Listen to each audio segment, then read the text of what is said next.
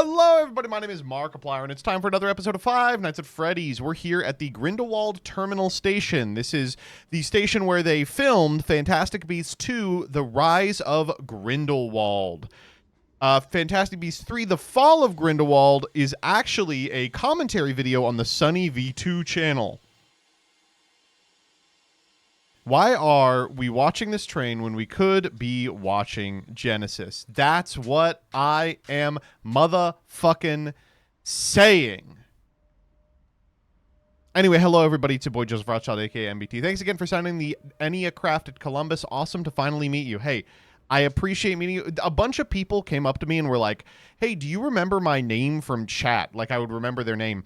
I remember almost everyone's name from chat. Like, let me tell you, this parasocial thing, it's a two-way street. It's, you know, the reason I know that Yu-Gi-Oh! YouTube isn't expanding at all is it's been the same 1,000 people for the past 6 months. What's my name? Compliant Hornet. Name 5, Compliant Hornet, Caesar285, Hensky, Scarlon, and the Doc Parian. Past 6-7 months. Anyway, what was Farfa's tweet he deleted about Genesis? I don't know, probably some stupid horseshit. Anyway, it's your boy Joseph Rothschild, aka MBT. I just got back from YCS Columbus, actually. I drove to save money, and boy, whew, that was a lot. It was a long drive. I didn't do it. I carpooled, but it was still a long drive. Man, I'm so glad that Fraud Vanced got surpassed in terms of Genesis and having interesting back and forth. That's what I'm saying. Oh my god. So, I don't know. What do you want me to do? We can talk about the YCS. Why don't we talk about the YCS, then we'll get into Freaks. Instead of me just talking your ear off about, like, you know, what's happened this week, doing the little catch-up. I'll give you all maybe 2 or 3 minutes of catch-up. How's everybody doing on this wonderful Monday morning? We like to do a little bit of back and forth as the stream starts. You know, I say something asinine, and then you all go, Joseph, that's very stupid of you to say. And I say, well, what are you going to do? I'm just that type of guy. I like ketchup. You stupid asshole. Ketchup's bad. All right. Weather's getting too hot. Hate it. Not too much I can argue about that about. One thing that was surprising coming back from Columbus is I've talked about this a little bit on bluesky.com, the everything app, but a nest, we're a wreath family, and a nest of birds has built a nest. The nest didn't build a nest. A single bird built a nest and then laid eggs in a wreath on our shed. And in it, 5 birds have been born, which has been absolutely adorable. I love checking on them. One downside is that they poop. They poop a great deal. They are now pooping so much that there is a small mountain of shit under the shed door. And, like, what are we supposed to do about that? We're cleaning it off as it happens, but, like, it's always happening. They're almost grown enough to leave. So once they leave, we won't have to worry about the shit mountain. But for now, it's like, oh, my God, the shit mountain. I'm going to have to take the wreath out, and I'm going to have to hose it off. Worth it? I think it's worth it.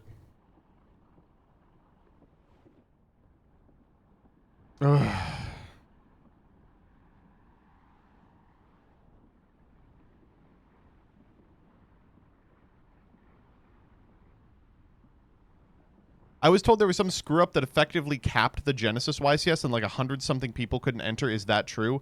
No, but there was some weirdness. I mean, we'll talk about it. Yeah, let's just get into a discussion about the YCS. Maybe we'll clip this. We'll put it on the Clips channel or something. This past weekend was the Columbus YCS, and I was there. I'm going to tell not only, you know, my experience with the format and the games that I played. I'm also going to talk a little bit about Columbus as an entity, and I do want to just let you all know, I appreciate all of you that came up to me. Every one of these events, it's always so wonderful to meet so many members of the community, and so many people who say stuff like, oh, you know, I got into Yu-Gi-Oh! Watching your videos. I have really developed a community as a result of this game. Every YCS, there's 1 or 2 people that are just antisocial to the point of me never wanting to go outside again. They'll come up and say some ridiculous nonsense. Usually you get maybe an event. I got a ton of them at Columbus, and I think it's because Columbus is the weirdest city I've ever been in my life. There is something in the fucking water. All the people that we brought to play, like, had something strange happen in bracket, or an opponent that just like has never entered a social contract with anyone. It was really, really strange. Very odd. Is that why you were so miserable on XD Everything app? No, that was because of my performance. So let's talk about two things here. First off, we'll talk about, I guess, the ostensibly important format in Advanced. I think we can all agree at this point that Advanced is just a sideshow to the real format, Genesis. Like, in case you aren't familiar, this event was won by Jesse Cotton, who openly spoke about on Twitter how he was just showing up to have fun. Well, big surprise, if you take the event even remotely seriously, you can show up to have fun and still win the entire thing. Like, I don't know why people are talking to me about Fraud Vanced being the more important, more skillful format, when a YouTuber can show up with no prep and win with a pet deck, Draco Tail in this case, that is otherwise not remotely represented in the top 16. I mean, whatever, you know, I hope you all are having fun in your for fun format while the real boys play Genesis. Anyway, if you got to watch that best of 3, it was just a testament to the fact that Yu-Gi-Oh! Is so much better if there is no time rules involved. Holy shit. We were watching that being like, can you imagine if this went to time in game 1 and it was just the double loss final? Holy shit. Not to say that the current time rules are so bad, you know, that it causes Yu-Gi-Oh! To be bad, but it really is wonderful watching an untimed match. It's making me think we need best of 1. Anyway, this is Jesse's list, and it's just so funny. It's, of course, a really good list. You know, you're playing as many of the good cards as you're allowed. And then it's a list with branded in its name, so it's got to have 15 one-ofs. But what I like more than anything else is that it's just incredibly tight. There was a moment where you had 2 Arthalion on board, and I was like, holy shit, it really is the 3rd Arthalion that gets you. Love this list. But huge shouts out also to Lucas Sacco, who played out of his fucking mind all weekend on stream. Even after the finals, was on Twitter immediately being like, actually all 3 of those games were winnable from me, and just like detailing every point. It was incredible. And importantly as well, I think he took it kind of hard. I mean, I don't want to speak for him, but I think, you know, going back and recognizing all those games had lines that won kind of fucked him up. And, you know, obviously, I don't think he's a dude that gets discouraged, but he put on such a masterclass in so many of the on-stream matches. It's rough to see someone end up in that position after playing so well all weekend.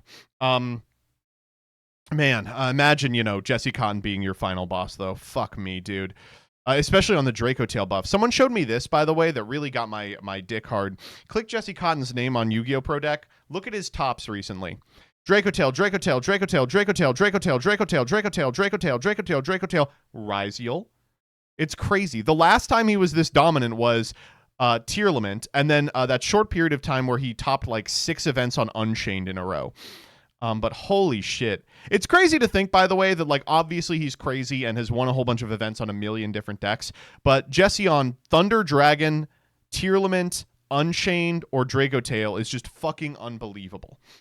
Why is there a random Marincess top? Marincess, man. It's a good deck. At the Master Duel World Championship 2023. Listen, we were playing what we could. That was his B deck. He's now at what, 9 YCS wins, which I think puts him higher than anyone. 10 if you count the UDS win as a win, but don't.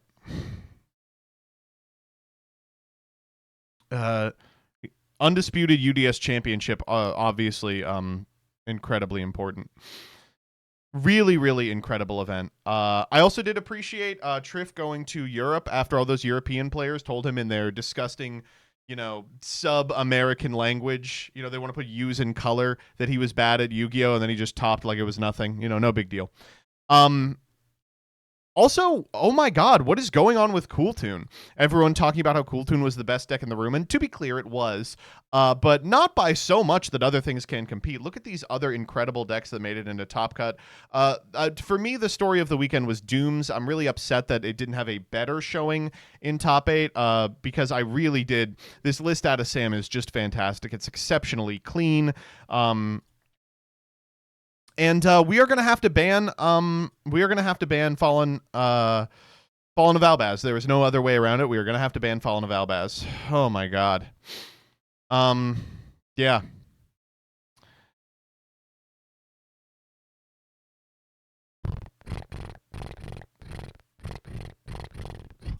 All right, but now that we've spoken about the side event, let's talk about the main event, which of course was the Genesis YCS.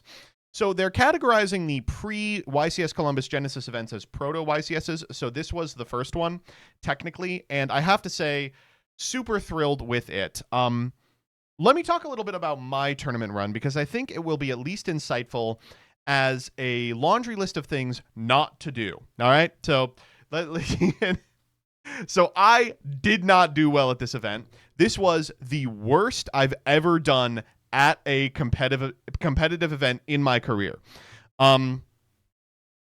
We will get to how things fell apart for me, but first I want to talk about the people for whom things did not fall apart. Okay? So, these are the top 8 decks, and there was a weird discrepancy about this top 16 thing. I posted that GMX made top 8. It did not. This person was guaranteed a top 8, but unfortunately fucked up in such a way that it cut them out of top 8. They forgot to turn their match slip in the allotted amount of time, so what was a win for them became a double loss, which was rough, but also applied a round 1 loss to their this Doomsy player. It says Doomsy. This is not a Doomsy deck. It's fucking it's a 4. It's a fucking 4 deck. And I think did them a disservice in Top Cut as well. But I want to talk specifically about the strategies that were topping. First and foremost, Mimighoul. Huge showing for the deck. Here's actually Peeps in top 16 here. Really fantastic work. I think this is the Shifter deck of the format. And while this one has allotted to play fucking Droll and Lockbird over Shifter, Jordan's was playing Shifter. And of course, this is a deck that can play Under the Boy. So this deck specifically is designed to use the Mimighouls to activate Bot Herder, which if you're unfamiliar with reads Win the Game. I like the Lyralisk version, which also gets to play Life Hack, the funniest card of all time, which I am familiar with because we keep doing that video with Farfo where we open up the staple pack where this just wins the game. This is an exceptionally funny deck, empowered by Treasure Panther, super hilarious card that just goes plus 15. Bot Herder, which reads Win the Game. Reverse Reuse.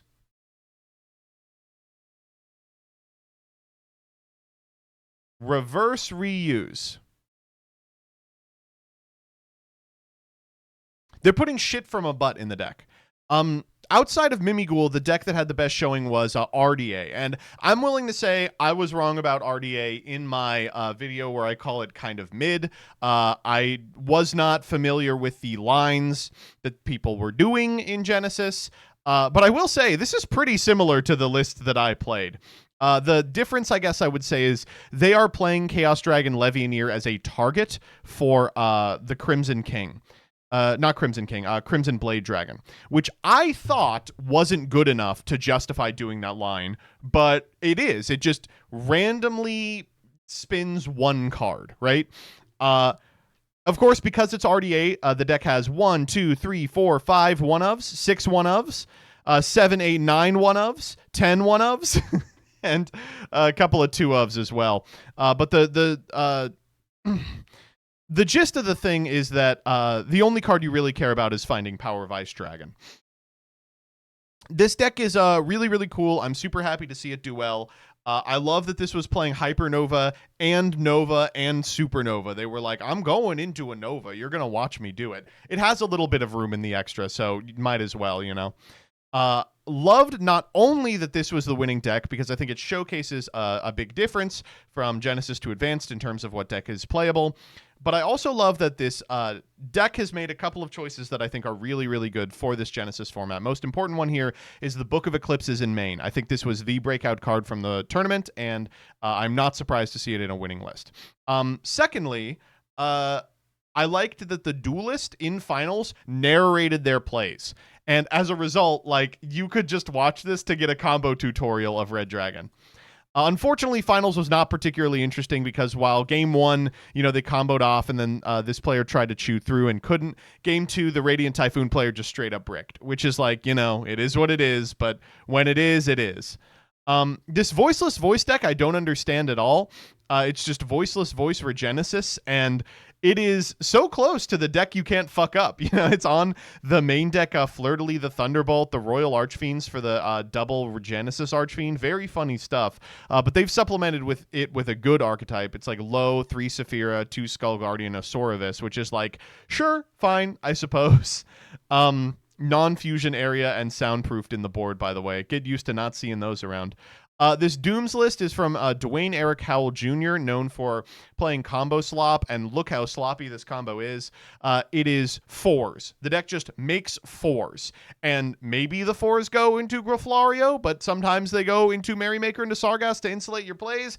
Sometimes they go into Galaxy Photon Dragon to get you access to a Tachyon Primal, which gets you 7th Tachyon, and of course the Tachyon Transmigration out of the board.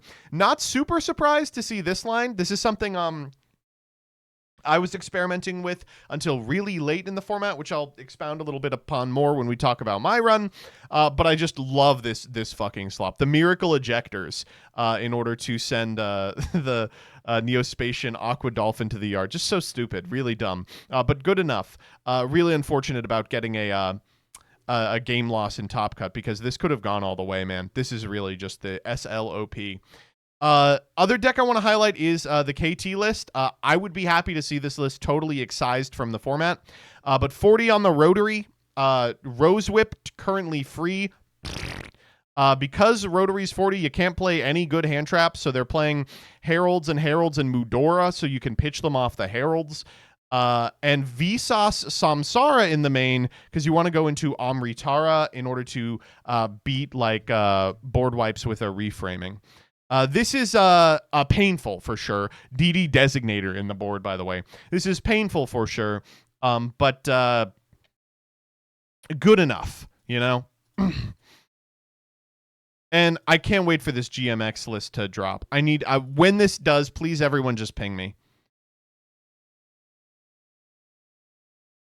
Oh.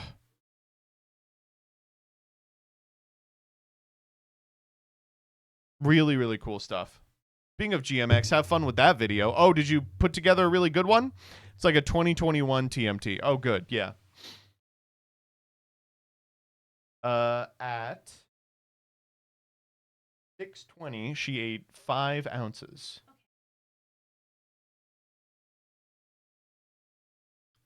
Okay,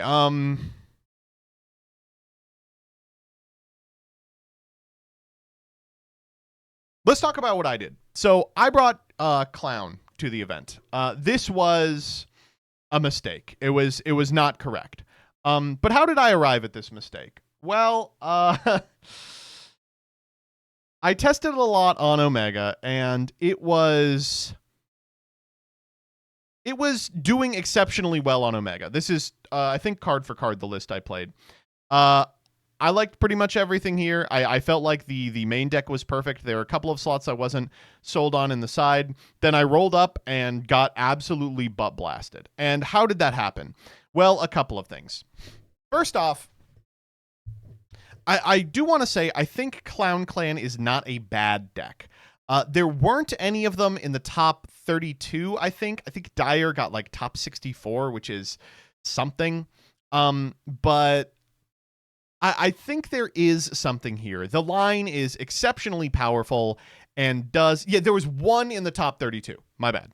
The line was exceptionally powerful, and it does kind of win the game. She got 31st. Bam. Okay, that's her then. But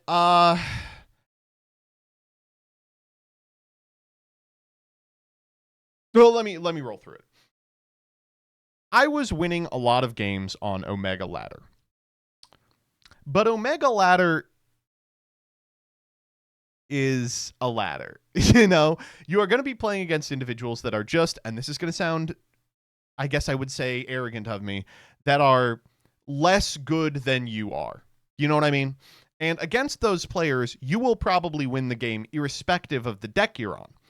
And so by that token, I sort of tricked myself into thinking this deck was quite good because I was like picking up games.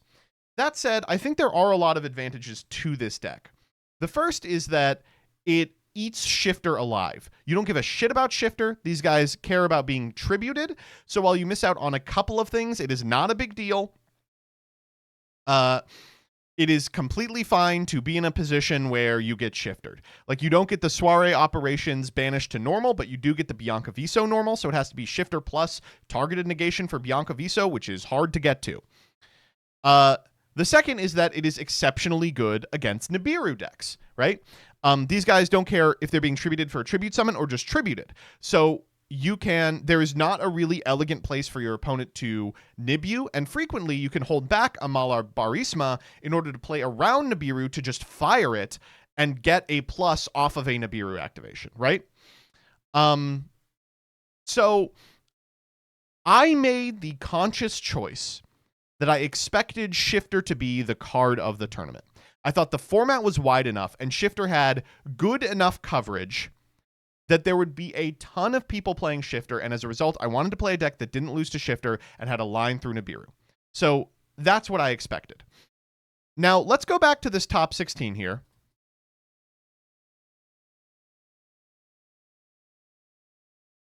You'll notice that none of these are Shifter decks. Mimighoul can play Shifter, but the one in top 16 doesn't. Jordan's does, and Doomsy can play Shifter, but this one did not as well.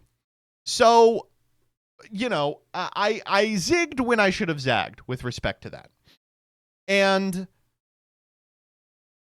this deck is not without weaknesses. The big weakness of this deck was it has a really, really hard time against decks that are playing the Heralds.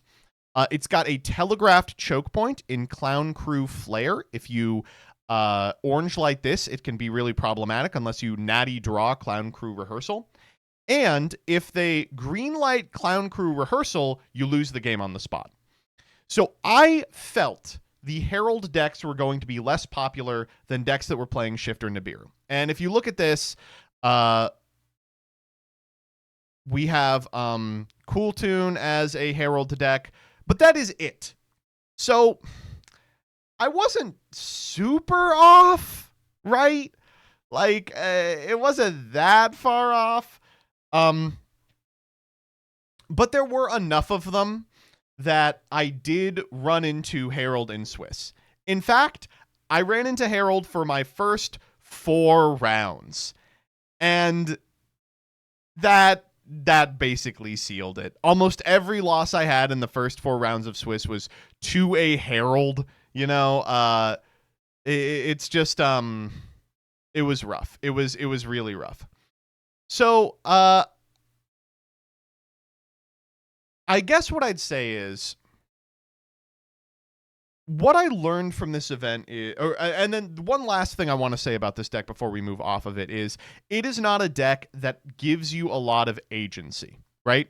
Like, it is a deck that executes a combo and then the combo wins you the game. Like, it doesn't really give you a lot of opportunities for like outplays, if that makes sense. In the same way something like Red Dragon Archfiend would. So as a result, I put myself in a position where I was like, I want to see this half of the metagame, the Shifter decks, the Nibiru decks, and not this half, the Heralds. And I am trusting my deck to make the plays for me, and the logical conclusion of that my opponents will be more skilled than me, right? You play a deck that doesn't give you agency if you expect your opponents are going to be better at the format than you are, because then you have to make fewer choices and can screw up less.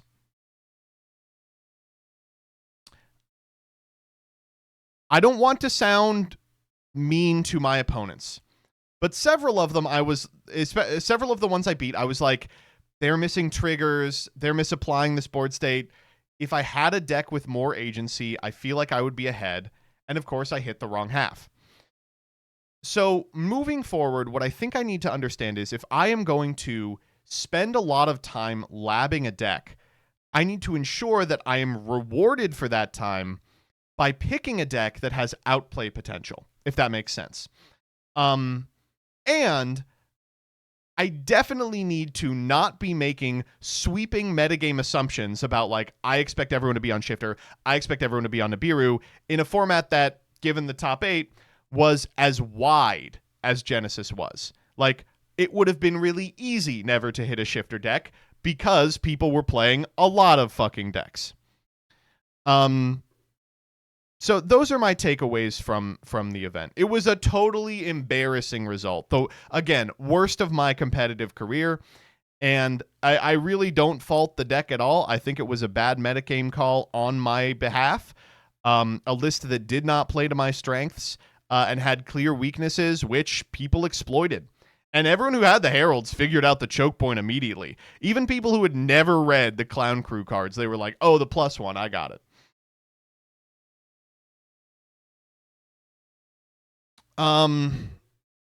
So that's how I feel about the format. I looking forward to Genesis. People are always looking to me to be like, hey, do you think X should be pointed? Do you think Y should be pointed?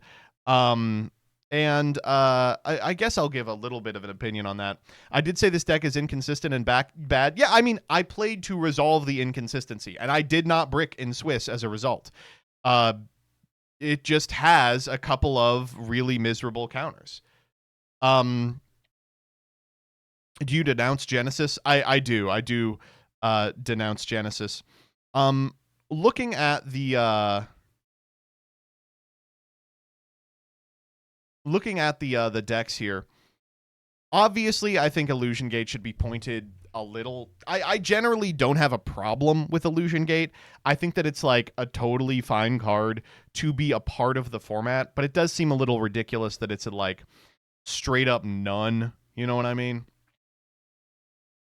I would not be surprised to see a Zaylin up as both a hit to Red Dragon Archfiend and to some builds of Cool Tune. You'll see that the Cool Tune list that I'm hovering right now is not playing it because the points are already spread thin. But it would certainly help. I think a lot of the, surprisingly, I would have said this before I looked at this list, a lot of the generic 4 options should be hit. Almost specifically here, I'm talking about surfacing Big Jaws. This card is so incredibly strong for so many decks, and I cannot believe it is just straight up legal with no point cost associated with it. And then, I don't need to be the one to tell you. I think they should point Di-Fi at all. Ideally pretty high, but at all. In terms of cards I think have, like, a misapplied point cost, I think that Droll and Lockbird actually needs to go up. The fact that the Mimigul deck was able to afford 2 copies of Droll and Lockbird plus a Zeus is pretty ridiculous. We can correct that by giving, like, Flower 5 points or something, or Dungeon 5 points, but we could also just move Droll to 50. And I would like to see Shifter probably moved up to 15, though obviously it's not even represented in the top 8, so who's to say if it will or not. Finally, I think these RT cards are just not all the way done. It's really irritating that Eldam's the one that has points associated with it when Eldam is the one you can get off of Noble Knight Shield Bearer. Like, awesome, dude. I think probably I'd like to see like Swen receive some amount of points, or Crocia maybe. Like Swen to 5 would make me quite happy.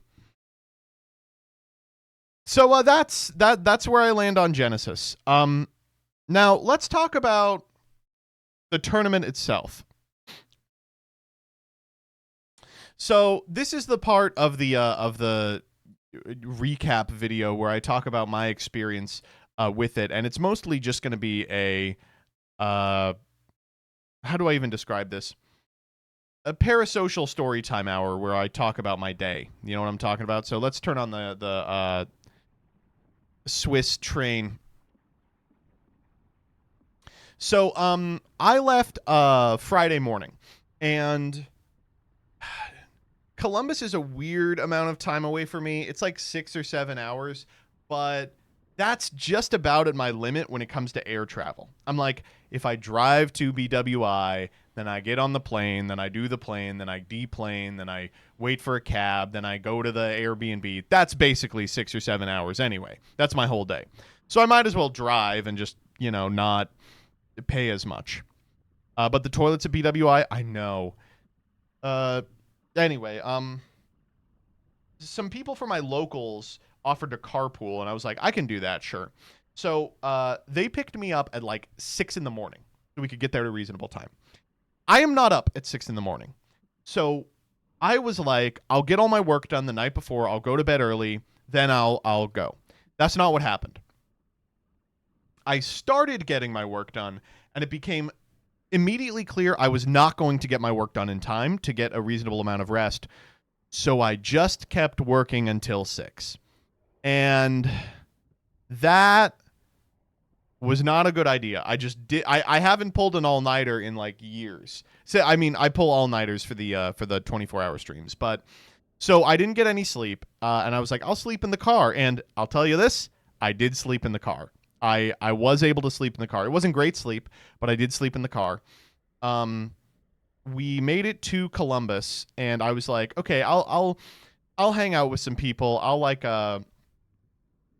spend some time Friday mingling, of course, registering, and then I will collapse. All right. So we get into Columbus, and if you've never been to Columbus, Ohio, it is a goofy-ass city. Me and Danny the whole weekend were like, this is the most goofy-ass city we've ever been in. It is really a place out of time.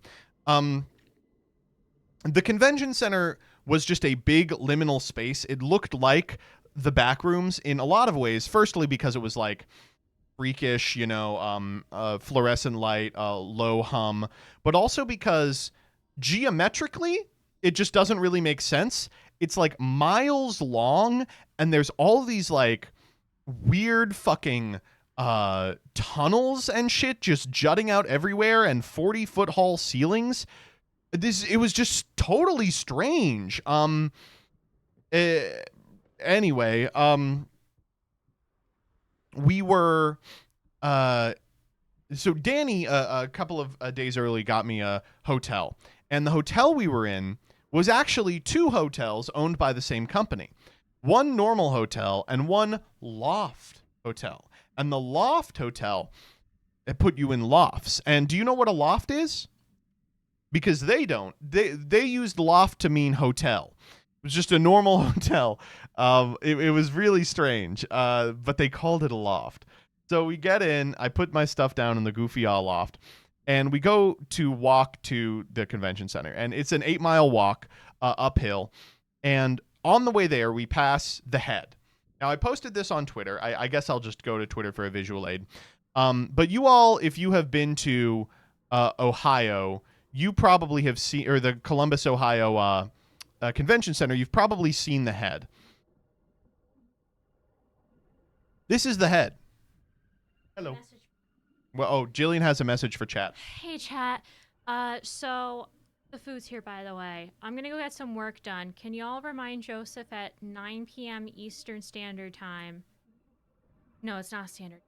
9 p.m. Eastern Time, an hour and a half from now. Tell Joseph to come quietly remind me to stop working and eat. Thank you. Someone was in Goofy, Ohio all weekend. Okay, all right. Anyway, this is the Head.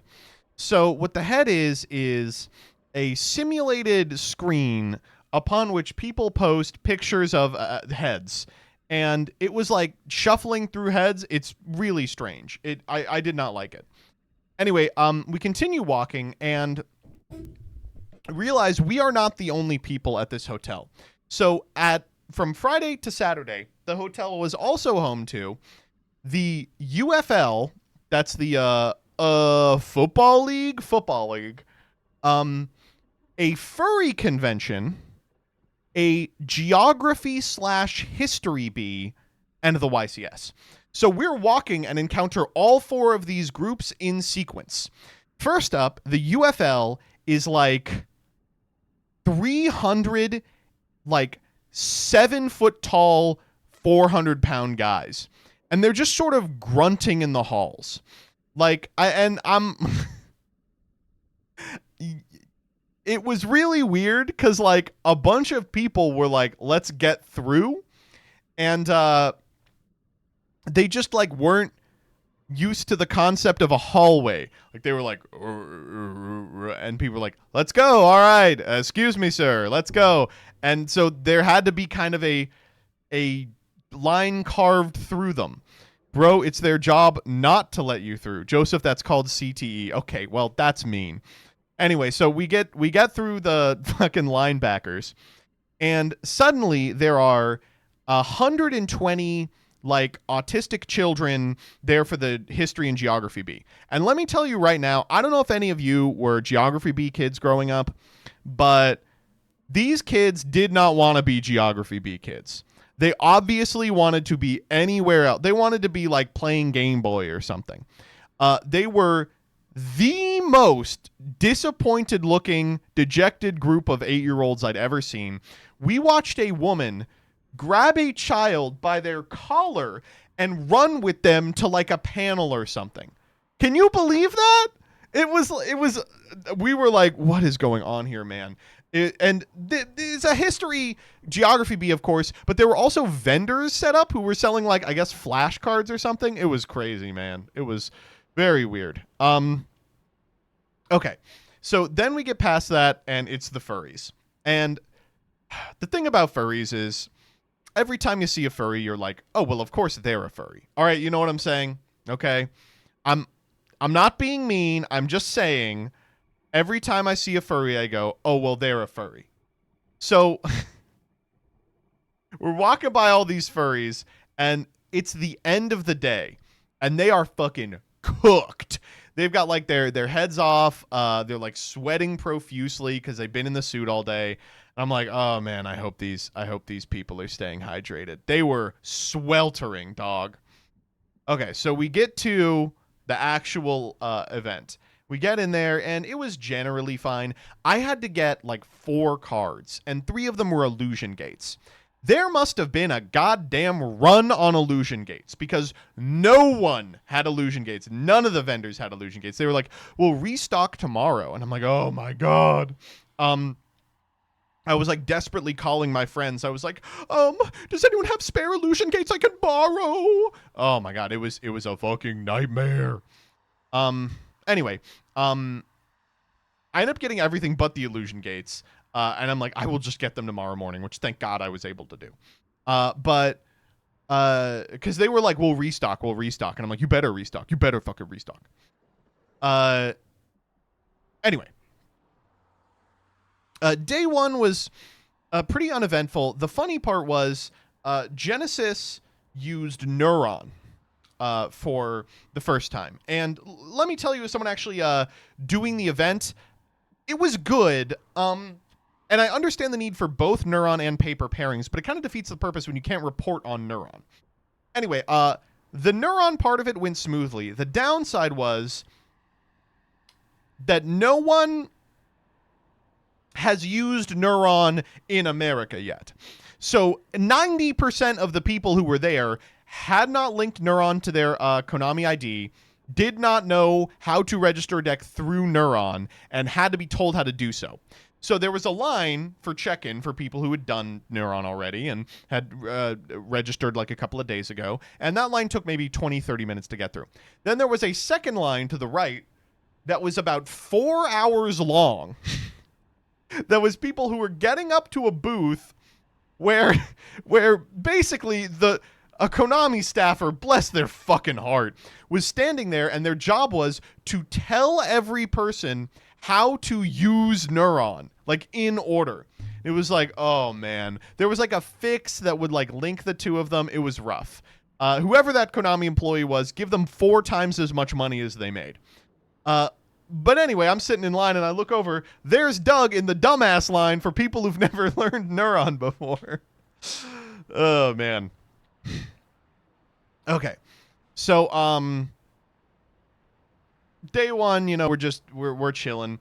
I say every time that I love everyone who comes up to me. I appreciate it.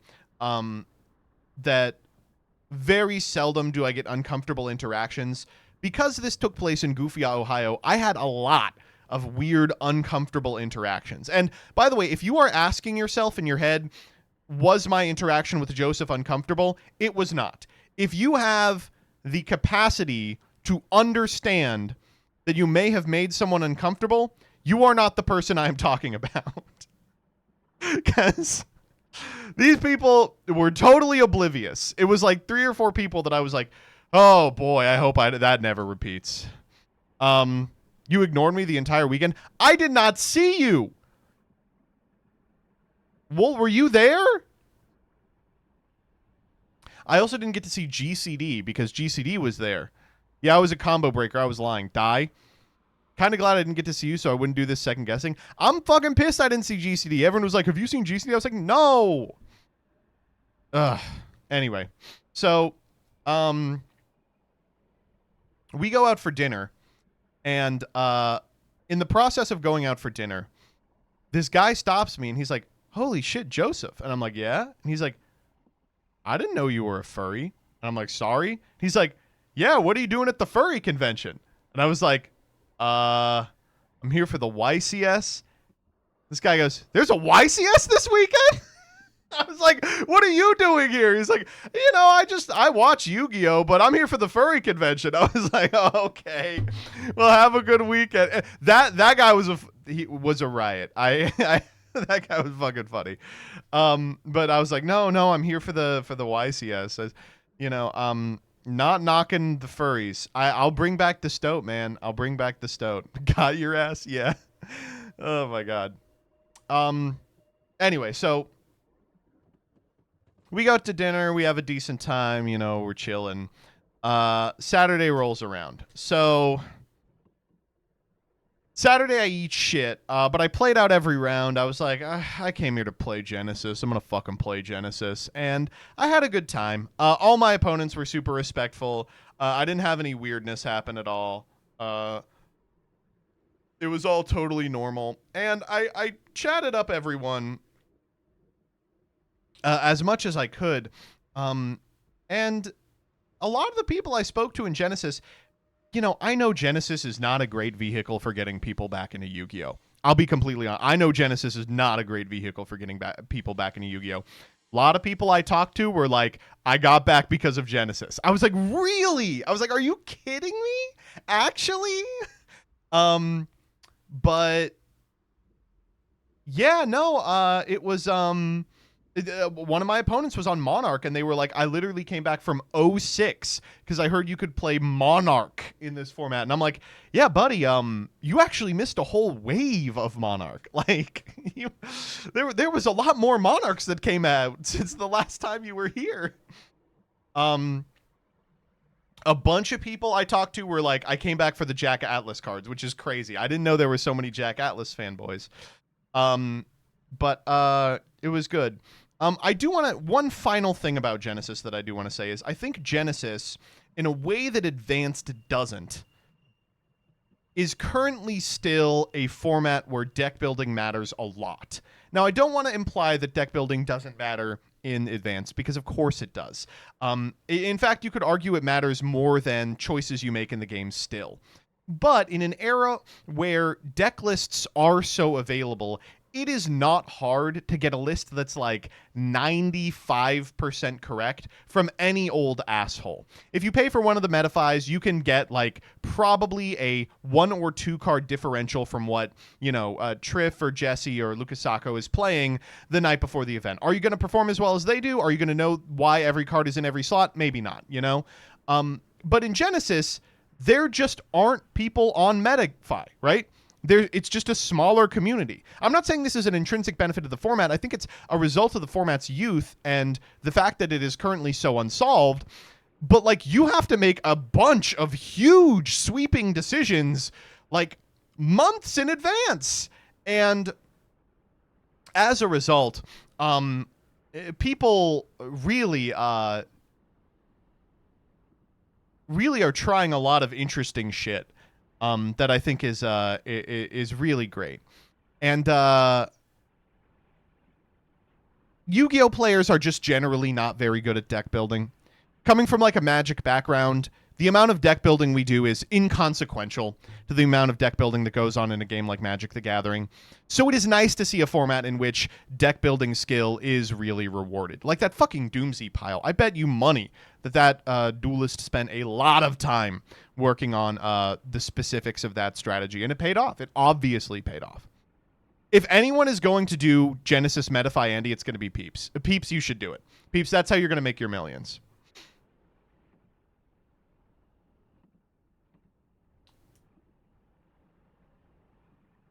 Actually do that. Actually do that. Fine? Yeah, actually do that. Anyway. I played out a bunch of rounds of Genesis. I had a great time. I did write what I played against. Let me pull it up real quick. So remember, I said I was scared of Herald decks. My first 4 rounds were Gem Knight, Cool Tune, Pearly, and then Monarch, KT. So I played against all Herald decks and Monarch, which is like, well, you know. Oh, man. Did I say Fluffle Erasure? Oh, I said Gem Knight. It was a pile. It was Gem Knight, Fluffle. It was all the stuff. All the stuff was in it. Anyway. But I had fun in all those games. Even the Monarch games were like really, really different. One person was on Domain. One person was on nothing. Like they were playing just like powerful staples. They were on Pog. And one person was on Zaborg. I got Zaborged. I was like, what? Okay. The Earth Fairy pile? Earth Fairy pile, I guess I would call it, yeah. But like Earth Fairy to me implies like Dolce and the Vernisylphs. And it wasn't that. It was Gem Knight and Fluffles and the non-archetypal monsters used by Ishizu Ishtar in the Duel Monsters anime.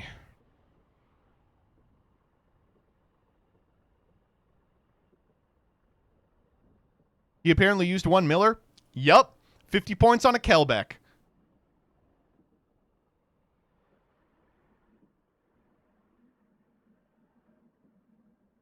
Anyway. So,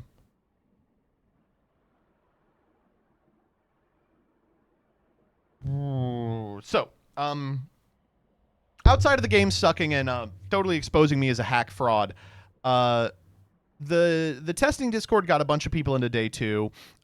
Peeps made a deep day 2 run. Doug made day 2 as well.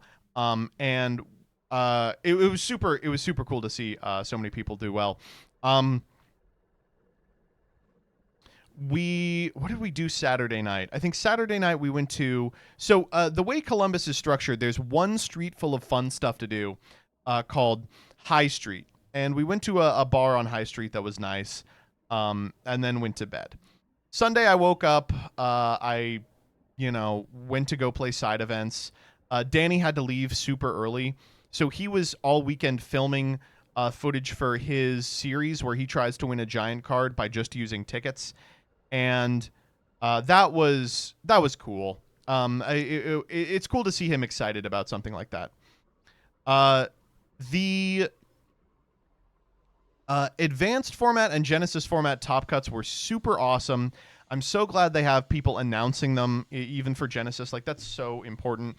I am a little discouraged by the production, and I don't want to come down hard on the production because I know the people there work really hard on it, and I know from the perspective of someone who's run a lot of these productions, a lot can go wrong that just isn't your fault, and you just have to own it. But they put up the Richmond results when the Genesis results went up.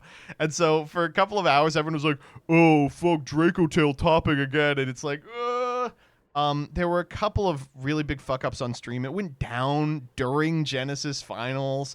It was like, come on, man. What's going on here?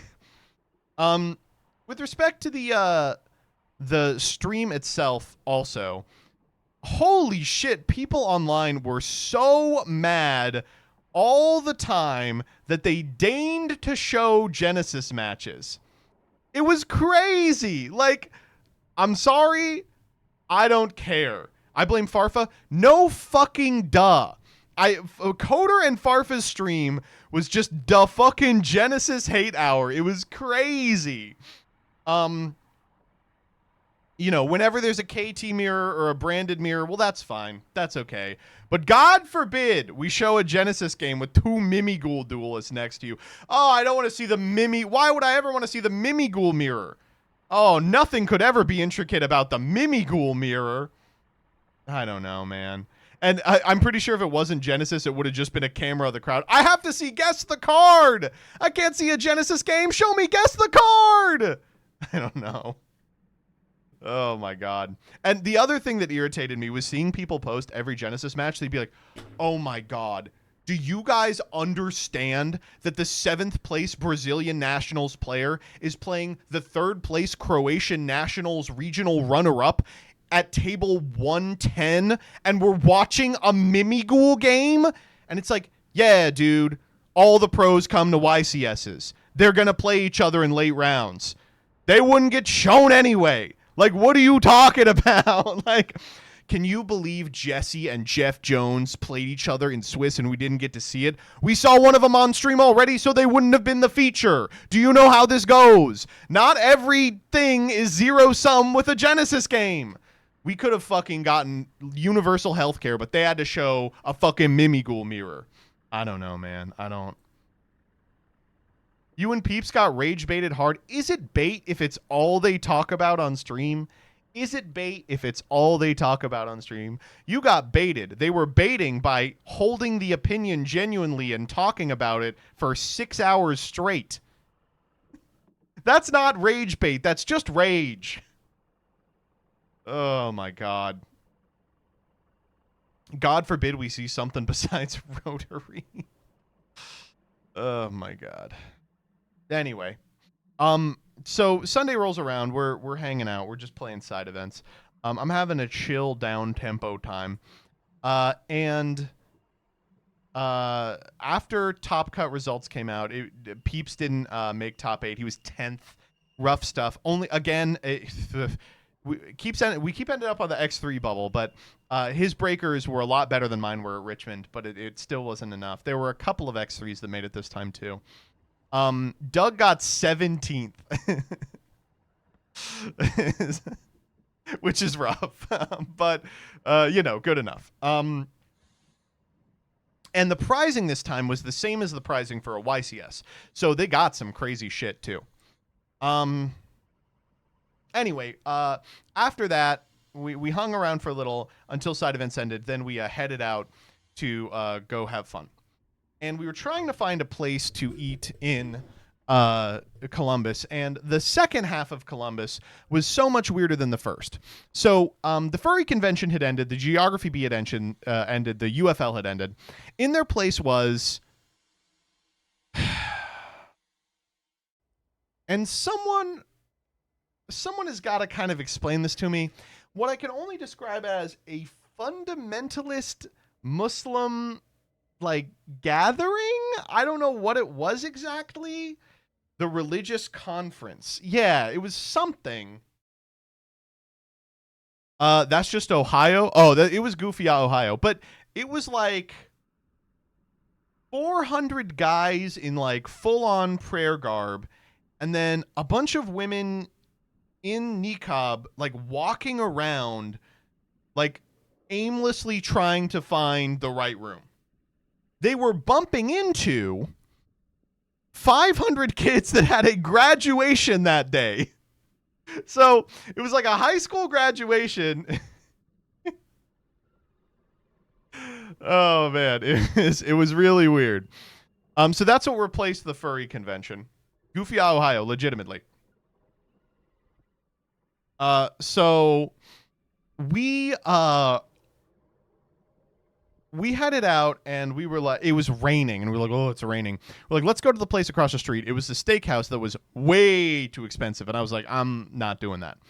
So instead, we go to this restaurant that is on the 12th floor of like a normal building, like office spaces. You walk into like office spaces, you get on elevators, 12 floors up, there's a restaurant. But it was a very good restaurant. It was me and Peeps and Dyer. And we just started going online and baiting. We just started like, that's what I was posting. Like, someone was like, oh, Jesse Cotton. Who was it? Was it Gabriel Souse? Or it was Raphael Reich.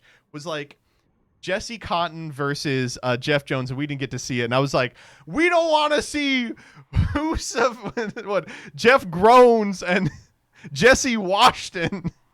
So it was like, why can't we see Triff versus Julian? Like, more like Julian versus shit gaming. We don't want to see it. More Mimigul mirrors. That was fun. We were posting the like, we don't want to see Draco Tail mirrors. Bring out Red Dragon Archfiend.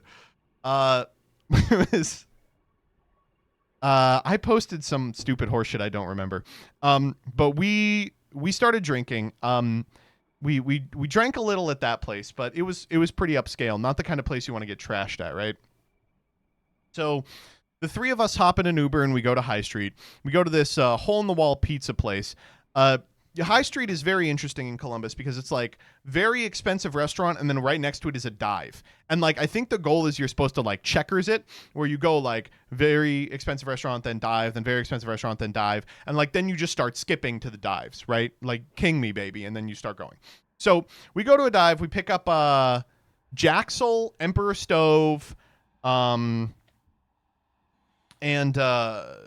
Nash, and Dyer, and Nash's girlfriend, Peeps' wife. And we're having a great time. We're having a good time. But as it gets later, the place fills the fuck up. It gets like exceptionally full. And because it's Goofy, Ohio, no one really knows how to order a drink. So I don't know. It was very weird. But we end up getting out of there. And after getting sufficiently sloshed, and we're like, let's go to another place. So the downside of it being really dense is that it's really really hot, and we're like, we want to go somewhere with outside seating. So we walk to a place. It's got outside seating. It's still kind of rainy, but I'm like, we can sit out in the rain a little. I'm like sweating. So we all get in, and we're like, it's not until we get a table I'm like, oh my god, this is a gay bar. It was just a gay bar. I'm like, wow, they're playing musicals on a big screen. Why is that, I wonder? It's a gay bar. So we were looking for a place that was open, and it said open and proud. And I'm like, why are they proud they're open this late? I mean, they should be, right? But we get into this gay bar, and we send Jordan to go get the drinks because he's the most attractive one, and they make the drinks stronger if Jordan buys them. So Jordan gets the drinks, and we're all laughing. We're having a good time. It's a nice bar, by the way. It is a good fucking spot. And this guy comes over to us and is like, I'm sorry, I think I watch you all on YouTube. And we were like, oh shit.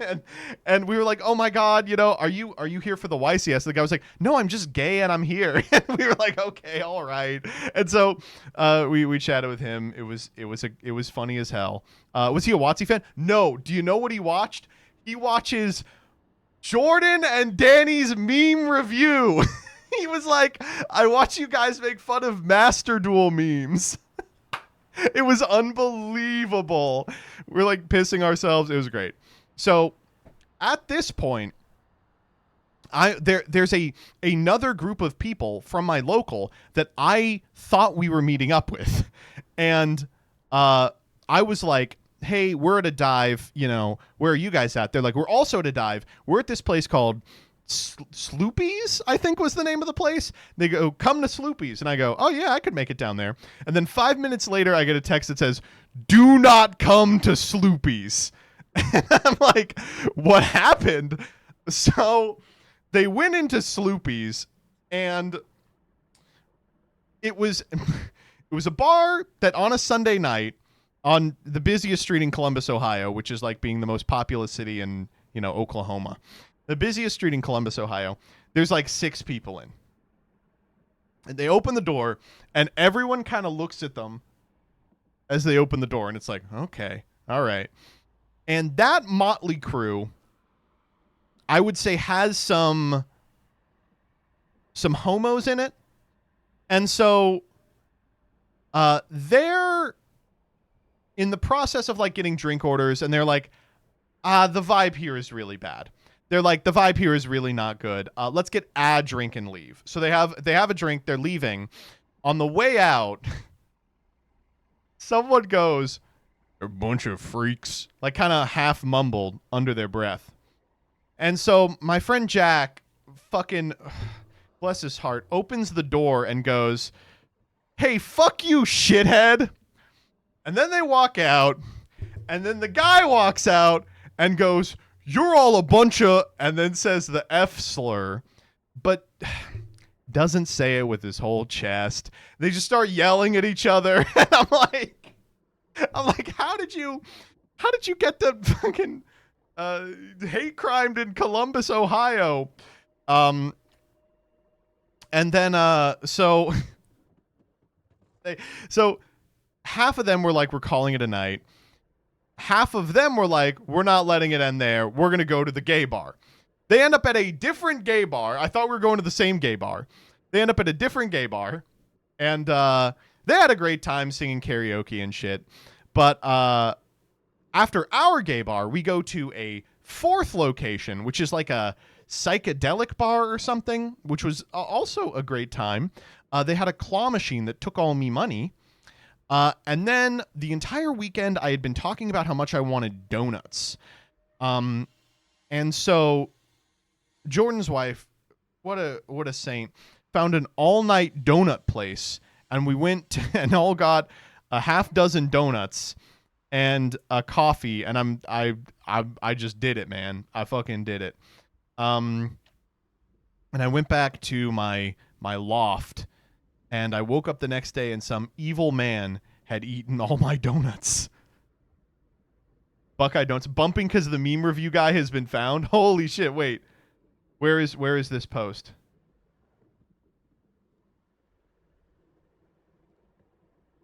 Oh, I can't find it. Anyway.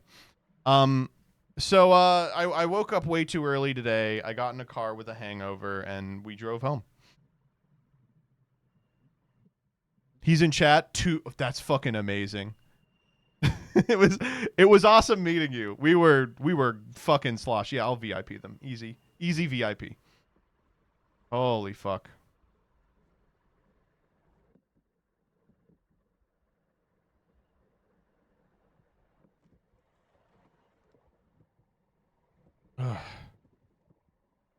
Can they explain Sloopy's? I don't know if Sloopy's is a well-known anti-gay establishment, but they were very mean to my friends.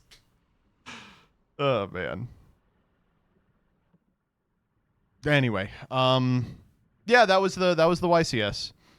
It is interesting. The YCS is where I make a deep run. I have almost nothing to report about the surrounding city, but the YCS is where I eat shit. I do get to at least experience the surrounding area, and Columbus seems like it's a very weird town, but there were very bright spots. There were very bright spots. That gay bar was great. The bar we went after was great. Sloopy's not so good. We did not go to Dirty Frank's, no.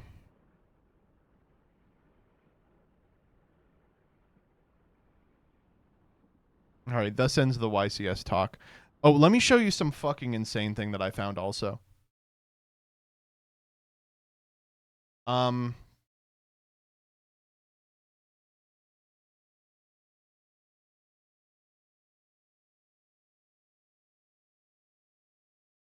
Let's see if I can find it. Fuck. Someone was selling a Chalice Lime Field Center. Let me see if I can find it.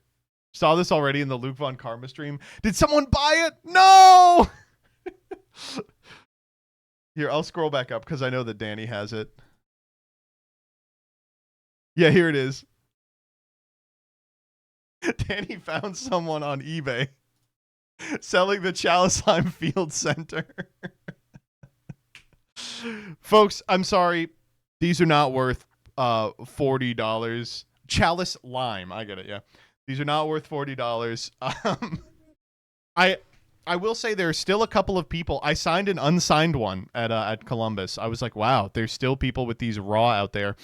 The current going record is there is one person with a Chalice Lime Field Center that has been signed 9 times now.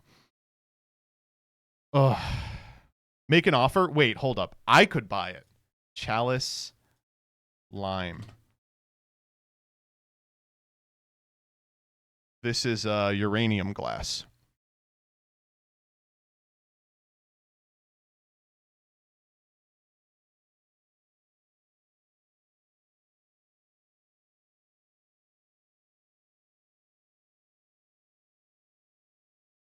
I'm not finding it. Oh!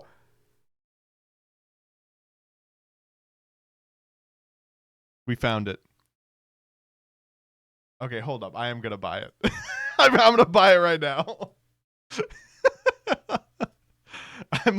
I'm literally buying it right now.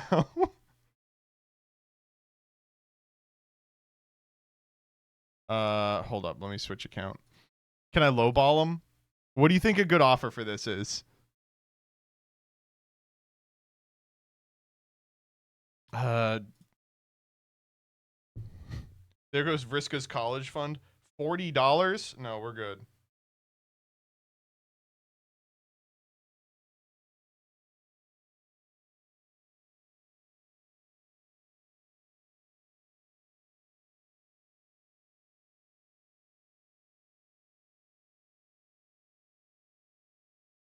This is a business expense, surely.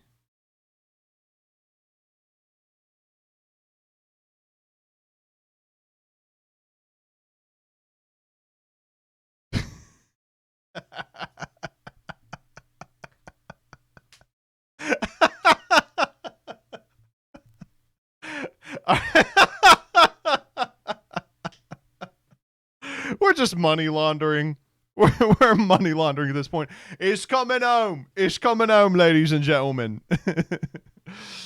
Oh my god.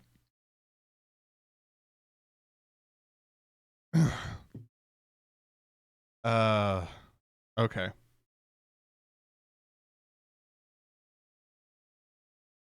Y'all ready to do freaks?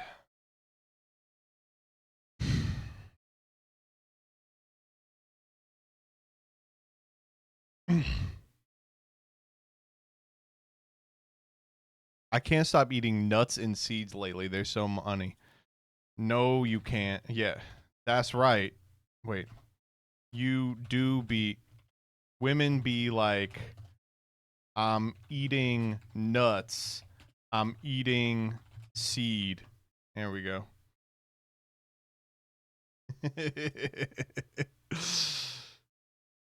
If you ever go back to Columbus, the best bar is Old North Barcade. I doubt I will be back in Columbus outside of a YCS, but I'll keep it in mind.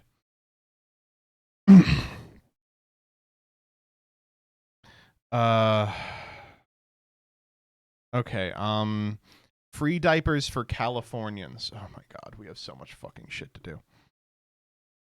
Your mother just passed away. Post-abortive mom literally left me speechless. Dream crack pipe rotation.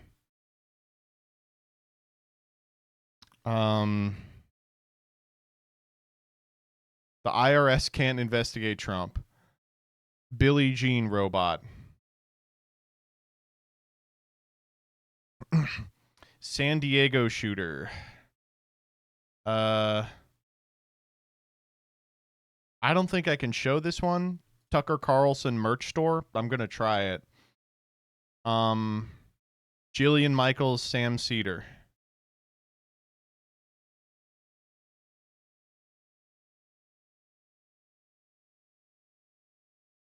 The Washington Post's YouTube subscribers. Palantir embraces the neurodivergent.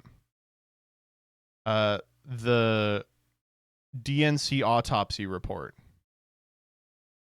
Let me actually reverse these two. Are you attending your son's wedding this weekend? 1 cup soy sauce. You should not be allowed to sit on stoops in Bed-Stuy. The David Protein Bar. John Fetterman running for president. The Mask.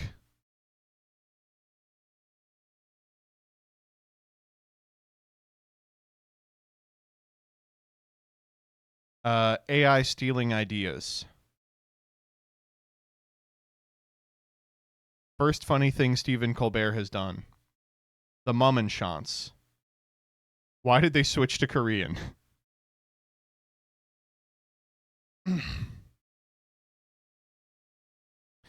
$9 million impressions.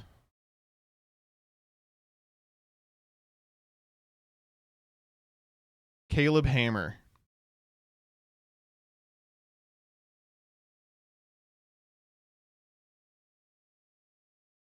Okay, we got to do the Hassan thing. You guys, I do denounce Hassan. Donald Trump says we can bring people back to life. Toothpaste application.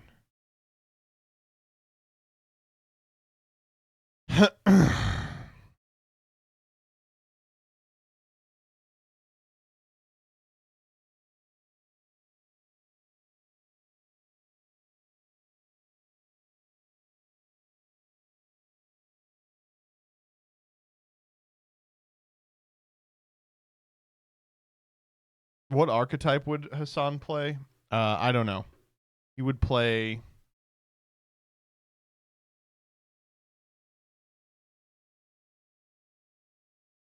Under family? No, come on.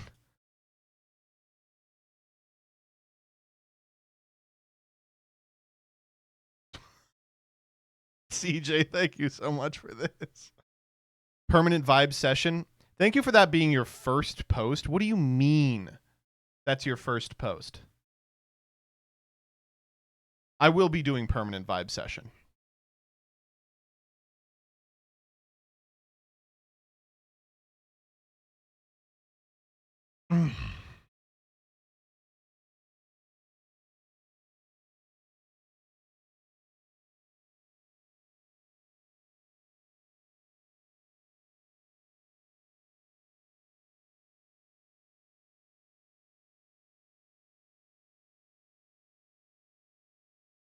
Rebecca, I'm Googling what Sekuhara means, and if it's bad, I'm going to be mad at you. What is the meaning of Sekuhara? Sekuhara is a popular Japanese slang. Whoa!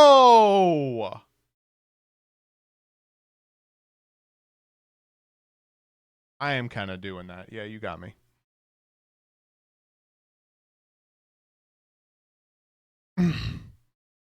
All right, here we go.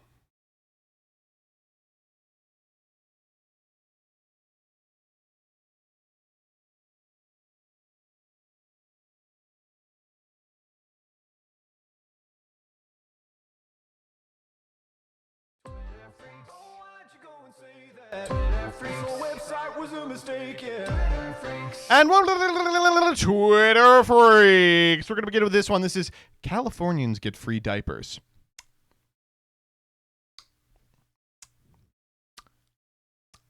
But at what cost? This comes from the Washington Post's opinion podcast interview show. Make it make sense. All right? When Gavin Newsom says he's giving... Okay, first up, she said Gavin wrong. But second up... When Gavin Newsom says he's giving out free diapers, what he really means is taxpayers are on the hook for $20 million. A piece? Gruesome Gavin Newsom at it again. Talk about a nanny state. Last week, the governor announced a plan to give 400 diapers to new parents when they leave the hospital. Sounds nice. Wrong! It's communism! Until you remember that nothing about it is actually free. In fact, Newsom's idea of free might explain why state spending has exploded by well over $100 billion since he took office. Now, the program runs through a nonprofit with some pretty cozy ties to the Newsoms. Oh, okay. So this is at least interesting. It's going to be like an exploration into how the sort of nonprofit industrial complex is a bunch of sort of self-serving, cynical individuals who are just well connected, right? That's what it'll be about. Its co-CEO sits on the board of another nonprofit run by none other than Newsom's wife. Okay. That's when you know government is getting far too big. When Well, publicly No, that's not really the conclusion I would come to. funded benefits start flowing through well-connected circles. And here's the fundamental problem. If Newsom really The fundamental problem, the fact that the nonprofits are from well-connected individuals, right? That's the fundamental problem. wanted to help families, he wouldn't be handing out diapers because he wouldn't have to. He'd be boosting prosperity and opportunity. He'd be lowering the cost of living, dealing with crime, making energy Okay. Oh, no, actually, the problem is that he's not tough on crime. Oh, okay. All right. If he locks up more people, the babies will stop shitting their diapers. more affordable. He'd be tackling those day-to-day quality of life issues. Instead, Those are day-to-day quality of life issues, right? Being tough on crime. That's the day-to-day issue. quality of life issues. Instead, he keeps pushing policies that make all of these problems worse. Oh, man. Baby shit out of fear of getting their property stolen. I agree. Okay, I guess I get this insane take. Anyway, I want to shout out this video, which for 2 entire days that it was up, had 0 likes. We'll talk about this a little later, but for some reason, all of these organizations appear to be funneling literally millions of dollars into podcasts, like news adjacent shows that are being seen by no one. 628 followers on this epic Make It Make Sense show. Let's go to their YouTube.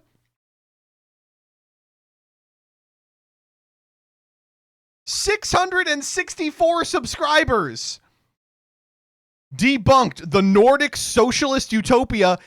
Under 1,000 views after a week. Debate, did we lose the Iran war? Honestly, I'm surprised they got 25 minutes out of it. It was just no. And then just silence. We won it. Actually, we won them all. Oh my God. NFL draft forces school closures. A month, it's got 56 views. Look how overproduced this is. 56 views for this. Jobs and need to work, but the point Holy shit, they got a casting couch. Oh my God. Anyway, I don't know, man. This is humiliating. They could never be perfect draw. They could never get 10K views in 2 years. All right, next up. This is genuinely the worst cold email I've ever received. This one is so good. The door wasn't even closed.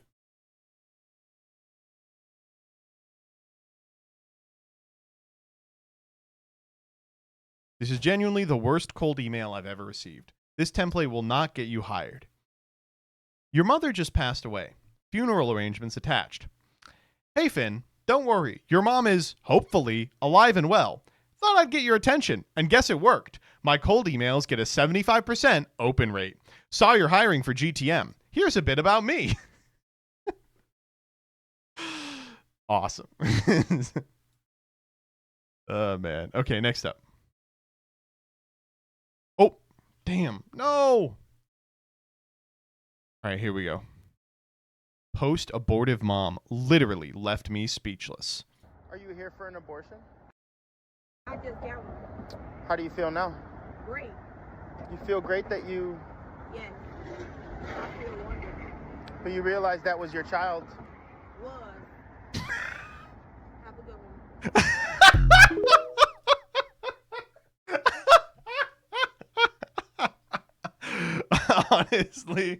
honestly, beast mode. What can you say but beast mode? Was. Holy shit, dude. Come on. But like I understand this guy's perspective. That would leave me speechless too. It'd be like, oh, I've been defeated. Yeah, my bad. You got it, ma'am. Oh my god. Okay, next up. Candace Owens sits down with Hunter Biden. Interview airs on Thursday. Dream crack pipe rotation. Can we actually get them both smoking, man? Can we actually get them both smoking? Fuck me. I want to hear what these two talk about. High as shit. Hunter Biden will be rattling off his list of favorite Pokemon. Candace will be telling him the Pokemon are Jewish. This goes crazy, unfortunately. I gotta get in there. I gotta get in on the smoke sesh. The methamphetamine smoke sesh. Hunter is the exact sort of tender crackhead that Owens would fall in love with. We gotta keep CJ offline. Next up. Okay, let's do a little bit of corruption. All right, so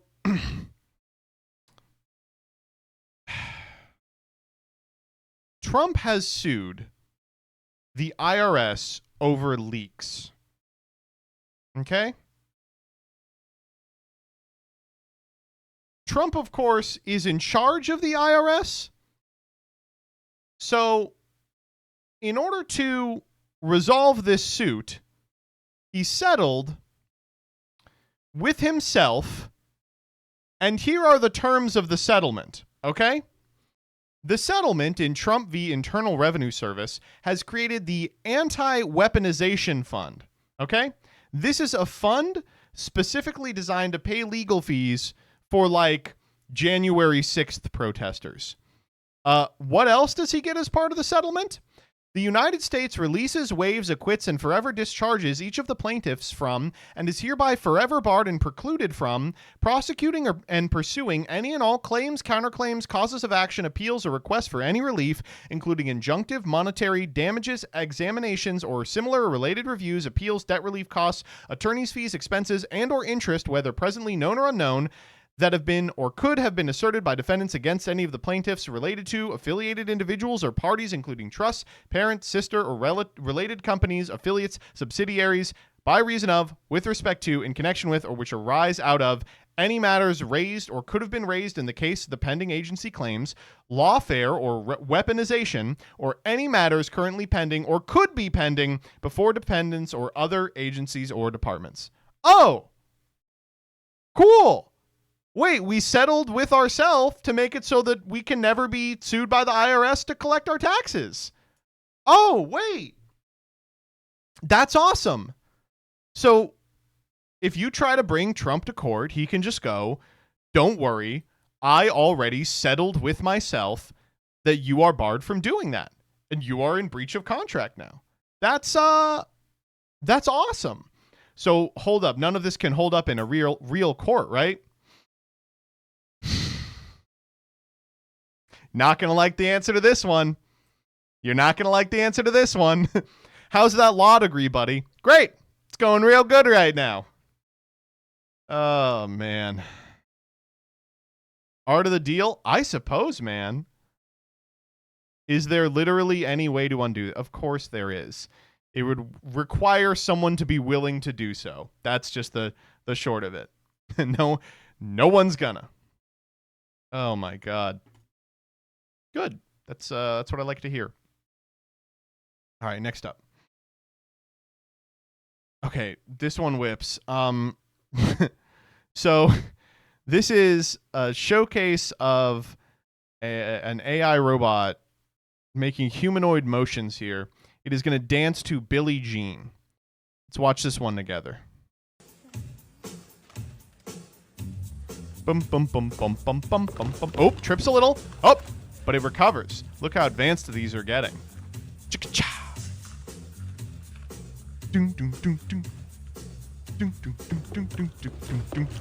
Whoop. And he's out.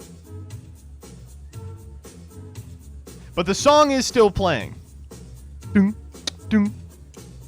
She was more like a beauty queen from a movie scene. And they're up, and they gotta drag him out. They're dragging him out like one of those kids at the geography bee. did better than me. He had a good 15 seconds, man. He had a tight 15. After that, it didn't really work. I won't lie. Getting up after the first trip is kind of impressive. Yeah, it kind of sucks that he face planted afterwards. What did you want him to do? Oh, my God. Okay, next up. Okay, we got to talk about the fucking San Diego shooter. So, new shooter PogChamp. They found their Steam profile. Dude, it's fucking insane that this is what fucking school shooters are now.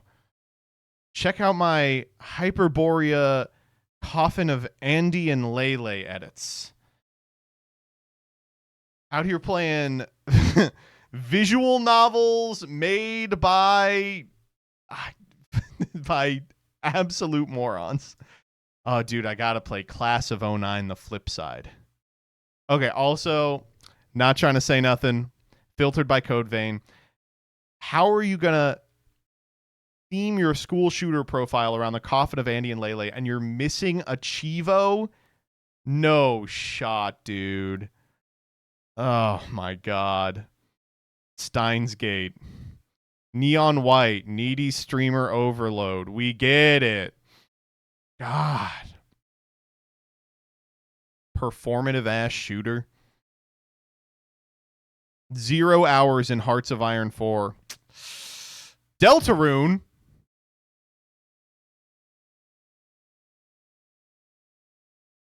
I mean, Toby wouldn't translate it. Racists flock together. Higurashi, when they cry, 0 Chivos. Boo-doo. Snippets from his Steam profile. Cool, dog. Yeah. That's like, wait, that's like fucking edgy and epic. Wait a minute. Oh, boy. All right, next up.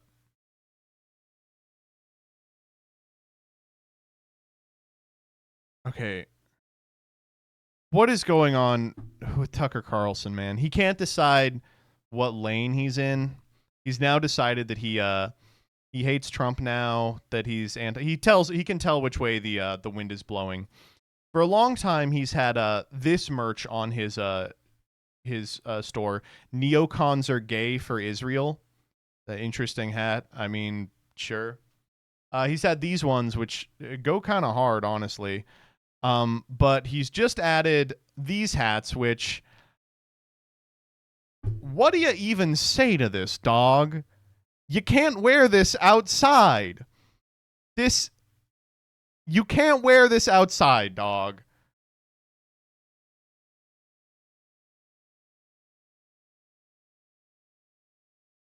Do you think it's like, he's like, I know a lot of people that are going to buy this one. Locals fit? What's the F for? Fuck. Fuck America. Great again. I will give you $50 to wear this on stream. So it's $35 to buy. I'm not going to wear this on stream. Are you at? No. Now, I could see Peeps wearing the low IQ one. That he's literally in chat going, I love the low IQ one. That shit would go pretty hard. Because what are they going to say to you? All right, next up.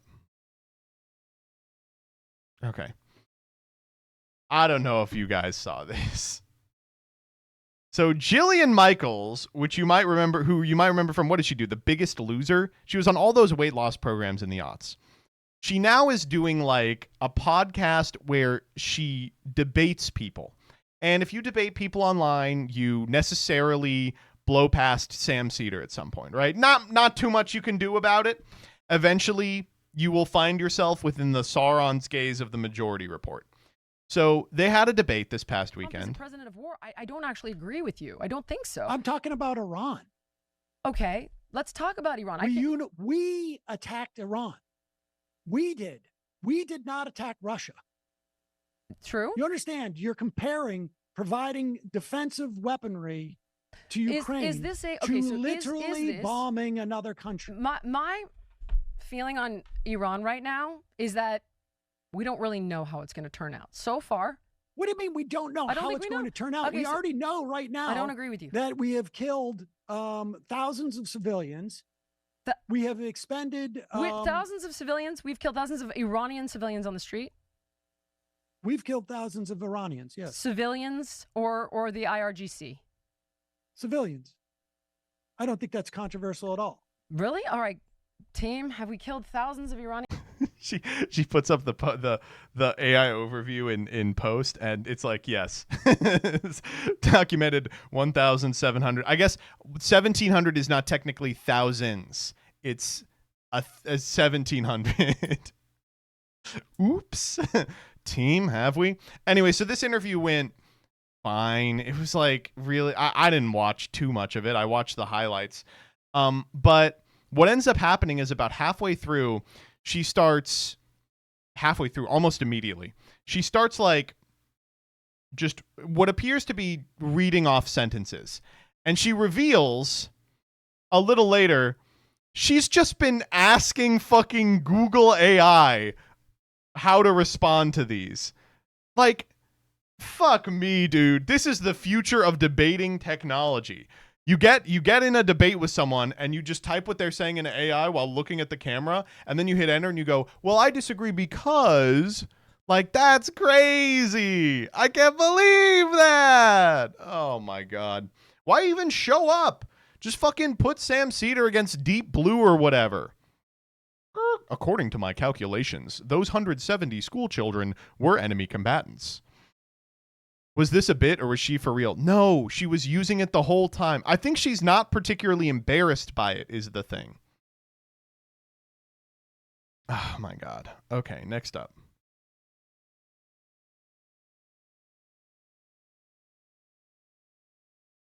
Okay, we're back to talking about the weird amount of money flowing into these podcasts no one watches. On May 4th, the Washington Post won 2 Pulitzers. To stream the announcement live, the paper had to bring back 2 of the video operators it had laid off in February. Nobody left in the building could run the equipment. They walked past the New Opinion Studio on their way in. The New Opinion Studio was built with $80,000 in video gear. Okay, first off, I want to say this is a classic new podcaster problem. The first thing people like to do is for their pet podcast, they're sure is going to take off. They love to buy $40,000 worth of cameras and presentational elements. They want to get a good clean look to the thing. $80,000 in video gear. Its flagship podcast has 515 YouTube subscribers after 186 videos. That's pretty good conversion. And more than 20 episodes. Apple Podcasts users have given it 2.3 stars, the most positive review on record. This is bad, and the people making it should feel bad. Dave Jorgensen, the journalist who built WAPO's TikTok presence, left last year. His personal YouTube channel now has 358,000 subscribers. The Opinion Podcast has 515. A former WAPO journalist working with the small team has built more than 600 times the audience of the flagship new show. Bezos was warned by his own opinion editor that the rightward pivot would cost subscribers. His documented response was, I don't care. The piece's own summary is the only sentence needed. Bezos laid off the people who won the Pulitzers. He's funding the people who lose the subscribers. I just gotta say, like, how are you putting up sub MBT Alestrals numbers? It was this guy? Oh! There is no way they laid off this guy. Are you kidding me?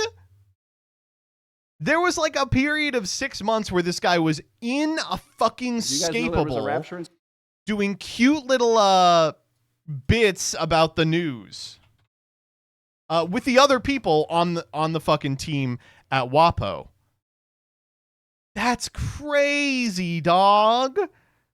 I was wondering why it just sort of stopped after a little bit. He still does them? Well, he does them for himself, right? Oh, man, that's rough. Oh, man. 366K on shorts is like 10K. Yeah, of course. I mean, shorts aren't real. Oh, man.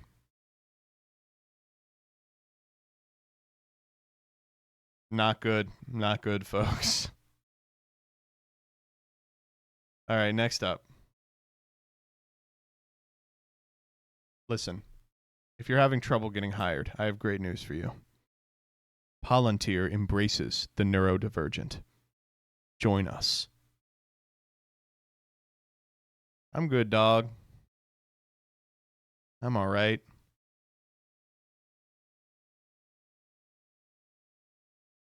They're so evil. Me doing drone tech, I'm neurodivergent. And also a minor.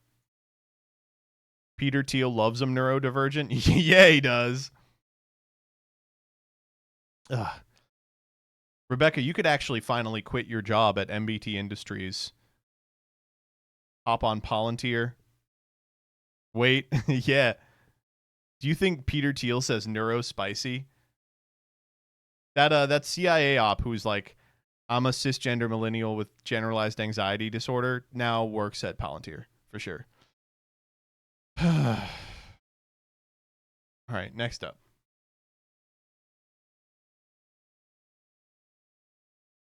Okay.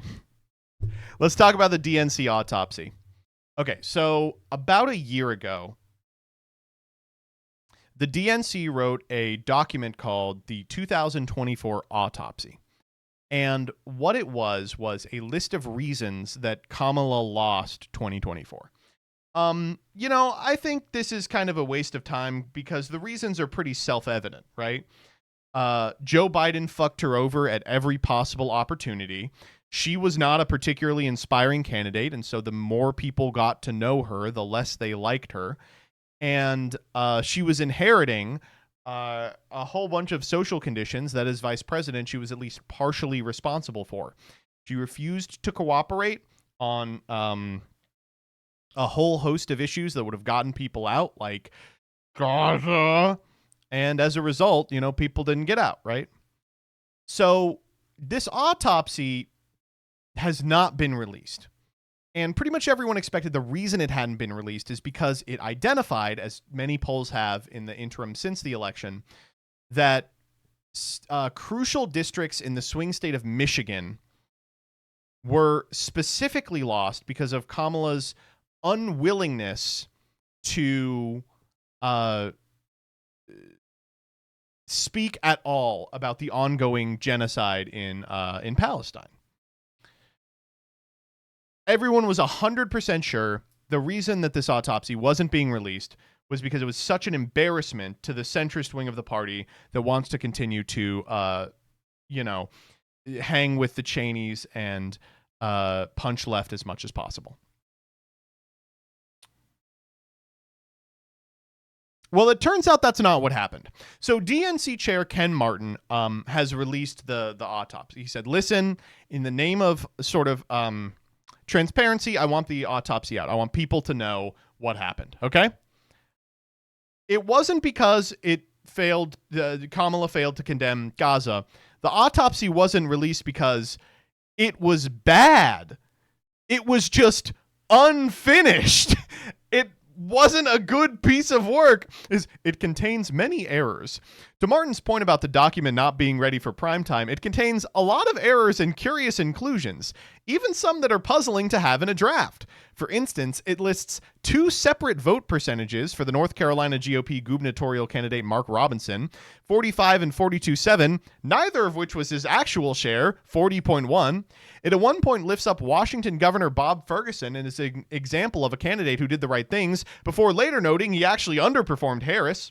It misspells the names of politicians like Republican former Kentucky Governor Matt Brevin and Democratic former New Jersey Governor John Corzine. No mention of Gaza or Israel at all. Let me see if I can find. This person is like, listen, they just used AI to write it. Let me see if I can find the actual thing. Oh, man. Am I going to have to click through one of these? I am. And they published it with liner notes as well, okay? So, here. Introduction, blah, blah, blah, blah. Okay, this report analyzes a range of publicly and commercially available data. No source material or data provided. Oh, good. All right, okay, well, that's what you want to see. We analyze a range of data. No data provided. Executive summary. This section was not provided by the author. Oh, good. Awesome. Yeah, that's this is good. And 270,000 votes across 4 states decided the presidency. Numbers appear inaccurate based on public data. Oh my God. There was approximately $500 million in outside spending. No evidence provided. The early resignation of Speaker John Boehner in 2014. He announced his resignation in the fall of 2015.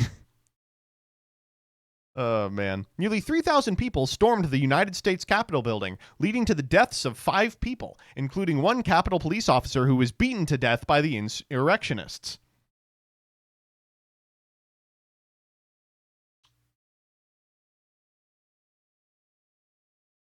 I don't remember that happening.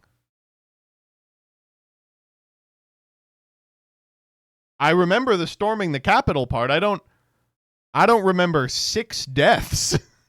What? Okay. Democrats netted 2 seats in the House. Data appears to be inaccurate. Every election cycle since 2008 has reflected increasing polarization in our national politics. Analysis not supported by publicly available data. It's the future, stupid. No sourcing provided for several claims in this section. Oh, good. Appears to conflate family and sick leave. This was a blatant attempt by the Republican power base to take advantage of name recognition and tough economic conditions to push through an unqualified candidate whose job would have been a little more than rubber stamping the president's agenda. In 2022, Joe Biden was president. Oh, man. Good. That's kind of what you want to be fucking up here. What happened? No evidence provided. Introduction. This section was not provided. Overview. This section was not provided. States which had consistently and reliably voted for Democratic candidates, including Pennsylvania, Michigan, and Wisconsin, voted for Trump. 3 of these states voted for Trump in 2016. Trump won the election by little more than 2 million votes, meaning the election was swayed by 0.15% of the votes cast across the country. Analysis not supported by the data. The office of governor was on the ballot in 11 states, missing Delaware. Democrats were able to hang on and win in only 2, Washington and North Carolina. Correct number is 3. No Delaware. This is good, man. This is good. Oh, my God. Awesome.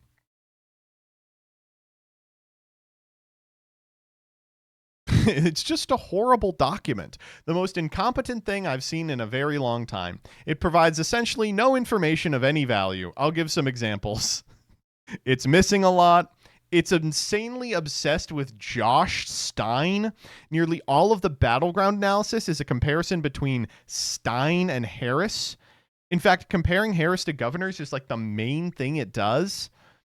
So much ink was spilled on Democrats' problems with young men. This is all the report says on it, the entire thing. Young men of color, Harris's steepest losses. Stein's results suggest it's possible to win women and compete with men. Oh, man. Awesome, dude. Guess who liked it? Oh, I know I'm going to click this and get mad. Third way. This is exactly what we've been saying. The autopsy draft released today validates the case we've been making. No, it doesn't. It doesn't do anything. All right. Next up. Okay. Listen, he's kind of still got it. Trump was asked this weekend if he's going to attend his son's wedding. Are you attending your son's wedding this weekend, by the way? He'd like me to go, but it's going to be just a small little private affair, and I'm going to try and make it. I'm in the midst. I said, you know, this is not good timing for me. I have a thing called Iran and other things. That's one I can't win on. If I do attend, I get killed. If I don't attend, I get killed. By the fake news, of course. There was an assassination attempt while he was there, so what did he know? No, but he's got a very person who I've known for a long time, and hopefully they're going to have a great marriage. There's a lot in this one, of course. We can't just blow past it. There's so much to talk about. First and foremost, he'd like me to go, but I have this little thing called Iran. This is really good. Second, of course, this guy's gut. I can't believe this guy's gut. Listen, as a boy who's getting increasingly rotund, I got to tell you, you got to pick your shirts smarter than that. That is all gut, and it is so tight, you can see the outline of his belly button, which is an outie. This is actual gut maxing. Go get checked for an umbilical hernia or an inguinal hernia. That's unbelievable. The people are human meat shields. I mean, this guy will shield a lot. And listen to how he talks about his potential daughter-in-law. No, but he's got a very person who I've known for a long time, and hopefully they're going to have a great marriage. He's got a very person I've known for a long time. He's got a very beautiful wife. Nope. He's got a very person I've known for a very long time. Oh my God. Good. He ended up not going to his wedding, by the way. He was like, fuck you, Don Jr. I'm staying here to get shot at. All right, next up. Okay. Dude, we got to do cook for yourself discourse again. So I guess I ended up a part of this as well. I had a post go randomly viral. This is a weird one because, like, it wasn't viral. I just posted it to like 500 likes, and then it ended up getting 14K. This is just nothing. We're doing, once again, discourse about cooking at home. The reason we're doing discourse about cooking at home is because Kevin O'Leary went on some podcast and was like, these fucking millennials and Gen Z are spending $20 for lunch. Which, first off, yes. What do you want me to say? Yes. But second off, a bunch of boomers started posting stuff like this. I brown bag it 4 days a week. Anyone complaining about the cost of fast food can fuck off. I'm sorry. You can actually eat better than Wonder Bread, ham, Pirate's Booty, water. A bird posted this. Yeah, no, not fantastic. I really would not do that. You know, I posted some stuff here for insanely frugal meals. I ate frugally for a very long time because I had to, and it sucks, but I got really good at it, and there's a lot of really interesting, varied things that you can make. Obviously, you are going to be better served by bringing lunch than by buying it, but there's nothing wrong with buying lunch every so often. I think that both Kevin O'Leary is insane for saying the reason you're poor is you're spending $20 on lunch, and you're probably spending too much money on lunch. I mean, I know I am, right? But this guy, who actually is a known quantity on twitter.com, posted this, which is his fantastic meal that you can eat if you're looking to save time and money, okay? Okay, kids. 1 pound chicken breast, 1 bell pepper, 1 onion, 1 cup soy sauce, 1 tablespoon curry powder, and a package of microwavable rice. You can cook your rice. Diced chicken, pepper, and onion. Stir fry chicken and onion till brown. Add bell pepper. After a few minutes, add mix of soy sauce and curry powder with rice. That's 3 meals. Okay, so this is not actually a meal. You might be thinking this is chicken and rice. It is, in fact, soup. This is a soy sauce soup. Do not drink a cup of soy sauce. What are you talking about? That's that's as much sodium as you're intended to drink over the course of your life. Do you like my reply? What do you got? None of that is beating this. Dude, boxed cake, baby. Oh, man. It's sodium maxing for real, for real. Oh, man.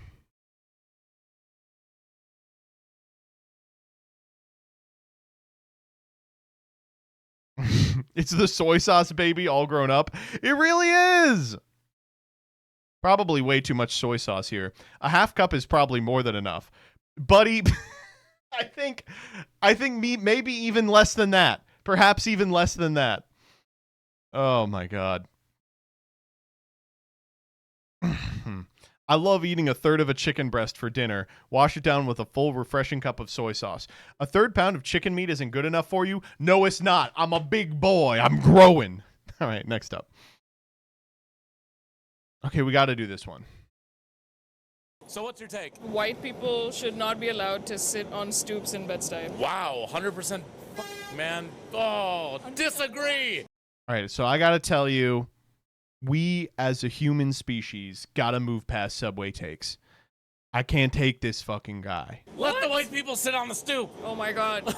If they want to sit on the stoop, let them sit on the damn stoop. It looks bad. It does look bad. It's aesthetically, it's not as good. It's aesthetically not as good, especially for Bed-Stuy as a neighborhood. Those historic brownstones and just everything about it. I mean, I have lived in Bed-Stuy for 12 years, and I too do not sit on my stoop. I take one for the team, and I... Well, a lot going on here. First off, it's awesome to be like, historically minority community of Bed-Stuy is cheapened by white people appropriating sitting on a stoop.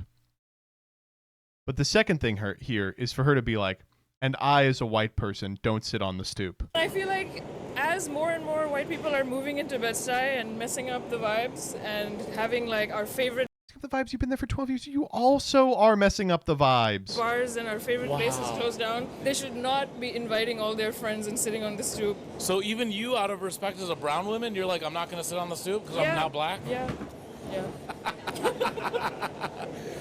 That's really true. That's a good idea. That's actually a really good idea. Oh, man. I can't believe I had to go this far down. Let stoop kid sit on his stoop, man. This is like woke 1.0 shit. She's like 10 years too late. If there's one thing woke transplants hate, it's other transplants. Listen, I'm sitting my white ass down for this one and listening to the people who made Bed-Stuy what it is, and by that I mean coastal elite podcasters. All right, You know what? I 100% agree. Nice. But, oh, God, do I? dude, who cares? Why do we care about this guy's opinion? I have a lot of white fans out there. Yeah, the only people who watch this show, idiot. I just want my white fans to know that I love you, I care about you, I support you. Me too. My What about your white enemies? white fans. Do you have white fans? Yeah. Yeah, so we both appreciate our white fans. I mean, white supremacy is alive and well, you know? We worked hard on it. What? Okay, so if Why did he say what? He was like, what? It is? you're white and you live in Bed-Stuy, you can sit in the backyard, but you can't sit on the stoop. And you definitely can't sit on the stoop On the backyard. with more than two others. Okay, wait, now what's going on? And do you think that this is an it's like aesthetically just looks bad? I think it's rude to the history of the place. I with this, all right. I'm totally in. I'm moving back to Bed-Stuy though. You and I can have coffee in my backyard. I'm gonna sit on the stoop. I'm passing. I can pass. As what? What is going on here? Oh my god.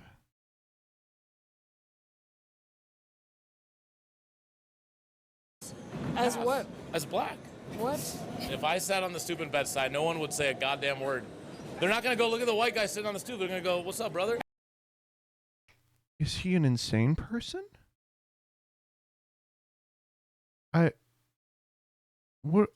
What is going on?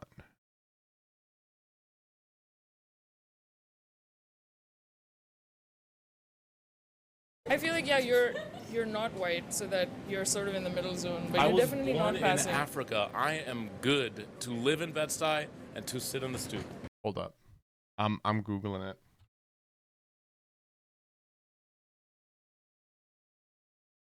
Egyptian. Do you agree or disagree? I disagree. Did you program him to say that, or did he decide to say that? Oh, man. MBT, I think you could pass. As what? Oh, God. All right. Holy moly. Next up. Okay, this is fucking awesome. You guys familiar with the David protein bar? The plot thickens with respect to the David protein bar.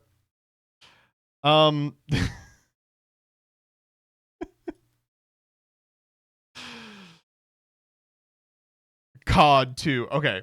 So The reason I know about the David protein bar is because of an ongoing lawsuit that talks about Mean Girls. All right. So let's start with a little background about Mean Girls. Are you guys familiar with Mean Girls? Mean Girls is a great film. You should all watch Mean Girls. In Mean Girls, one story beat is that in an attempt to sabotage the super skinny queen of the school, they trick her into eating these protein bars. And they're like, oh, it helps you lose weight, but it gets her fatter and fatter and fatter, right? I actually watched Mean Girls like a week and a half ago because I was with a friend who hadn't seen it. And we were like, oh my God, let's watch Mean Girls. It still holds up. It's great. Anyway, these bars claim to have just an insane amount of protein in them. An amount of protein that's just not possible, I guess I would say. One bar purports to have 150 calories and like something like 30 grams of protein. It's just like absurd. So this lawsuit is a class action about the calorie and fat content described on this bar, right? And the lawsuit claims independent analysis has the calorie count of these bars at about double of what it actually says on the bar. So this puts David in a precarious spot. They are like currently, here we go. Yeah. The lawsuit's been dismissed, but now David is known as the bar that lies to people about how many calories are in it. So what do? You know, even if the lawsuit isn't around anymore, their reputation is permanently sullied. Well, don't worry. They've found the next hot protein-rich food item. It's called tinned fish. We are selling you a revolution in portable protein, cod 2. Wild-caught Atlantic cod, now designed to go anywhere. I mean, yeah, it probably is. I feel like can't we already get that? Boiled cod, slightly more protein per calorie than our bars. David. It's actually really easy to get codfish. Oh, man. What's next? Sliced bread? Sliced bread. I read slightly in my mind. I'm not checking out. I got 3 minutes to check on Jillian, chat. Calm down. You people are horrible at following directions. All right, next up. Let's talk about Fetterman. Dude. Fetterman's not doing too good. So John Fetterman, you guys aren't familiar, is, I would say, probably the smartest guy alive. He has done this weird rightward turn, become like the most pro-Israel senator of all time in the last like 6 months after having a stroke. Do with that what you will. But what I also like is that he is still delusional. This is the blowback Fetterman has received from Democratic voters has fueled the rumors that he might switch parties. His net approval rating among Pennsylvania Democrats has dropped 108 points since 2023. It's a massive swing, and Fetterman has had trouble adjusting. Last summer, Fetterman called a rare meeting with senior staff to ruminate about his political future. The presidency still intrigued him. 4 staffers say he used to openly talk about running for president, but it had been a bruising few months. He floated something more realistic. Vice president on the Democratic Party's 2028 presidential ticket. Almost all of us had our jaws on the floor like, are you out of your fucking mind? You don't do your job, you can't raise any money, and your entire party hates you. You know, if only they would say that. Oh, man. Okay. Next up.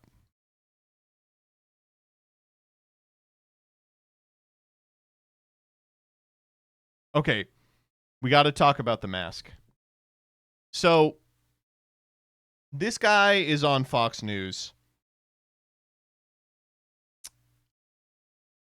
and looks like he's wearing a mask. Okay, there's video of him talking. Let me hear. Do they have the video? Here it is.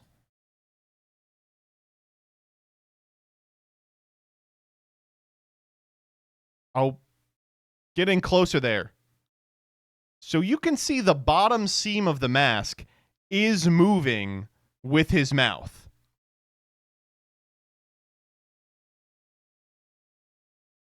So this kicked off like an entire day of people being like, this is a reptilian, this guy's a shapeshifter, the real guy's dead, this is a lookalike. All right, I hate to be like this. This is a lighting trick. This is actually just a lighting trick. I wish it was something cool and funny and interesting, but it's a lighting trick. He's being lit simultaneously from two different directions, which causes this illusion. It's a lighting trick. I wish it was a mask. That would be crazy.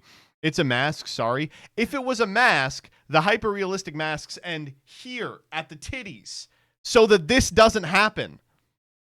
It's unfortunately a lighting trick. I think it would be cool if it was a mask, though. All right, let me go bother my wife. It's a lizard man. We agree.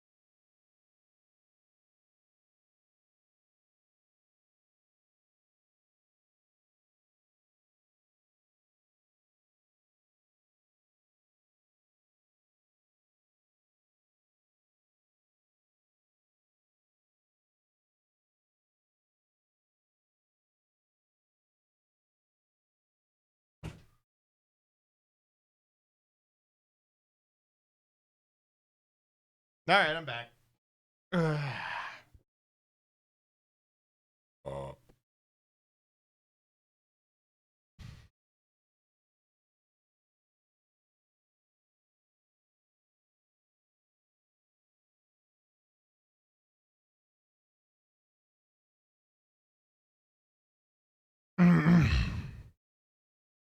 right, next up.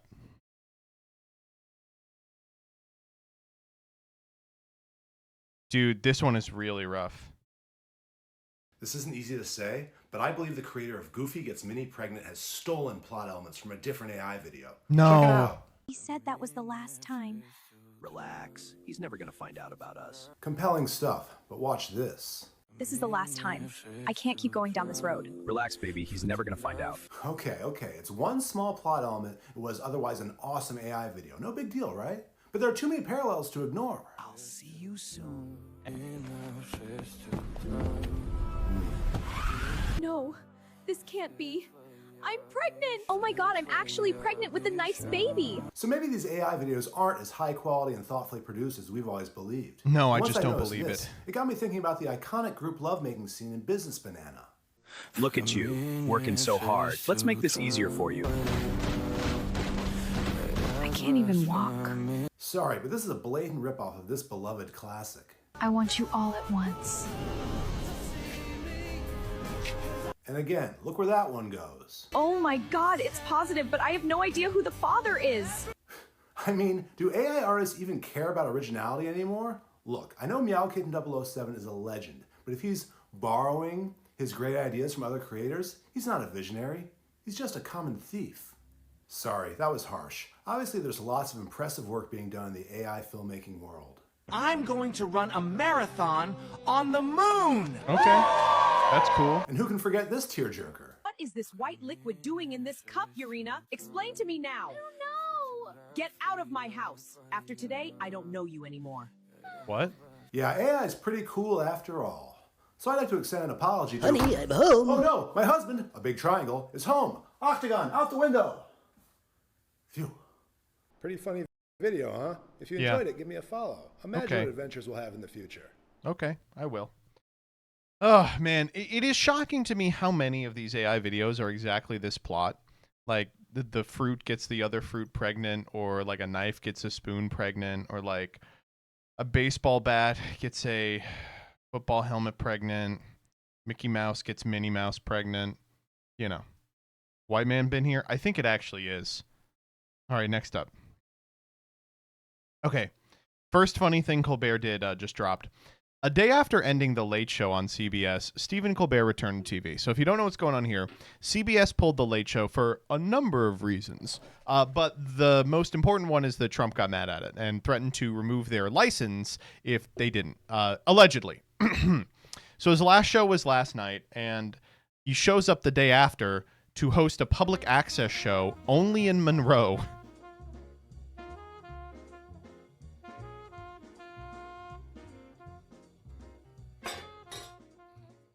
Hello. Also welcome. It's time for another edition of Only in Monroe. I'm your guest, host, Stephen Colbert.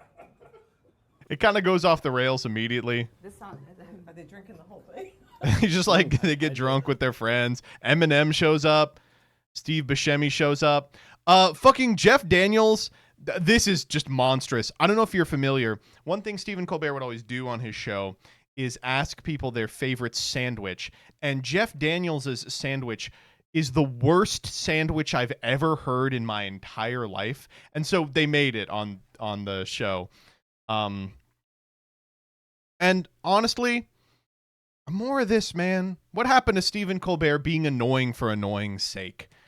The late night thing was horrifying. Worse than the mayo and onion sandwich? Yes, by a lot.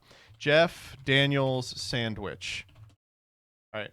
The Jeff Daniels sandwich is a pita bread, creamy peanut butter, cheddar and sour cream potato chip, and barbecue sauce sandwich.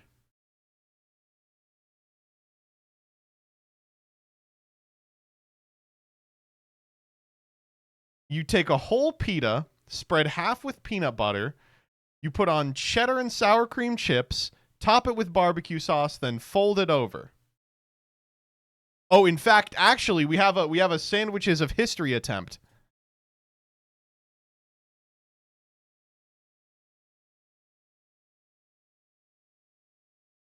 Welcome to Sandwiches of History. Today we're doing a sandwich from entertainment history. So the actor Jeff Daniels was on The Late Show with Stephen Colbert the other night doing the Colbert questionnaire. And the first question, as we all know on that questionnaire is, what is the best sandwich? His answer was interesting because I could see it working, so I couldn't tell if he was joking or not. So let's make Jeff Daniels' favorite sandwich. All right, so for the Jeff Daniels sandwich, we take a pita bread and we spread creamy peanut butter 1/4 of an inch thick on half of it. Jesus, man. That's This a lot of already peanut looks butter. dire as And we're fuck. going to take these cheddar sour cream ruffles, crumple them all up over it. Then he says put on barbecue sauce. He says Sweet Baby Ray's, but I don't have that laying around. He said I could use a barbecue sauce of choice. I'm using Kinder's Founder's Reserve. specifies the barbecue sauce and it's Sweet Baby Ray's, you absolutely must use Great Value barbecue sauce. And a good amount of it. And then we just fold it over. Okay, let's give this fucking Jeff horrible, Daniels dude. favorite sandwich a go. So as you might remember, I recently did a little test. We did barbecue sauce with peanut butter for a sandwich on its own, and it was quite tasty. So I think that combination is great. The addition of the cheddar sour cream chips, it's pretty good. Fuck. I do want to try and plus it up though. He'll save this. I'm gonna add some green onions. Okay. Yes, of course. Okay, let's give this Jeff Daniels favorite sandwich plussed up with some green onions a go. So yeah, the green onion is going really well with the peanut butter, really well with the barbecue sauce, and really well with the cheddar and sour cream chips. This is actually quite tasty.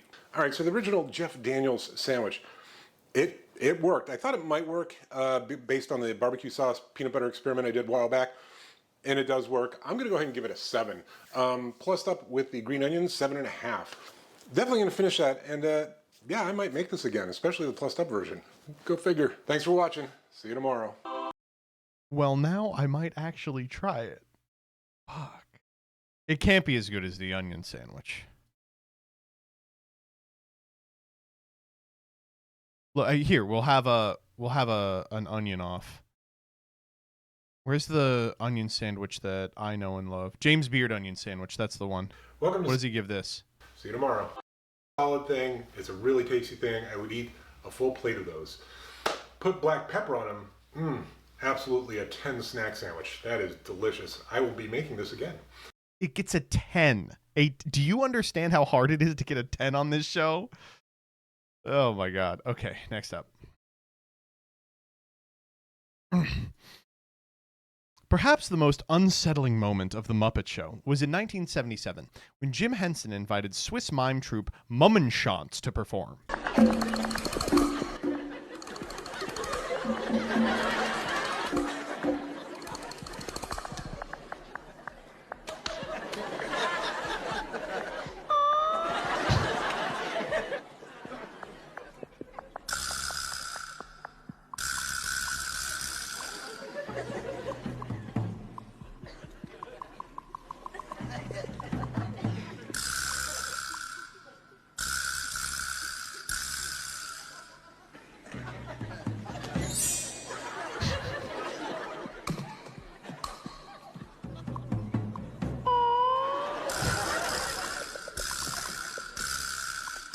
Don't fuck. He just worked on that. Oh my God.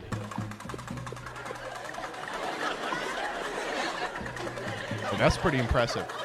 That was quick.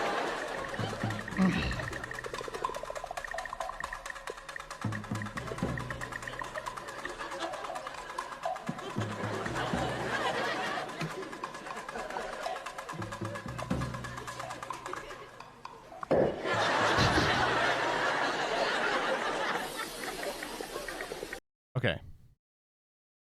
Maybe I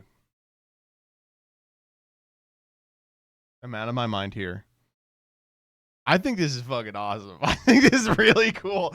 The first time I watched this, I was so shocked by the comments because I was like, what an interesting and unique act. Like it's fucking funny, right?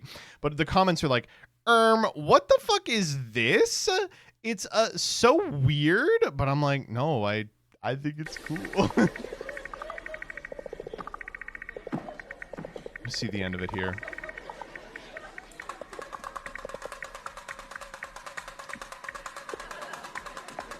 And they both turn into birds.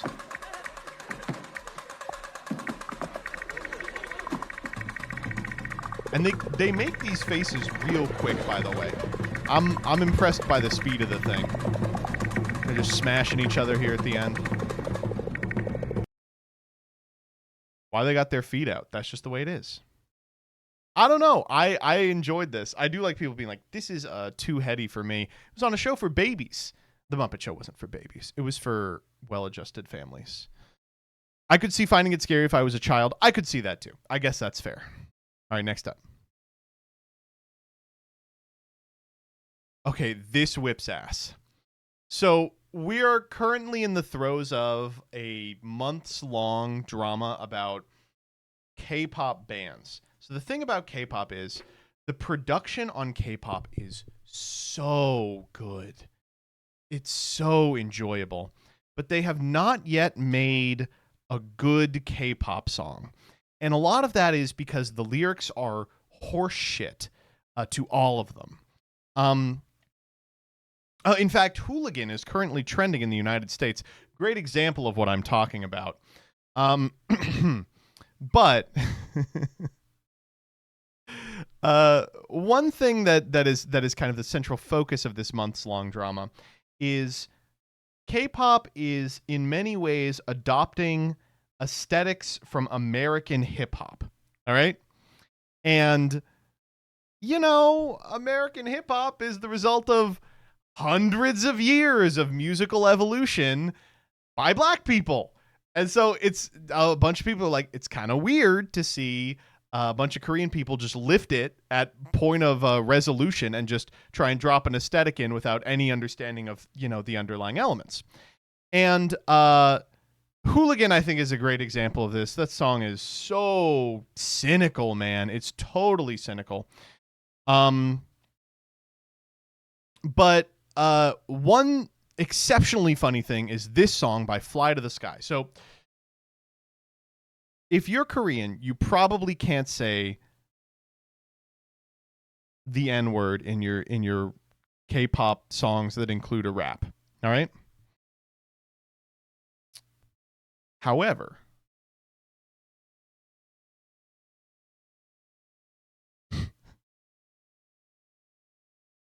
in Korean, there is a pronoun, 내가, which is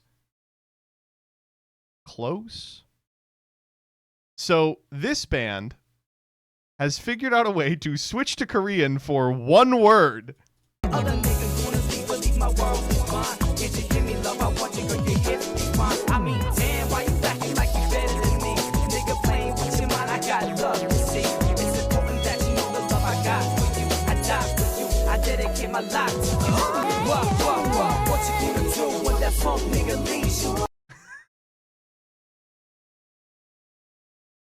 Honestly, incredible way to game the system. To be clear, incredible way to game the system here. It's subtle. It's a little subtle. It's a little subtle. Oh my god. Oh, good. Good God.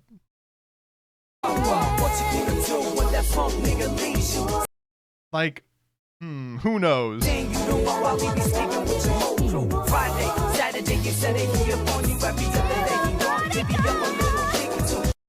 Ah, man. It's not even used in the sentence right? Well, just threw it in there.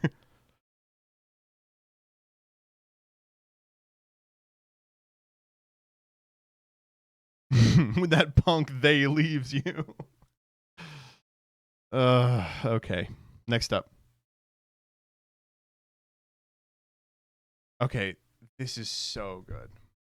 My ex payout analytics for the period. $32 for 9 million impressions, all original content. $41 for 4.3 impressions, a previous pay period, more than 2 times but less pay. Bullshit, by the way. I can't believe that. You know what, though? Let's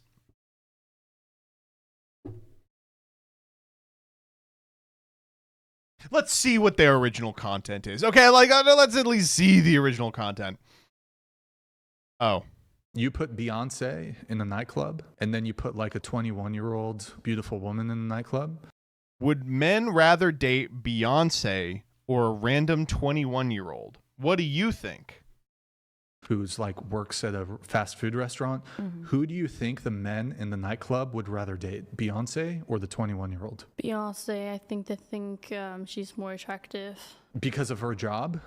Yeah, because she's world famous. Because she's famous. You think they can flex when they're with her. I can just tell you my perspective. The 21-year-old is going to be more desirable to 99% of the men. Thanks, dude. So you're asking to yourself, like, what's the original content? It's clips of the podcast. Good content, cool. I love this podcast. This podcast's fantastic. Have you ever seen this podcast, by the way? What it is this guy will get like 5 of the dumbest women he can find into a room and then pump them full of galaxy gas, and then he'll say things like, do you think women are as smart as men? And they'll be like, yeah. And they'll be like, let me actually tell you what the facts say. According to my calculations, they are not smarter than men, you dumb bitch. And they go, oh, man. Oh, no. You got me. 7. 2. I didn't really keep track. Guess, I guess. I don't know, like 10, maybe? Lord, I don't know. I've been promiscuous since I was 13, so probably at least 30. 5 men, 2 women. I'll give you this the last 10 years, 4. Say none. Well, in the last 3 hours, I haven't f***ed anybody, so I guess I'm a virgin. Gotcha. Also, he's doing this to a room full of women who are like 2, 5. Like, those are normal numbers. Like, what are you talking about? Well, I guess. Oh, man. Wild math fails? Oh, my God. Next up. Okay. From one insane podcast guy to the next, we move now to Caleb Hammer. I'm a big fan of Caleb Hammer. I call him the Hammer because his name is Caleb Hammer. And he lays down the law with his iron fist. Caleb Hammer. I call him Caleb Get Hammered because I'd like to share a beer with the freaking guy. Me and Caleb Hammer go way back. I fucked him in college. No, that's not true. That's not true. I had standards.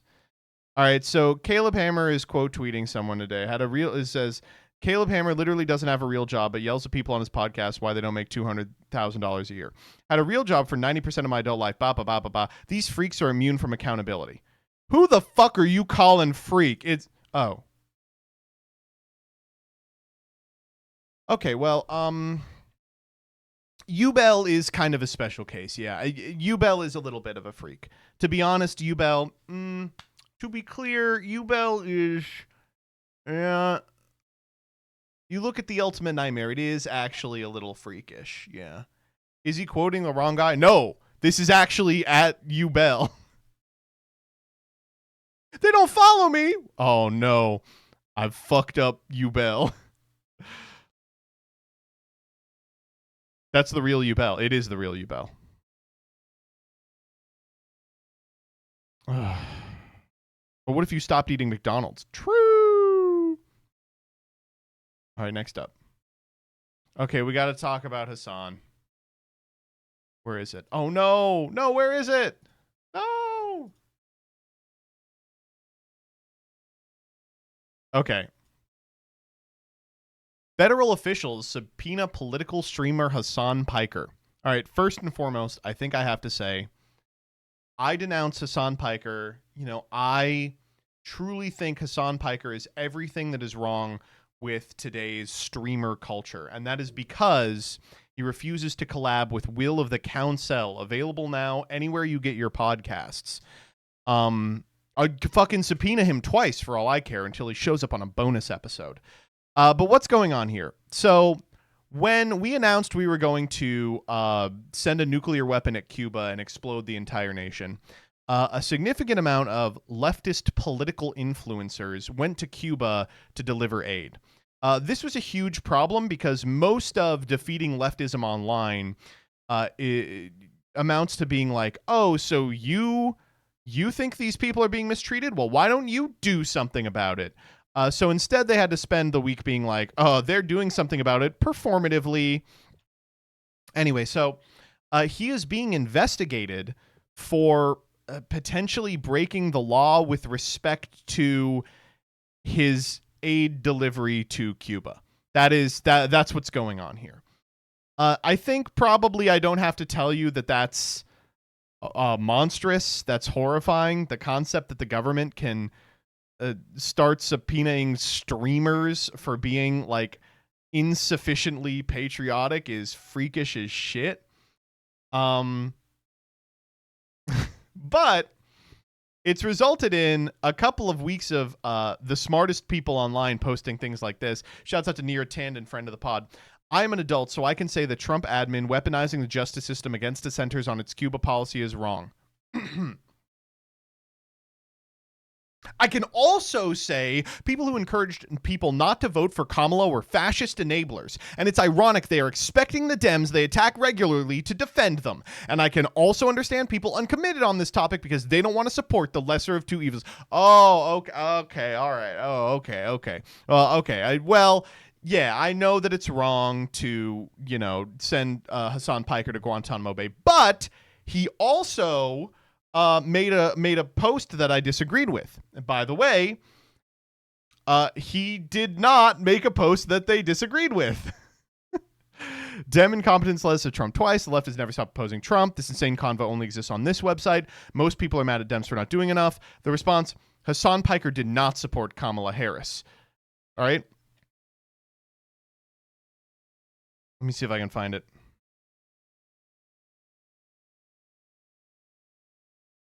Oh, damn it. It's in the quotes. So nowhere in this clip does he encourage people not to vote for Kamala Harris. So what ends up happening is she goes, oh, I just watched the clip. I retract my statement at Sam Cedar. And it's like, why are you tagging him? This is the guy you're talking shit on right here. I guess she saw the Jillian Michaels AI clip and felt bad for him. She doesn't want the smoke? I guess, man. I don't know. I guess what I would say is, despite the fact that Hasanabi and I fundamentally disagree on huge matters of civic importance, I think that he should show up on Will of the Council. He thinks the opposite. This is like the freakiest thing ever. We're going after a streamer that says things we don't like on Twitch. That's unbelievable, right? We've said it time and time again, but we are getting to Streamer Nation. It's like the reason all these, like the VP is showing up on Kick streams is because that's all they care about anymore, is being popular on twitch.tv. Freakish. MBT's just jealous that Danny pays more attention to Hassan streams than his. Well, that'd be impossible. Danny's literally on a Hassan stream all day, every day. All right, next up. Donald Trump says the U.S. has experimental drugs that can bring dead people back to life.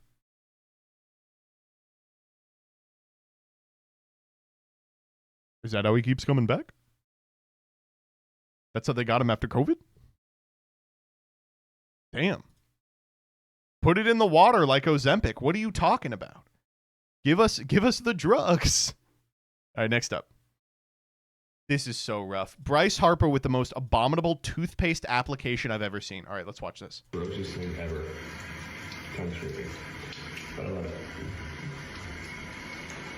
You got a chance? Buy one. There's the toothbrush. All right, there's the toothbrush spotted. All right, let's watch this.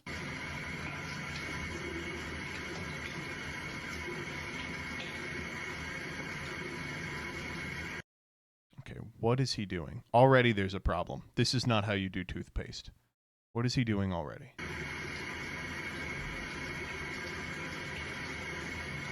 On the top of you. Toothbrush, toothpaste. Also, another thing I love about the West Coast.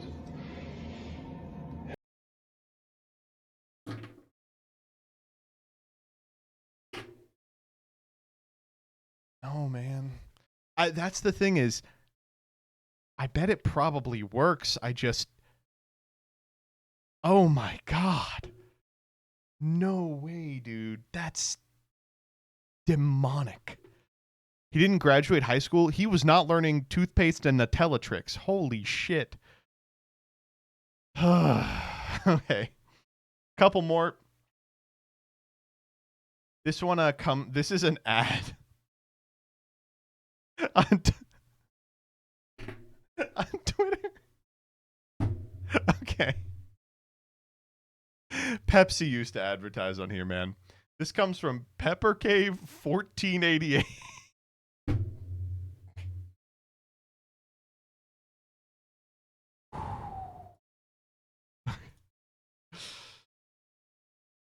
Hamburger helper cheeseburger macaroni.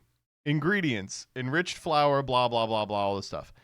Uncle Helper cheeseburger mac.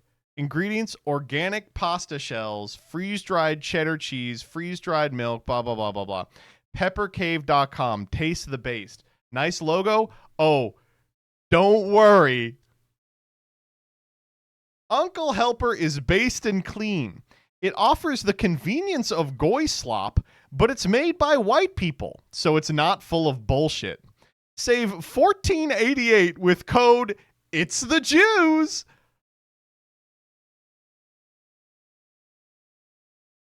It's all happening here on X.com, the everything fucking app, dude.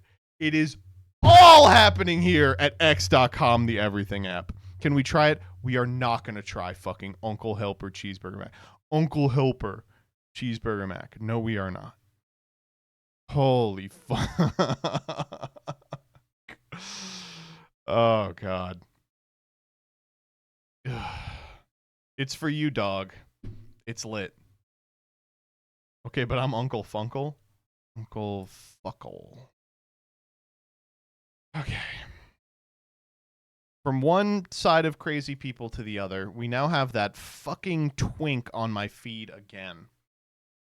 So this is from Basil Link of Sunshine, 23 years old now. I remember when this kid couldn't drink. I was like, when this person turns 21, I'll get to stop seeing them on here anymore because they'll chill out. Americans are expressing some of the deepest, broadest, and stubbornest economic pessimism ever recorded. This says the perfect vibe session is here to say. Okay?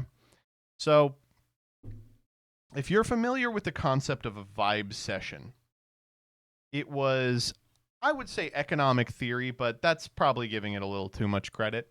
It was a bit that was purported to be true by all of the fucking weird neolibs on this site. And their argument was that we weren't in a recession. Instead, people just sort of felt like we were. Like the price of things was generally stable, or wages were caught up with it, despite the fact that people feel like they're doing worse, right? Now, it was one thing to do this when Biden was president, and it was obviously not true. It's funnier to do it now when, like, gas is $400 a barrel and, like, you have to suck someone off to get your groceries. And, of course, economically, nothing points to this being true at all. I don't want to spend all day pointing to graphs. But the short of it is, people are so crazy unemployed that you wouldn't believe it. And yet they're saying nearly every American who wants a job has one. And the stock market is booming. Thank God the fucking stock market is booming. Nearly every American who wants a job has one. If you want to know what that refers to, it's that if you have a PhD, you're running DoorDash. Well, you're employed enough. You're employed enough for the graphs, dude. You're employed enough for the graphs. I don't know. Americans are underemployed at a rate higher than ever before, you know. The stratification of wealth is more than it has ever been in the history of time, you know. Things aren't perfect. But I can't come up with a coherent explanation for why people are this down about an economy this good. Because it's not as good as you think it is, and if they mention that it isn't, you say, actually, the graphs disprove you.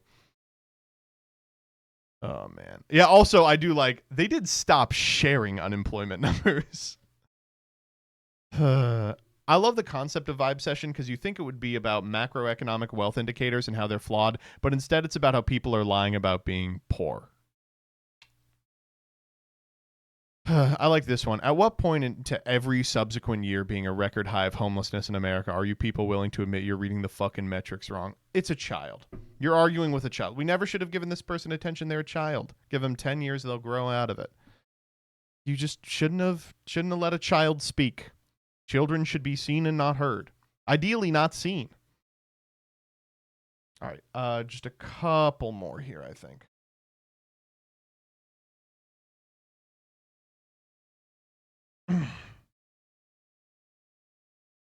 Yeah, just this is the last one.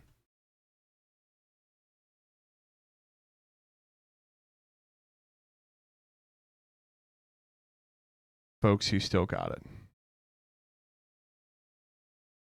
Human Pet Guy says, people on Blue Sky are just mixing up old Tumblr lore and preemptively blocking anyone who tries to contradict them. I never had a cannibal phrenology controversy. I'm on the fence about whether phrenology even works. God, I love him. I love him so much. I know he's bad for me, but I miss him. Oh. Oh, thank you, Harpo Gaming. I appreciate that. Well, yeah, we can do the one you're linking here. I'll do the silverware stealing roommate. Okay. Roommate of 3+ years just moved out and took all the fucking silverware and kitchen utensils. Ooh, hell is hot. Got everything out to make some eggs and these drawers are empty. What the hell? Was your roommate an extraordinary hater or did they really need a bunch of silverware and kitchen utensils? She's very particular. Like if she technically owns something, even stuff she bought for the house communally, she'll make sure to remind you of it. So when she moved out, I'm assuming she just swept through the house going, mine, mine, mine, mine, technically mine, mine, Lamau. When she moved out, she took her stuff with her? Is that? She moved out, she took her stuff with her? Sounds like you should have brought some silverware for yourself, buddy. That's what you do when you move out. I don't... What are you talking about? Oh, man. Okay.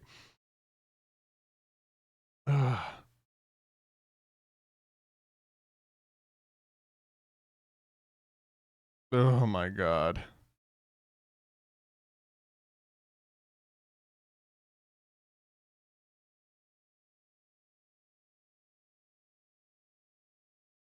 All right.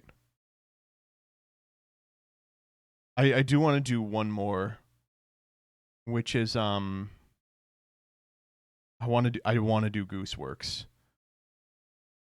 Like, oh, they deleted it. These are so good. I'm trying to find a tweet that completely summarizes the entire situation.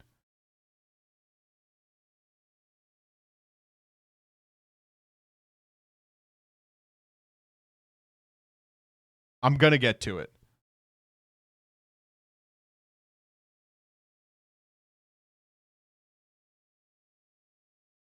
The fallout is too widespread. I'm trying to find, please.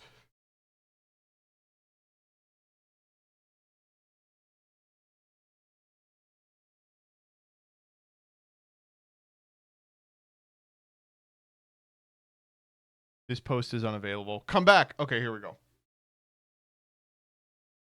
All right. Chat, I deign to tell you that Gooseworks is racist. And also hates women. This was great news to me because I am both racist and hate women. Unfortunately. All right, so who's Gooseworks? Gooseworks is the creator of the Amazing Digital Circus and a bunch of other really good videos. I like Little Runmo. I like the Meatball Man. He's my favorite. Aren't you the Amazing Digital Circus fan? It's childlike enough for you to be into. Die.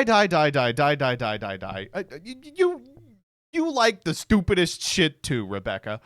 I am not an Amazing Digital Circus fan. It's not something I have really strong opinions on. I watched the first one. I was like, this is clearly for people who are a little younger than me. It's, I don't need to be a part of it. But I have watched from afar as the fandom just gets worse and worse and worse. It's one of those things where like the concept of fandom really has to be evaluated at some point, and ideally destroyed. But because the series is ending and the finale got leaked and some people are disappointed with it, it's now time to do the thing we love to do, which is figure out a way where an ending that was disappointing to some people is actually indicative of a larger problematic thing that the creator did. Like, you can't not like something anymore. It has to be woke to not like it, right? So, Here's some bangers about Gooseworks. First off, I want to say I stand unequivocally behind the developer of indie RPG Cordioid, Astrobiologist, who said, if you sincerely think Gooseworks deserves this for making a shitty joke 7 years ago and apologizing for it and explicitly telling anyone using racism in her defense to go fuck themselves, you just hate trans women, dog. I'm sorry. That's correct. That's true. Yes. But here's the smoking guns against Gooseworks. Are you ready? All right, here we go. What I'm saying is, I love violence against women. I can't help it. I've heard enough. She's evil. My ultimate evil ploy is to evolve past the need for female characters. My ultimate evil ploy to evolve past the need for female characters is moving along excellently. Ha ha ha ha ha ha ha. She even says that she's evil in the tweet. She's obviously evil. Having female characters is a ploy to get higher viewership. If I could have it my way, I'd make nothing. This one's just good. This one's just really good. And having female characters was a mistake also. Correct.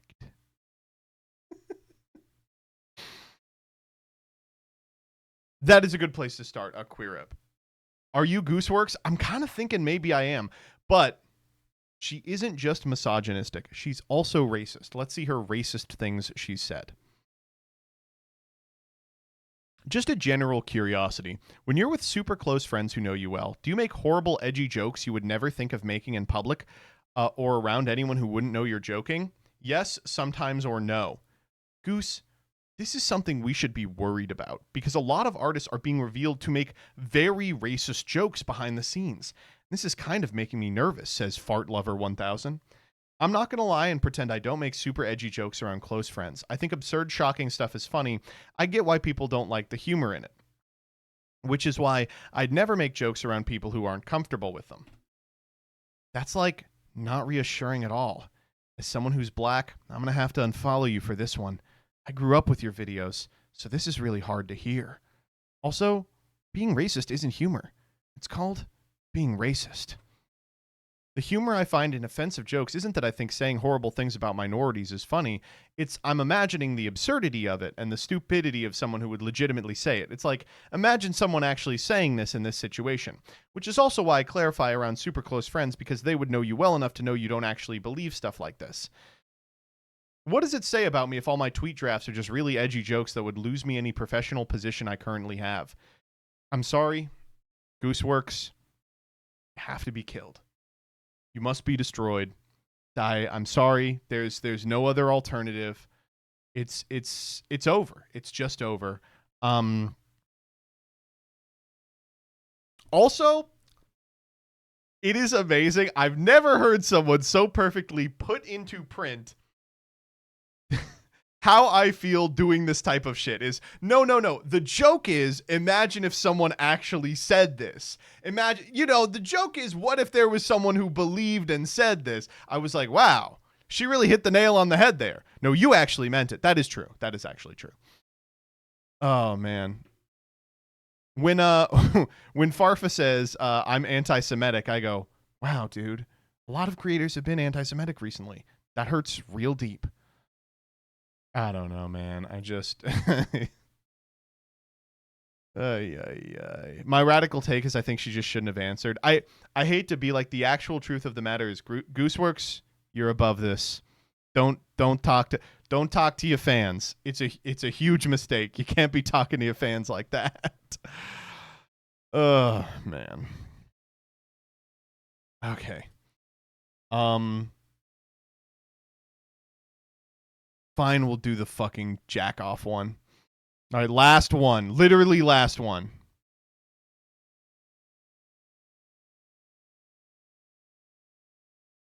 We're hiring 10 masturbation consultants. $2,000 a month to test our new daily guided masturbation feature and document the effects on stress, sleep, and mood. Yes, it's real. Yes, you get paid.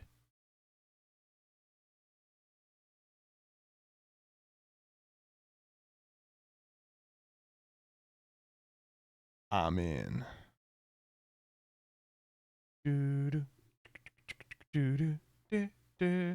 Halfman says, so we all did this, right? Whoo! We'll be touching you in the coming days. We'll be touching and coming.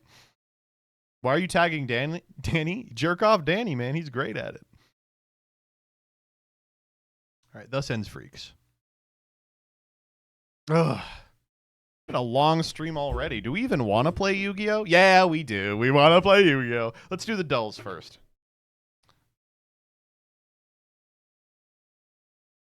Okay, Iwaizumi Hajime or Kaba. Is Kaba a boy or a girl?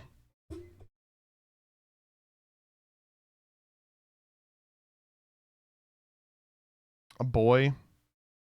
Still think I'm going to say Kaba. All right, cool. Kindred or Dawn Pokemon? Pokemon player. A lot of Kindred, though. A lot of Kindred. Princess Daisy or Raymond Animal Crossing? Holy shit. Raymond had that, like, couple of months of notoriety, but Daisy is generational goons. Yeah, there we go. Zacian or Aphelios? Whoa. I think I'm going to say Zacian? No! Goku. Man. Ethan Winters or Saihara Shuichi. The child. All right. Correct as always. Shinx. I'm just clicking Shinx. Oh, this must be a real goon god. Starlight Glimmer or Pikachu Libre? I think it is the pony because Pikachu Libre doesn't have a lot. Kid Icarus or Jean Alter? I'm picking Kid Icarus. What the fuck? Colon or Licorice Cookie? I'm picking Colon. I'll take a 7.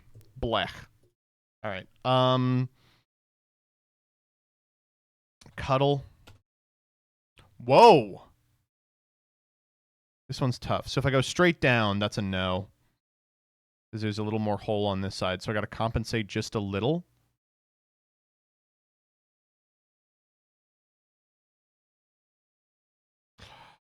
Oh, so fucking close. All right, let's do Scrandle.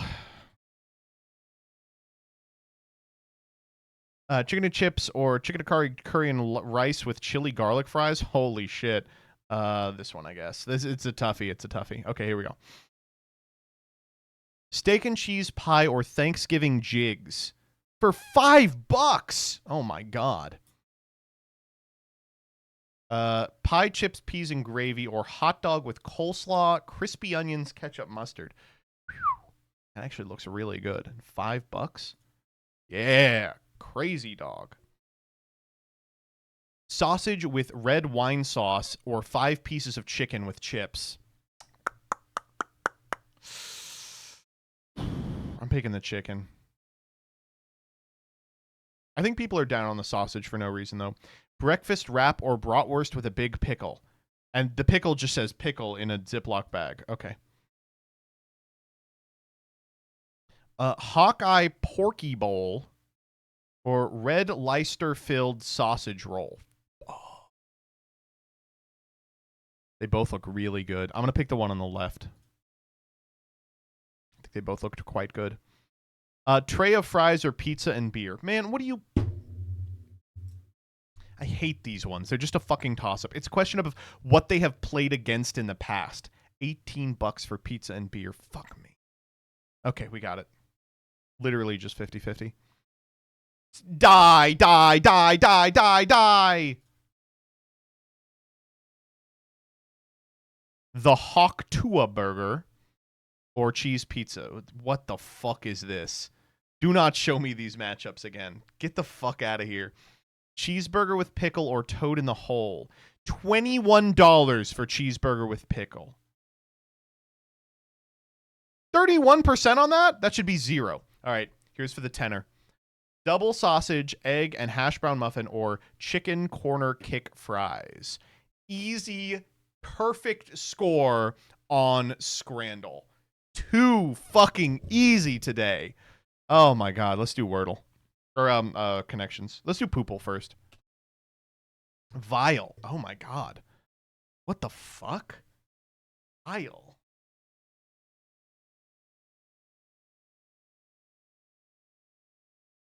Dial. Dill. Doll. Pool. Pour. Oh my god, I got it.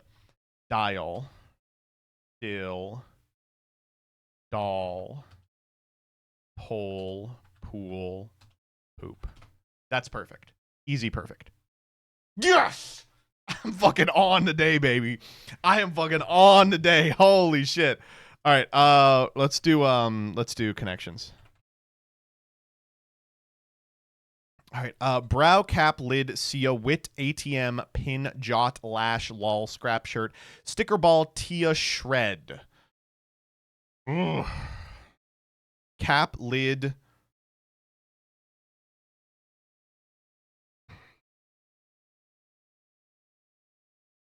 No, I don't think so. Lol. Lollapalooza. Stickerpalooza. Lollipop. We'll come back to that. That's going to be part of the purple, by the way. It's just not close.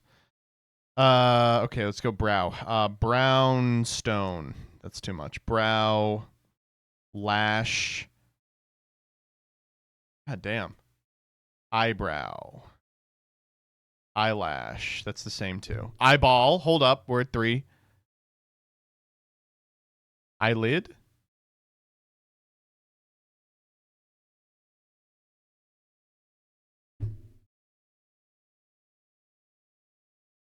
What? That is not the purple.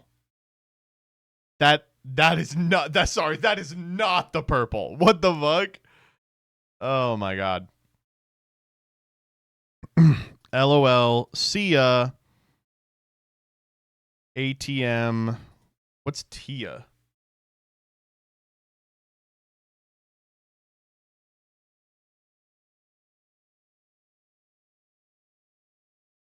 I think this is the herring. Like a scrap of paper, a scrap, a shred, a scrap of paper.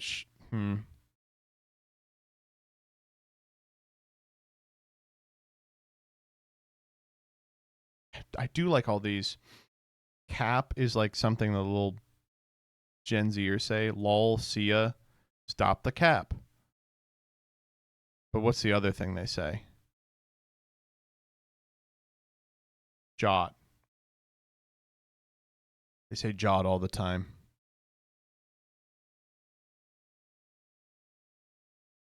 ATMs use a pin. Wait, the rest of these are kind of hard. What are we doing with jot? You jot something down. You pin something down.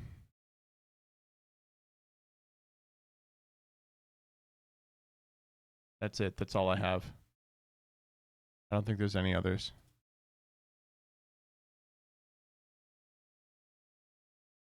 What is wit? Yeah. Wit. Like missing an E for white. Wait, like white, cape, pine.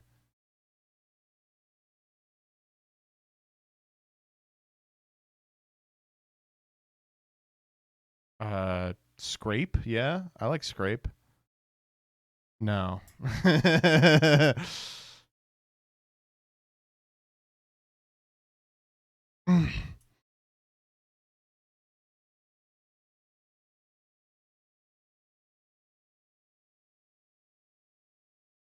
Oh, you like white, cyan, pink.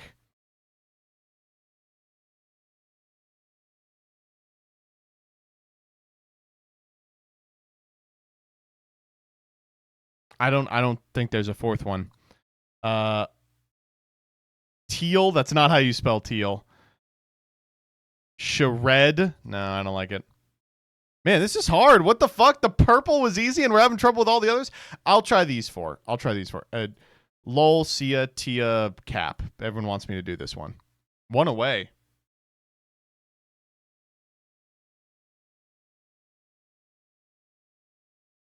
Dude, I'm getting fucked here. It's ATM, not Cap. Texting abbreviations. What's TIA? What ATM at the moment? TIA is what? Today I am. No? Tongue and ass. Oh. We got to get the green and the yellow here. This should be so easy. Sticker, pin, cap, shirt. Common prom. What the fuck is this? A tiny bit. Whatever. That was tough. That one was tough. Oh my god. Okay. What else are we fucking with? Comic dub? Yeah, let's do a comic dub.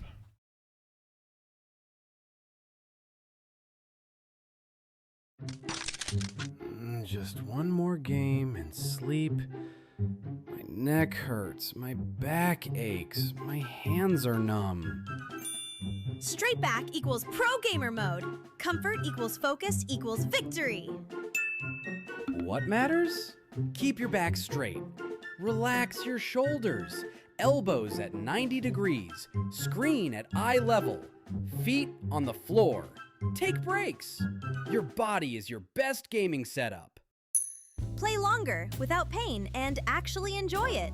Level up. Good posture. You're buff to victory. Take care of yourself and win like a legend. What is going on in here?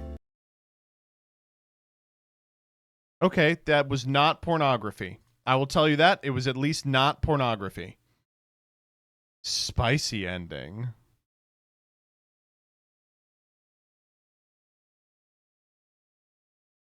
All right.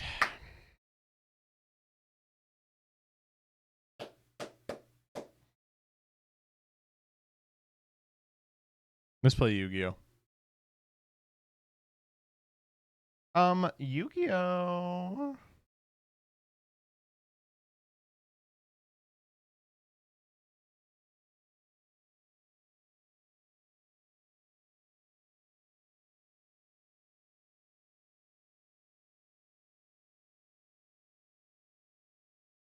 GMX Dino deck. All right, I'm on it. What is going on, Dino Duelist? It is your man's amazing Mike Man, and I Fucking this is 32 minutes.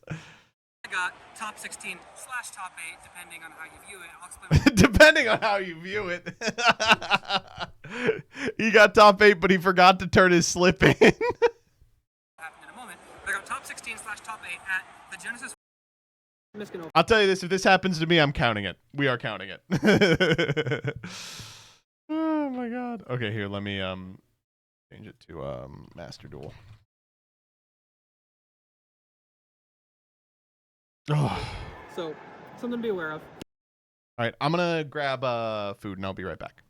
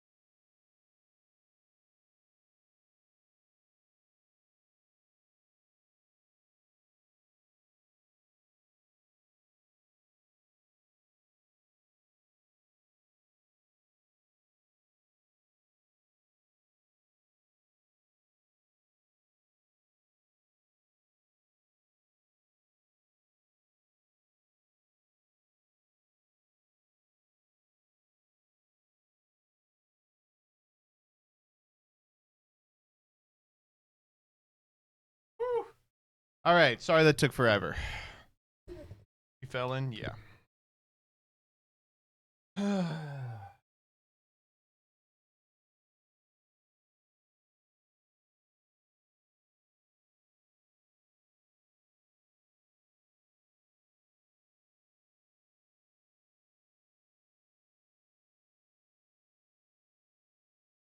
Okay. Double point login bonus. Yippee!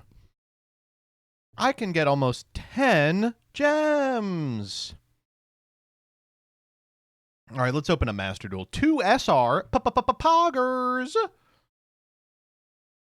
Neat, I guess. Who's counting? But who's counting? Okay. Yippee! Is Chaos Impact going to be legal for Nats, by the way? Yes, right?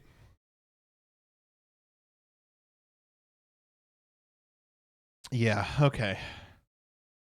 Blech. That's unfortunate. Dude, is this going to open or not? There we go.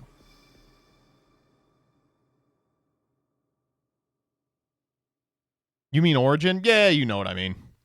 New Duel Links ban list? What? It can't be. Okay. These are all pretty understandable things.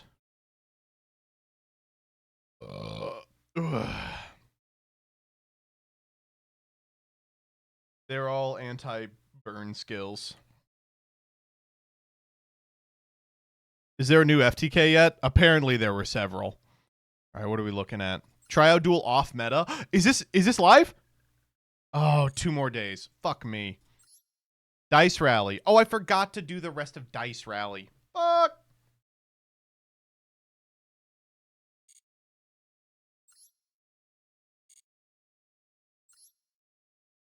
Look at that, mate.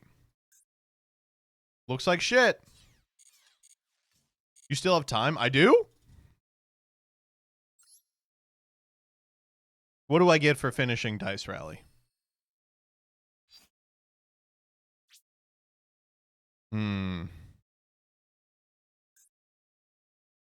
Oh, I do kind of want this. Oh, for an hour? Okay, I don't want it that bad. I'll play it a little bit. What were we playing? Abyss Actor? No, we're not doing that. We'll do KT. We're gonna speedrun this. Oh, we can't do KT. Fuck. Oh, I was doing Kashtira Hekahand.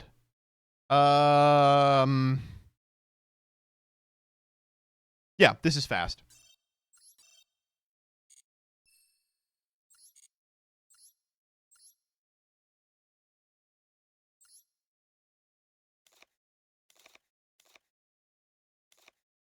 We'll throw in some extra Hekahands.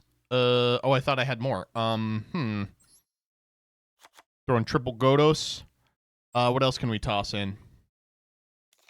Charmies? Well, the Charmies aren't good if we have stuff, but maybe we won't have stuff. Oh, we will. What are we thinking? The third triple tack looks good. We could play level 6 Illusion Girl. Please tell me I have them. I do. Okay, perfect. And then what do we want in the extra? How about a second Dandalos and let's play Fancy Ball. Great. I'm in.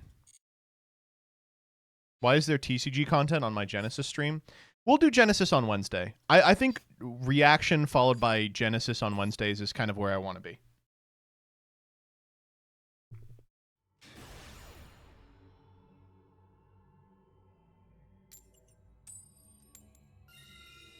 I just spilled food all over myself.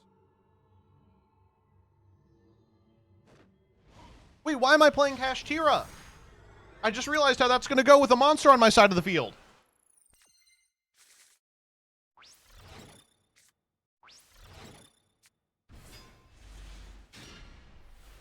Oh, well, great news. We didn't draw any of them.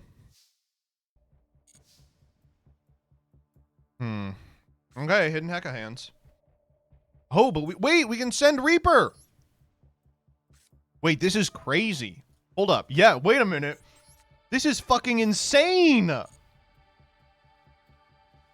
right. Go Ibtel. And we will set the one we're missing. E-ball. Oh, you got something for me? You think you're going to droll my Lockbird? Are they on +1? How'd they get to 6? They are going to droll my Lockbird. Bad news for you, dumbass. I don't care about that type of shit. Ding. Okay, we're not hand gambling. Uh-oh. This is not once per turn.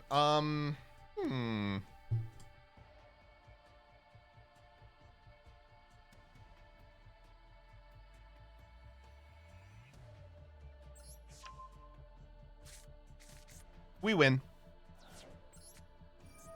All right, ready? It's going to be top of the deck. You got to believe in yourself.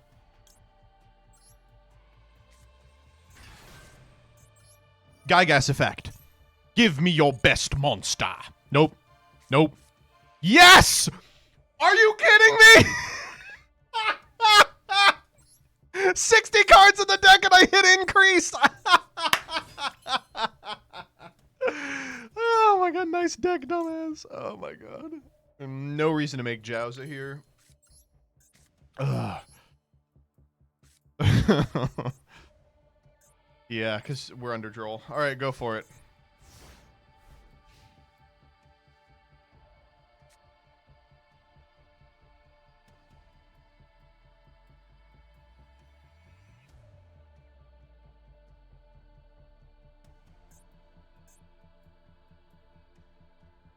Jowza adds from grave. Yeah, but what am I going to do with it? I guess I can bring out Gygas on my opponent's turn to look at them. Okay, I have to let this one go. They go Stratos here. Mm-hmm.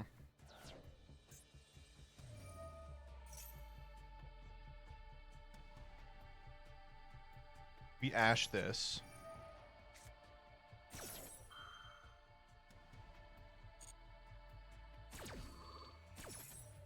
Now their hero lives is off. We know the rest of the hand is nothing. The only real question is what the unknown is.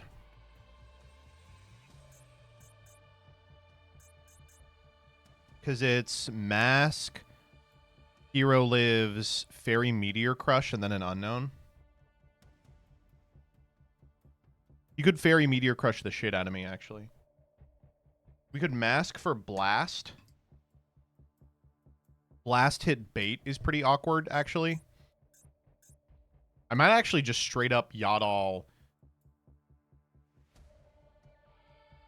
the Mask change.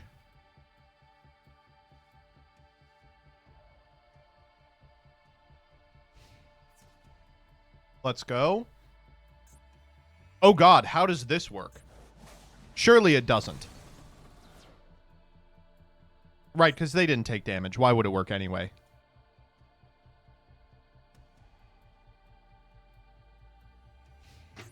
If they had Blast, they had a cool line there. Oh, that's an interesting one. I will just stop that from happening.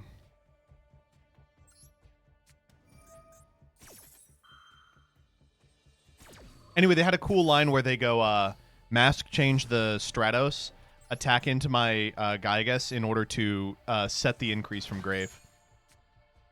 That would have been fucking dope. Yeah.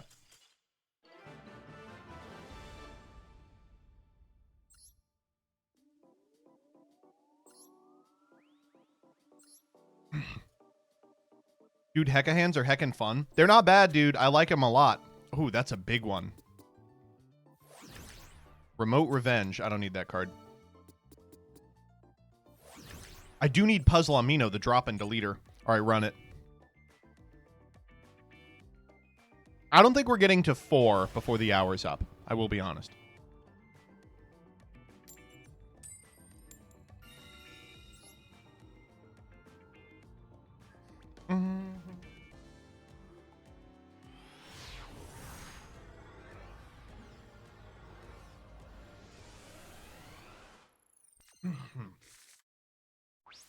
Oh, another banger-ass boss-ass hand.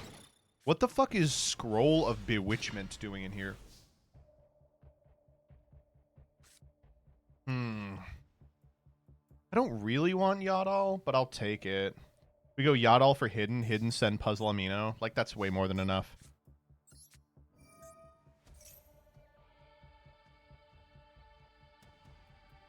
It's crazy that this deck gets so much better if your opponent just has interaction. Like that, for instance.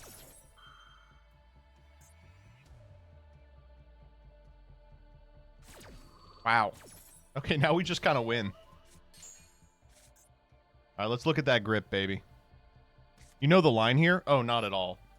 First, I'm looking at the grip.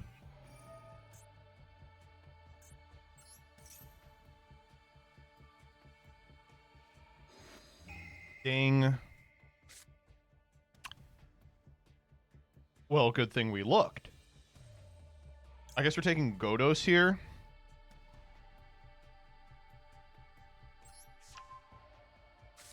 Oh, Apprentice pitched the spell trap.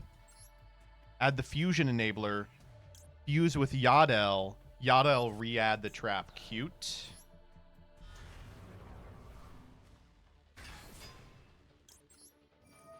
Now you get Veilered. Oh, you're right. I do. That was stupid. Why'd I do that? Wait, I'm dumb.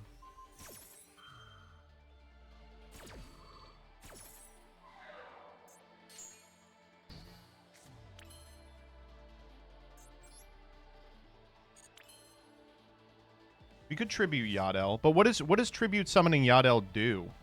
It just sits on the field.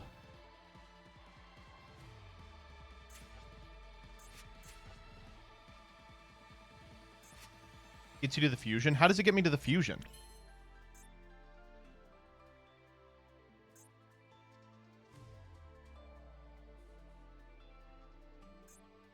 It doesn't. Okay, I'm just passing then.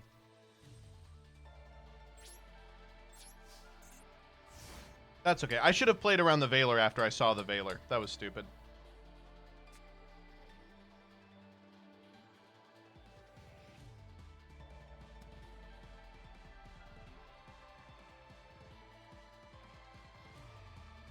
Why did we rip Godos and not Veiler? Simple. I didn't want them to have Godos.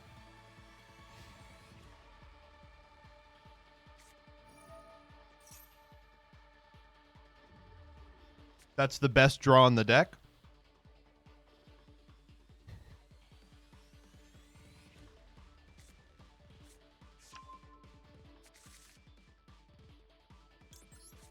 Godos.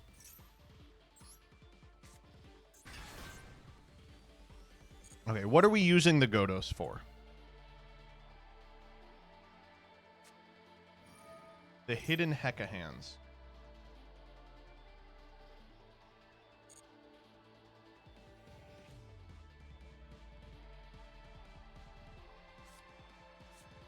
Grabbing Ibtel. Oh, they can go get the monster here. Fuck!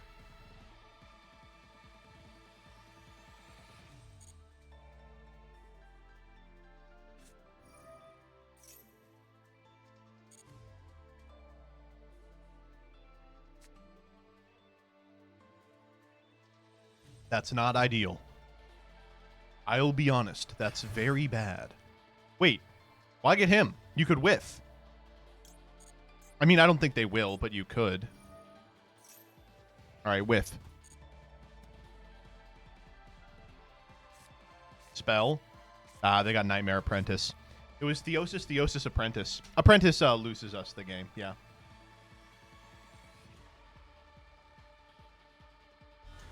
I think we go next. Damn, I feel stupid.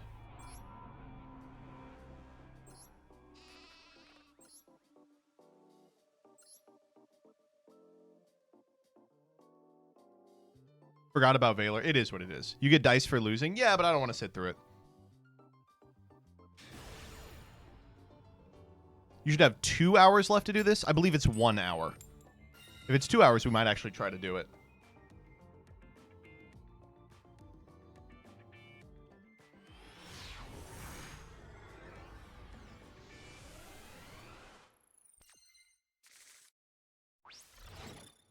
banger hand that is unfortunately fucked by the puzzle amino on our field. Oh,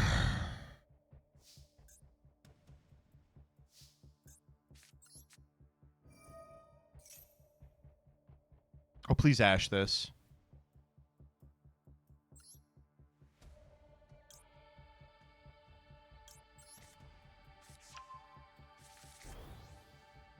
Troll me? Oh, man. Okay, we'll go next.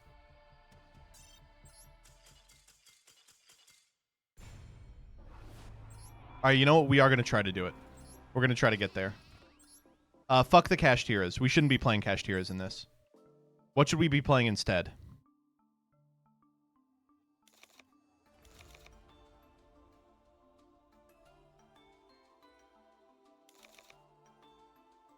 Chimera? No, no, no. That's too long of a combo.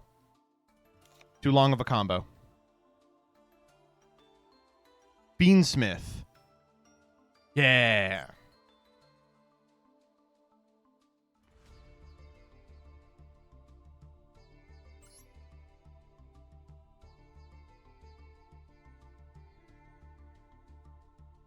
Closed Heaven is banned. All right, we're gonna stick with Kashtira. We just won't draw him.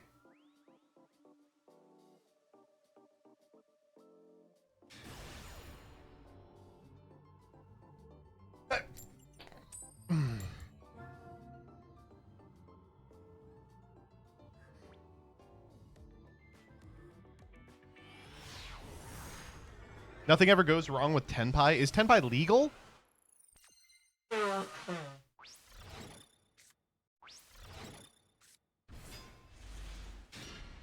No. Okay, so...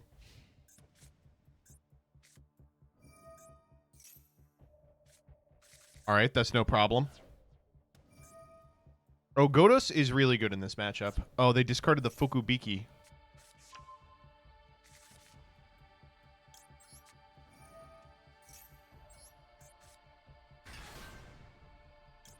We're going to make him level 1. Actually, let's make him level... Yeah, let's make him level 1.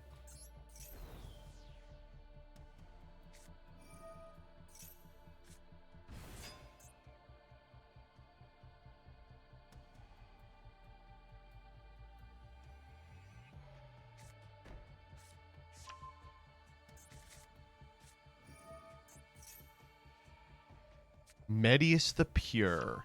Not so pure now, are ya?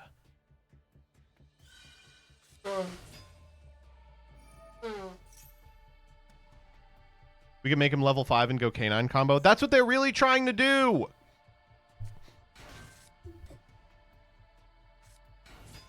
Who? Okay. Oh, I should have chained Godos. That was so stupid. Oh, I couldn't have chained Godos. There was no one in there.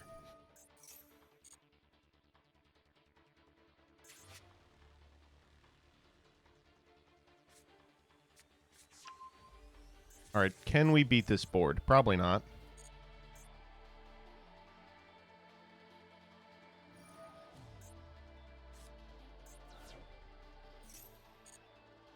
Name Litera.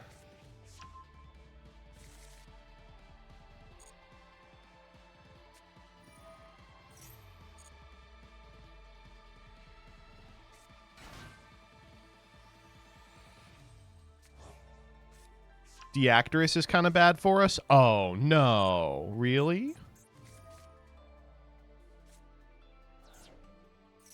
All right, come on.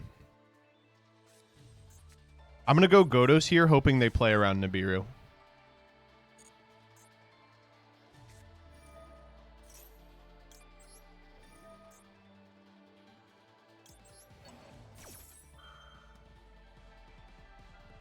What if I had Nibiru? Oh my god, how stupid would you feel if I had Nibiru?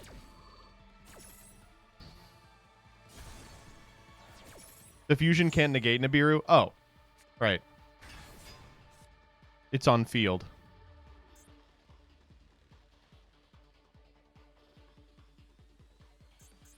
Well, you would be unhappy if I had Nibiru. What?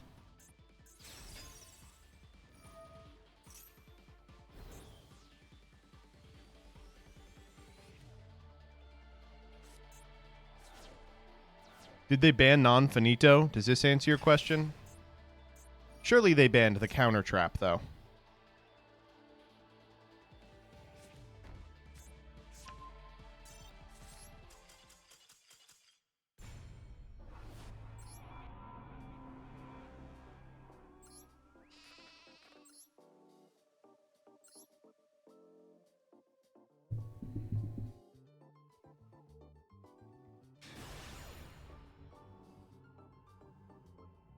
All right, I'm going to need you all to calm down every time I scoop. I understand you get dice for sitting through a 45-minute combo. And by dice, I mean 1/10 of one dice.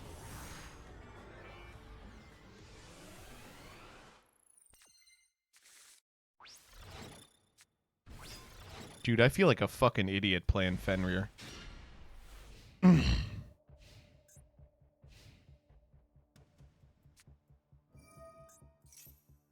Okay, wait. Godos is pretty good against this.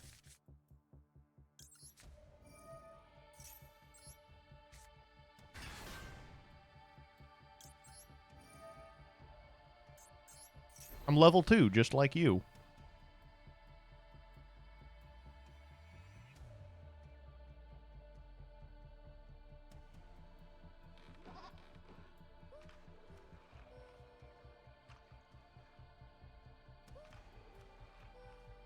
They are thinking.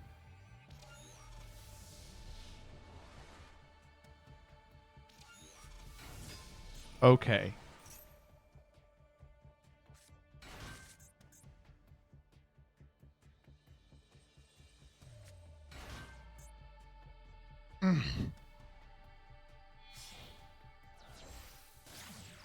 What if they steal Godos and go full Sprite combo?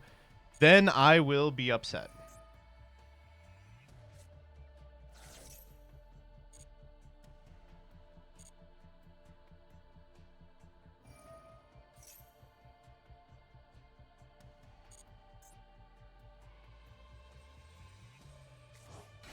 What if they jerk you off? That's a good point. I didn't think about that potentially happening. We go Requiem here.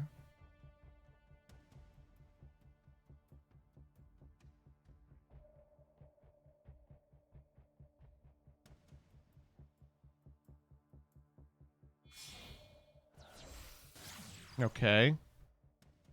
Requiem Effectrium. Summon Mr. Fiendsmith.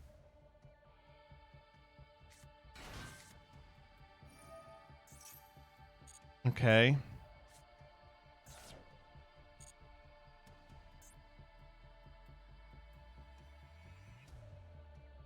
Which of the Hecahans jerks you off better? That is such a good question. Thank you for asking that.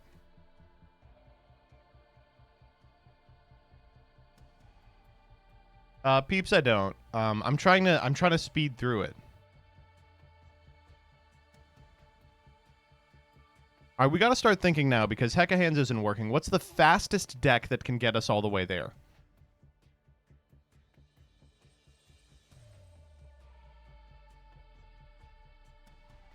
Exo? Oh, it might actually be Exo.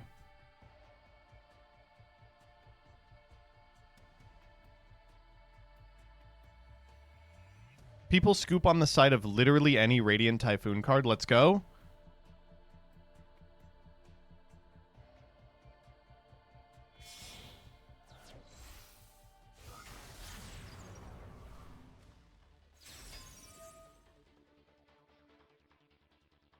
That's irritating.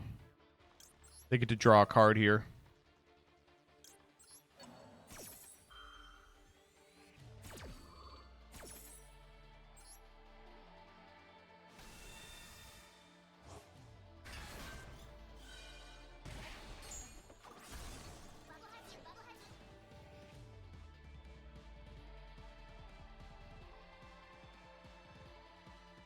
Come on, buddy. Where are we going? Kiss a kill. Summon back Leela. No problem.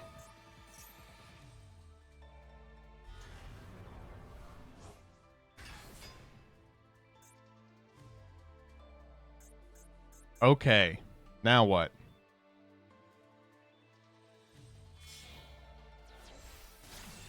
Pamashun. I agree. Send me that shit.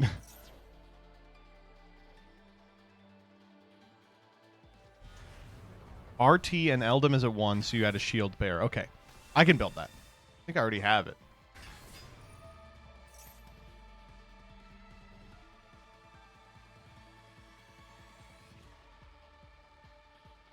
How are you sitting through this 3-hand trap cutscene when you scooped to one that was a quarter of the length before? Because I'm going to win this one.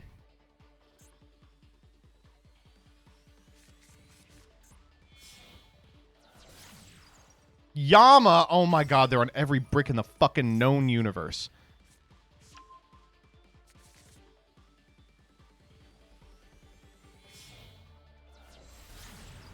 Yes, fine.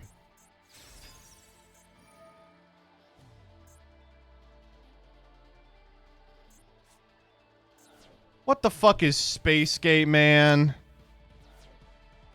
What the fuck is... What? Is that the card they got off the thing? It is. Okay, thank God.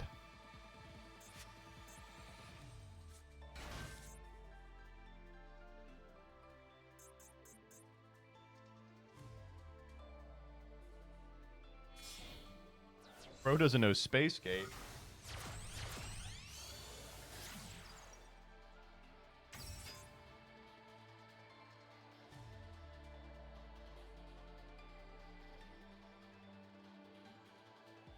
Dude, what are we doing?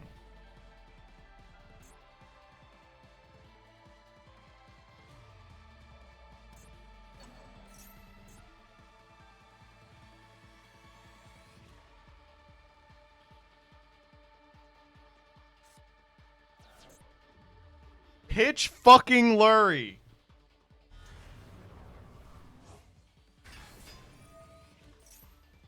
They've been playing for 6 minutes.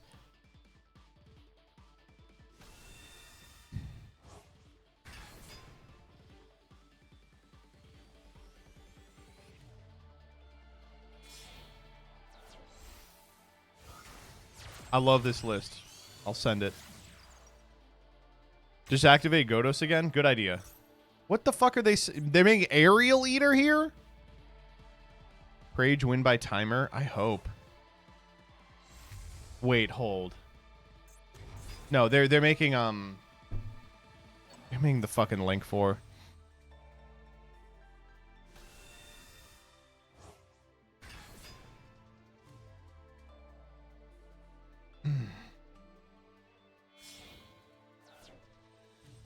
Oh, A-bomb. We have to make A-bomb.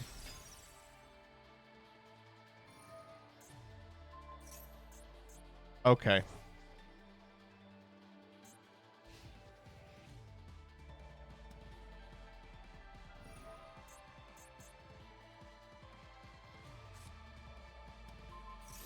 Okay.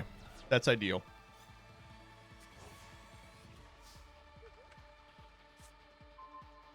That's an interesting draw, actually.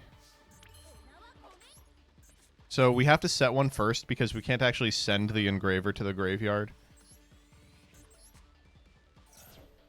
All right. Come on, baby. Come on, baby. All right, who do we want? We already have Yadel. So I guess we want Ibtel.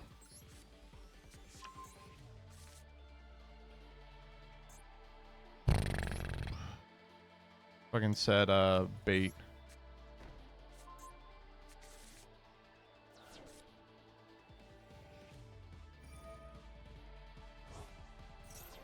Yeah, go ahead. Draw a card.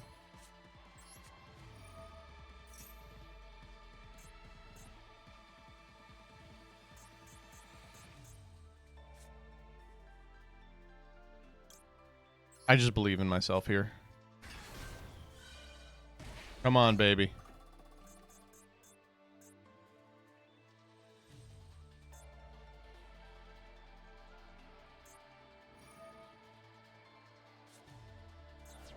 Killing me, Smalls.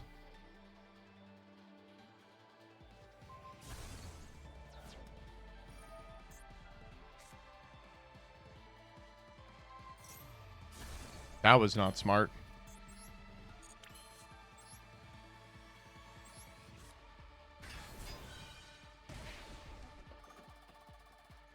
Come on, baby. Get me back in here.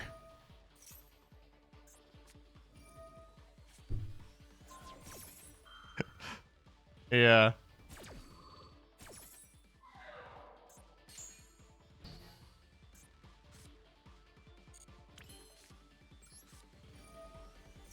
We can still do this. You just have to believe in yourself.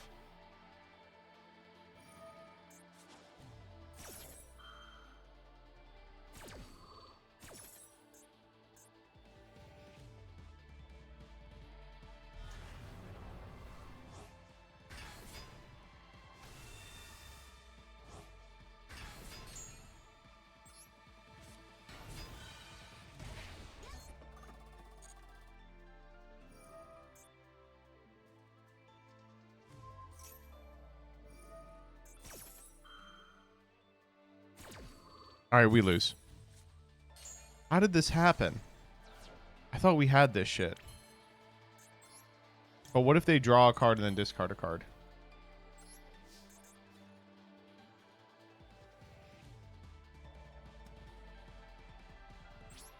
All right, we'll go main phase 2 here. See how you deal with Typhon. You queued up with Hecka hands for a start? Yeah, we're switching to RT. RT for sure. Surely I've got an RT deck like half built.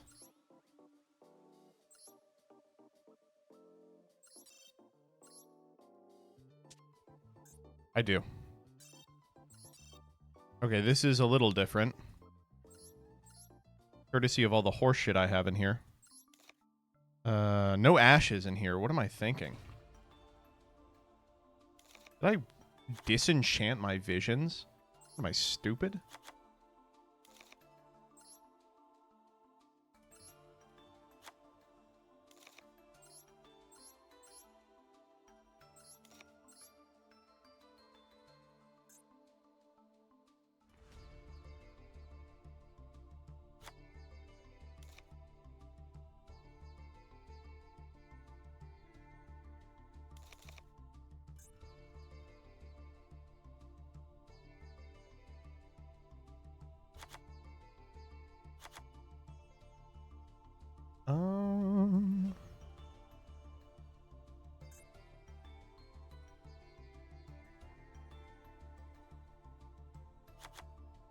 Yeah, one too many of something in here. Hold up.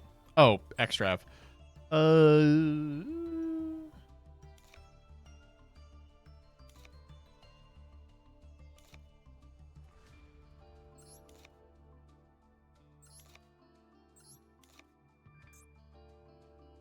What is it? Theseus, Mudragon, Garura, Underworld, Prey, and oh, I already had Ray. The Bamboozler. I'm gonna play Axon? What the fuck is Axon in here for? Who is playing the targets necessary for this guy? A psychic monster? No way. I'm just gonna do Starving Venom. I'm cheap. Alright, 1, 2, 3, 4, 5. Alright, I just believe in myself.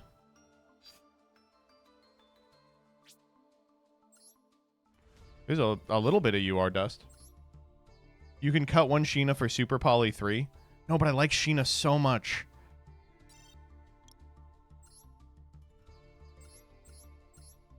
I really don't need this card. I really don't need this card. Oh, I do need this card.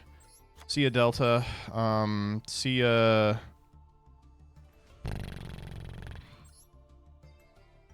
The Elf Notes. I'm not playing Elf Note in this game. Be reasonable.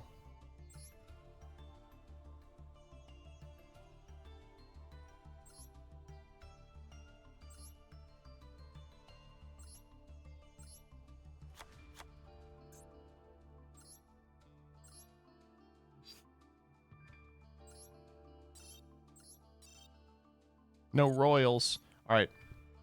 Run it.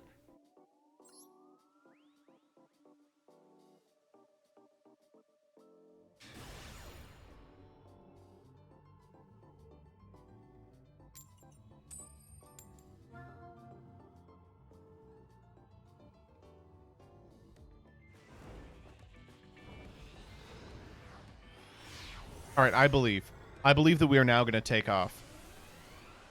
We're going to start winding.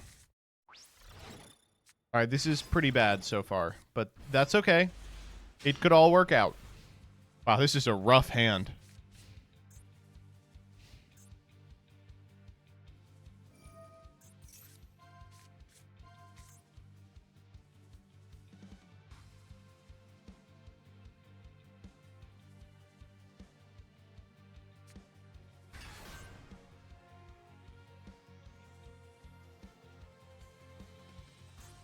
And has Crocia good enough? That's what I'm saying. Oh, shit. It's Hecka hands and they started with ground Xeno? Wait, you didn't want to send that, buddy.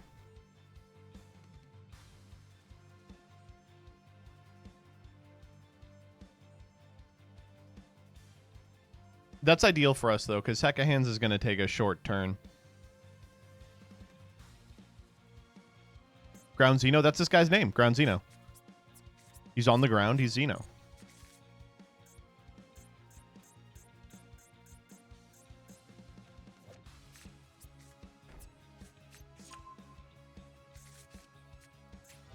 E-ball. Oh, if you insist. Okay, wait a minute.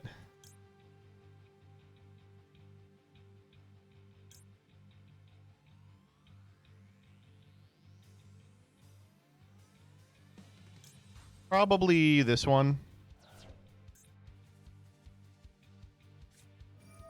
MST? No, it's definitely MST. We're definitely discarding MST for sure.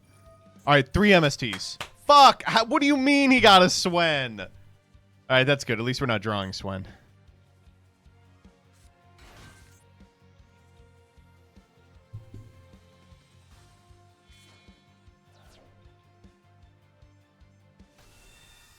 Jawza. Jawza looks so damn cool. All these guys look awesome.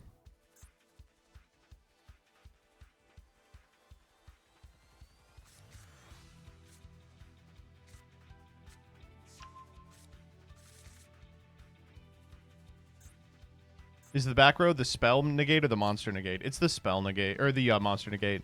So we're good so far. What did they just add? Bait. Blech. All right, Chairman. Hurry it up.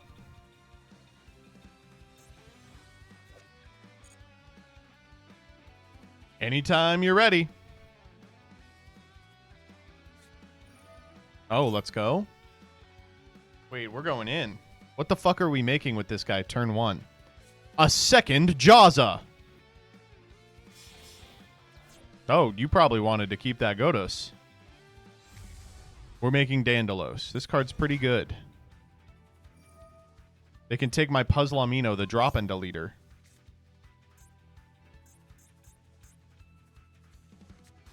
Okay, that's bait. Oh, shit, that's bait. Okay, here we go. Fuck you. Can I not draw 4 monsters? No big deal. Get in there, Mr. Shield Bear.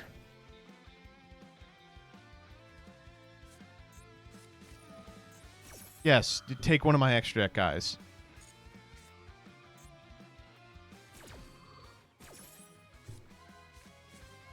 Oh, take Varun. Take Varun. That's dope. You can add an MST. Okay.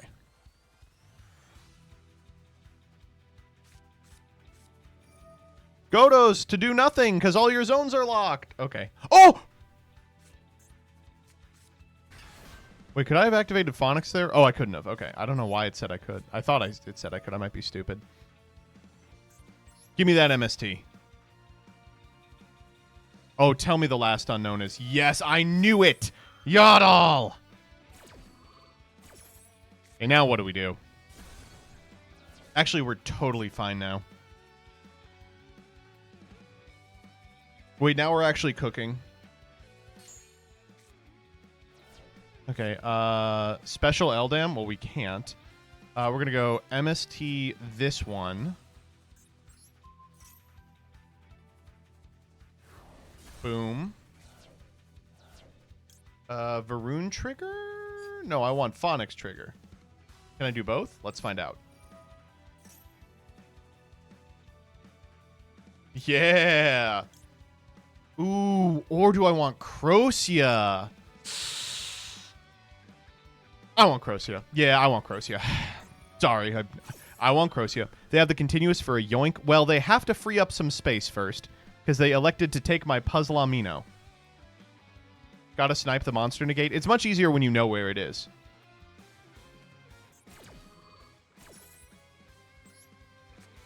Boom. Bam. Bada bop pow.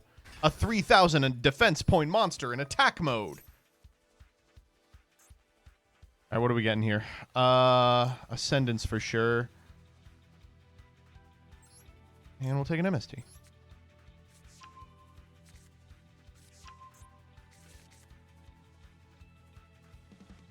So now we win, because when they bait, we go MST.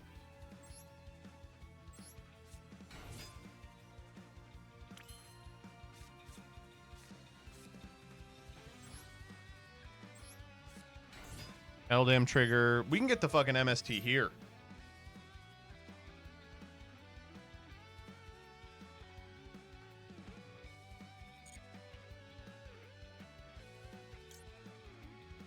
I guess we could get Swen. Yeah, Swen's better.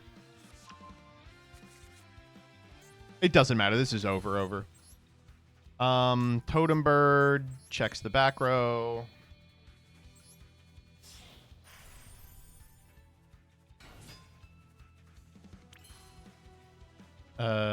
Ascendance, I suppose.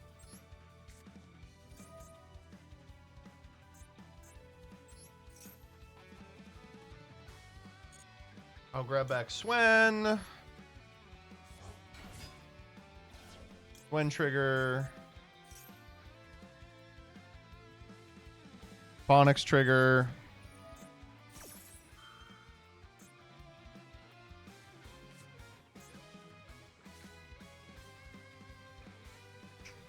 Totem Bird doesn't check traps?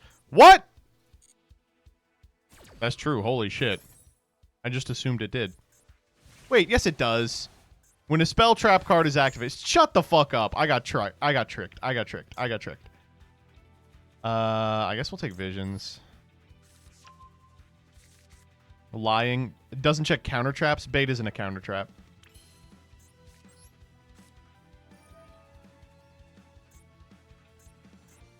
Honestly, I'm getting the fucking MST back.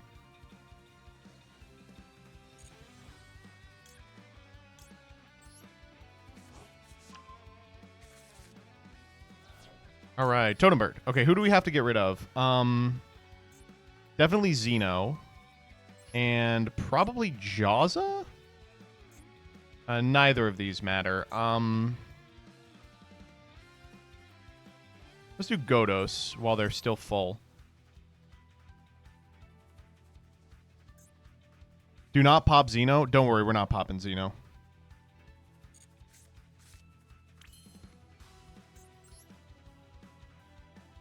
Varun.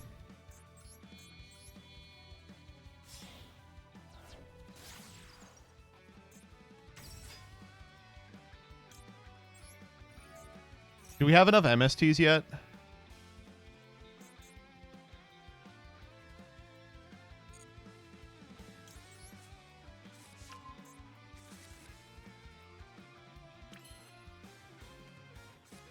Will we be using the most important effect on this card? The pushback?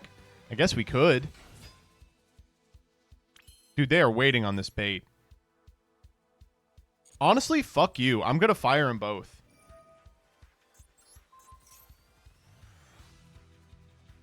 Oh. Okay.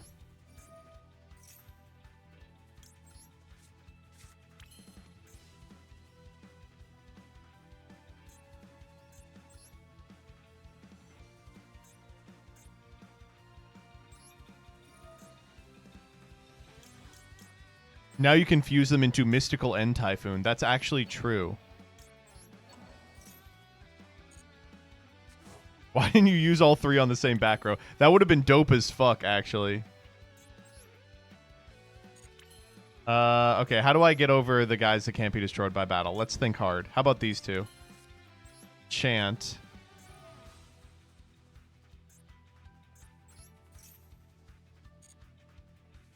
Have I summoned Megala yet? I think I have. Yeah.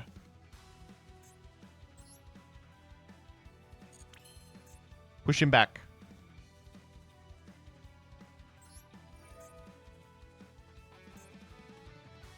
Whoop. Whoop. I could have negated one. You're right.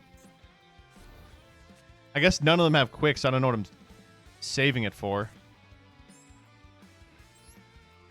In fact, I could still just do it.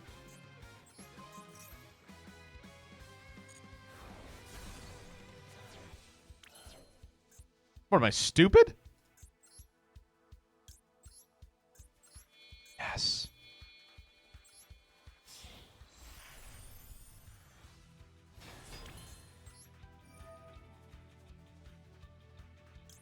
You have to click some buttons. Okay.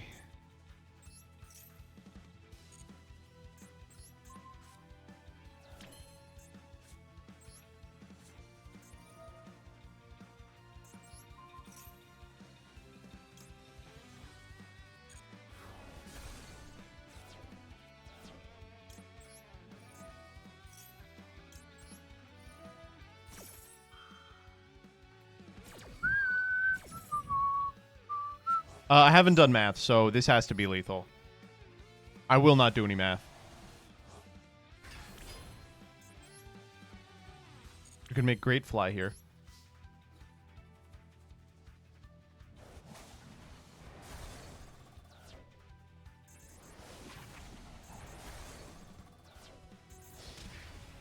It's Exacxes. No! I'm 300 off!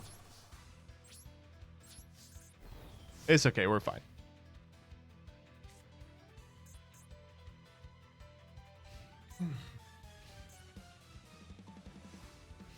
Okay, we win. This speedrun is going so well, dude. Legitimately, it is. We are not... It's not going to work. We are not remotely close. What do you mean you can activate that card in damage calc? I told you this decklist rocks, though. I mean, we did play against hecka hands of all things. That was 12 minutes. We're gonna need a lot of dice off this. Give me a lot of dice. I got 1 dice, and it gave me a 1.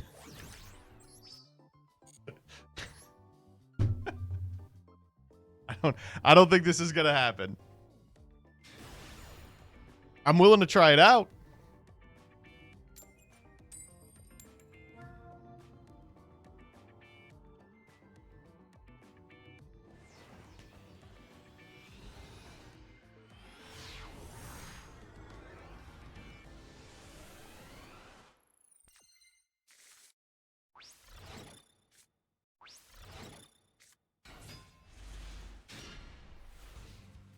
Dude, can we open a hand that has interaction in it?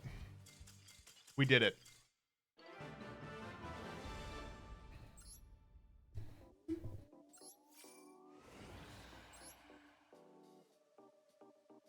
Paid actor. That's what I'm saying. Dude, I'm getting a little mad. I'm getting a little mad, dude. I'm getting just a little upset.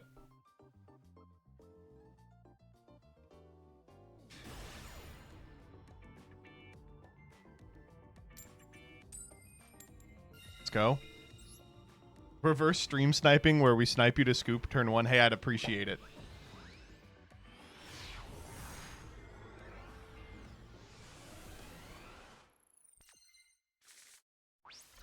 Dude. What are these hands? Antopian. With no material. Okay. Come on, Gopio. What do we got? Alright, out comes Swen. Swen trigger. Gopio's got bad internet. How about vision? It's a 3. Wait, you're right. Don't do it. That's okay. I'm a little mad. That's okay.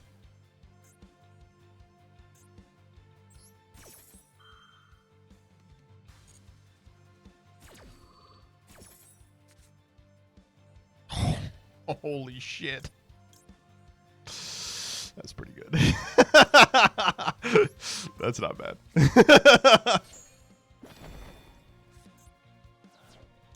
Onyx trigger.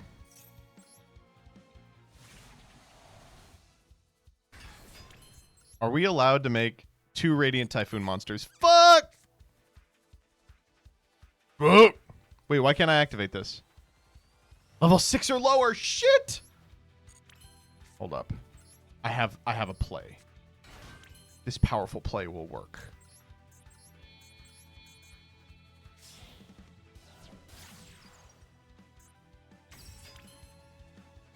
Okay. Ascendance. I didn't have a level 6 or lower.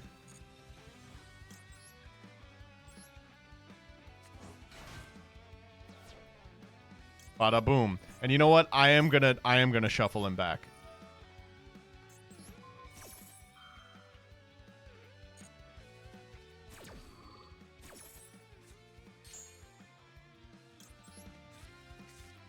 This mandate will send me to the man-date.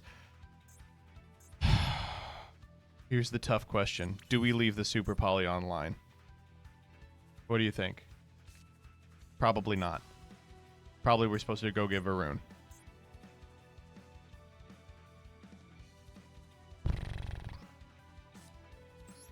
We will draw it off of the mandate. You're right. Actually, we will draw off the mandate.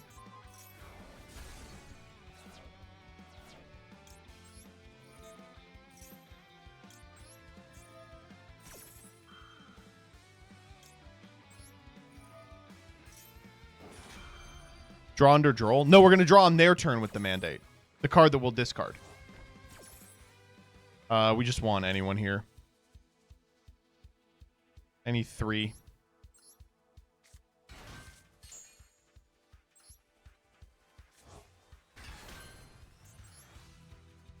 Is this any... They have to be wins. I guess we're making the Boozler. Get him, Bamboozler.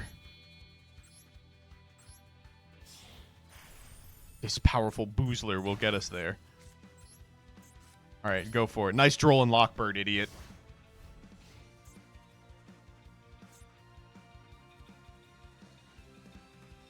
Not so fast. Do I use the effect now? It turns off my... No. I wait on them to commit, then I go Varun, then I can shuffle back. Crocia was much better there? No. Why? What does Crocia do? Am I stupid? Adds from graveyard. Oh, I don't need it. I'm gonna get it. I'm gonna get it back. Getting an MST from graveyard is just a bad idea because we wanted the graveyard for Varun. That's my idea. Fuck me. Wait, that doesn't do anything. I mean, it stops our Super Poly. That's rough.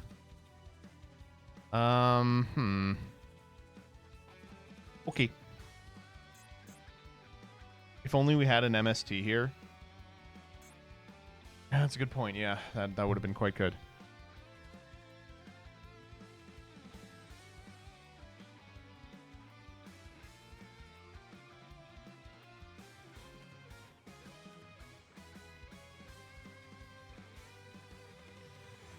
Oh my god. Hello? Gopio, I don't have all day. I'm running out of time here, Gopio.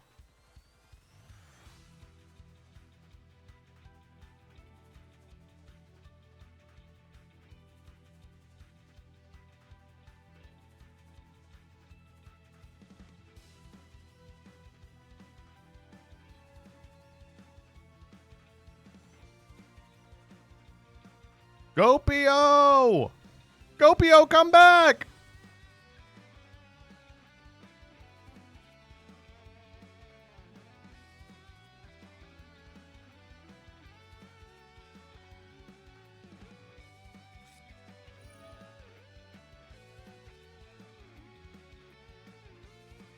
Oh, okay, they're gonna negate the negate, so we might as well just fucking mandate here.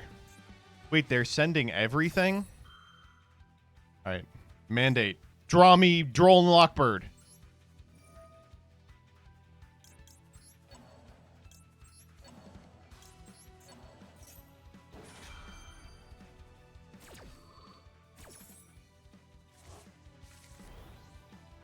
Oh my god, that's a pretty fucking good one. Are you kidding me? Wait a minute, are you fucking for real?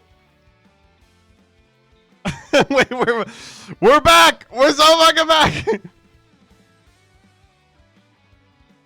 Gopio. Gopio, please pick. Gopio, please pick. Okay, there we go.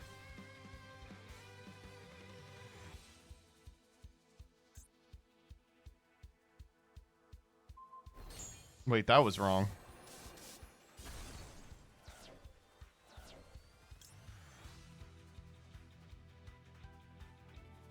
No. Yes. Wait, why can't I use Mandate here? Oh, Mandate has to be popped by fucking MST. What am I, stupid?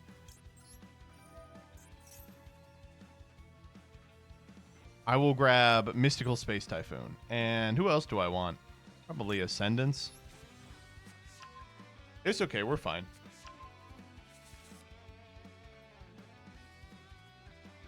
Gopio. Gopio, you must pick carefully, Gopio. Gopio! What the fuck is that, dude?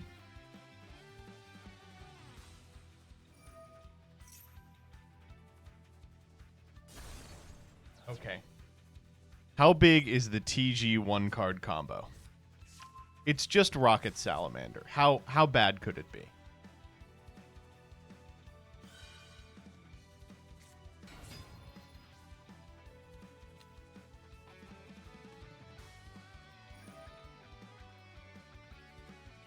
Oh my god.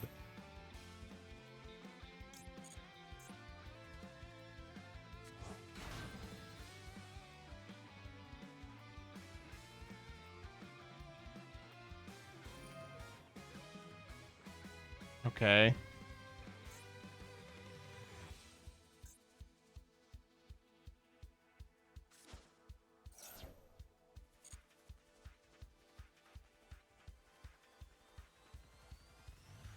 WinCon is them timing out. They've already been live for 5 minutes.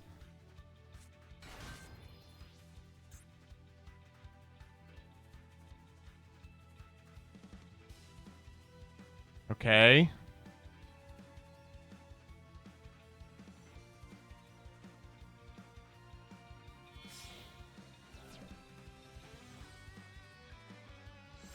They're playing Grub? They play Grub. That's a beautiful over Dragonar. We are going to lose. We're actually going to lose.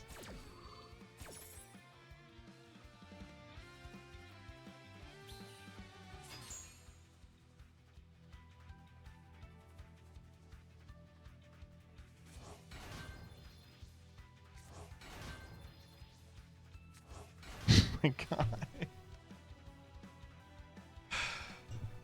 They're not going to time out.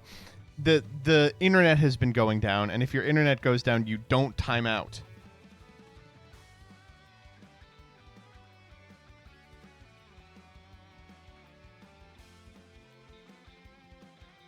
Dude, we have been sitting here for 6 minutes.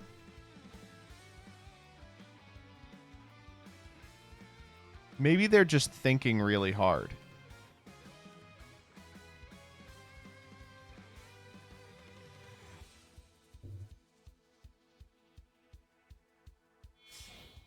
Okay, wait.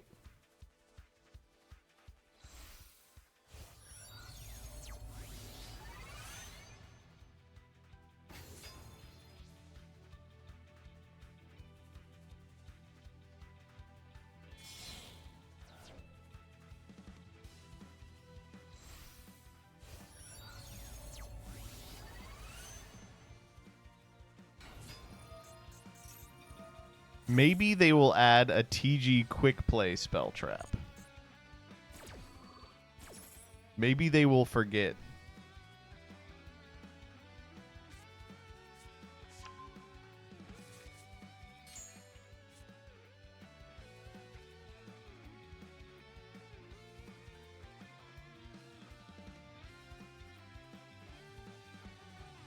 Gopio is entering minute 7 of his 182nd turn.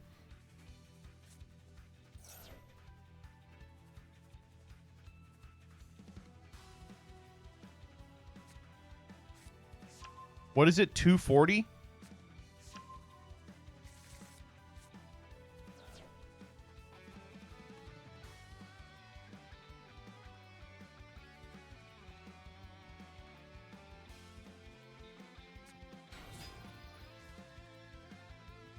Gopio is on the Saga timer.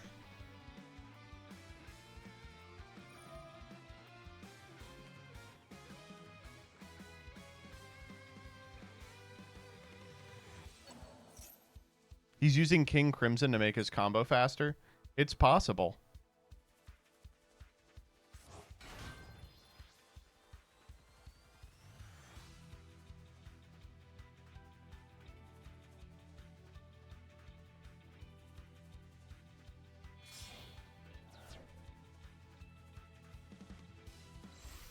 We are now entering minute 8.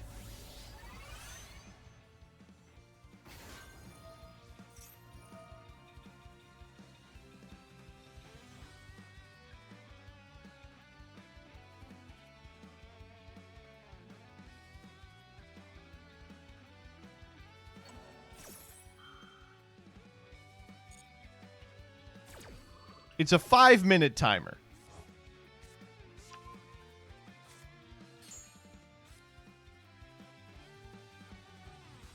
They're playing with the Genesis reverse timer.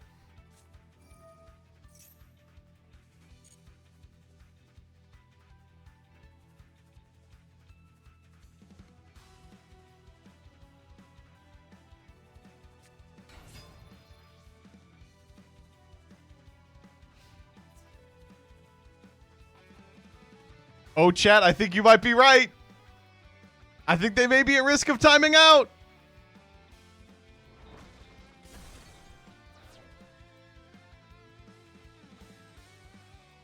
We're entering minute 9.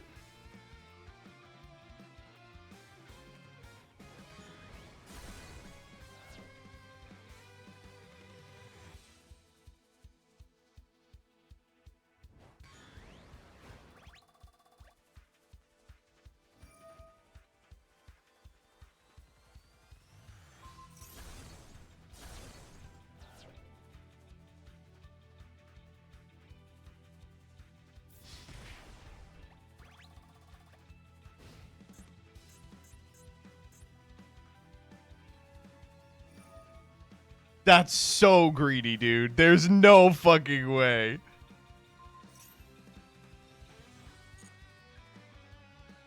We are entering minute 10 of the 5-minute turn.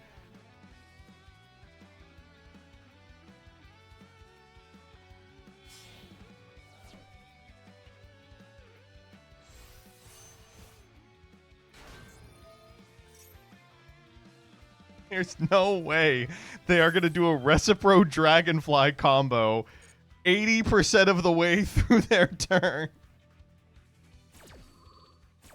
Dude, I know you don't have that kind of time. I'm looking at the timer right now, dog. They said TG close.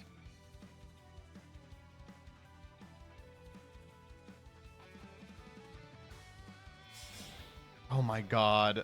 What do you mean? We're making Glaive Blaster. Oh my god.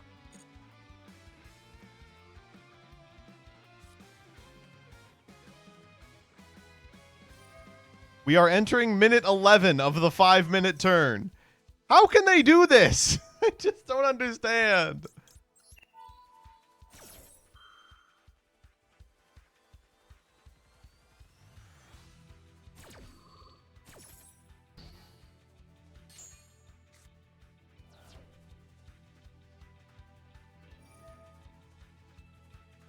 Wait, what? Oh, so they can set the counter trap. Okay. What? Oh, okay. So we can set the counter trap.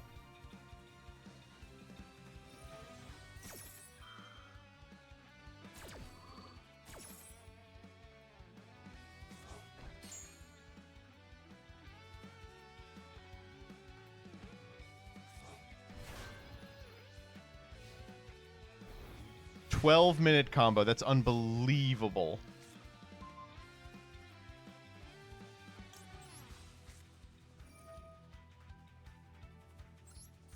They always negate this. Thank you.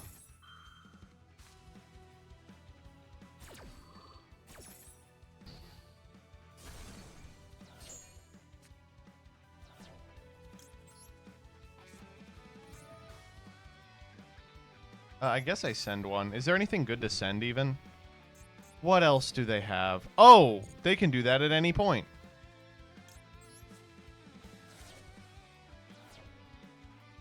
Wait, I'm stupid. I should have just led MST.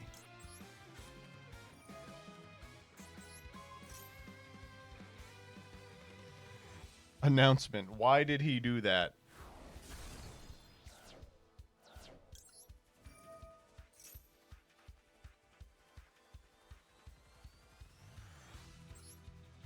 Rebecca, you need to be nicer to me. I heard that you were going to be nice. What happened to that? Did you give up?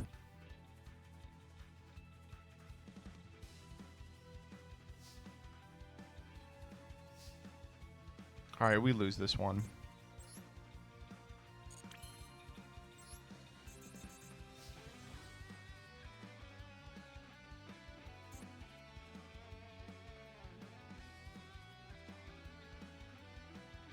You were supposed to win this one? Don't I know it? I kind of got knocked off my game by the 13-minute turn. What do you want me to say? I got so mad I played like shit. What do you want?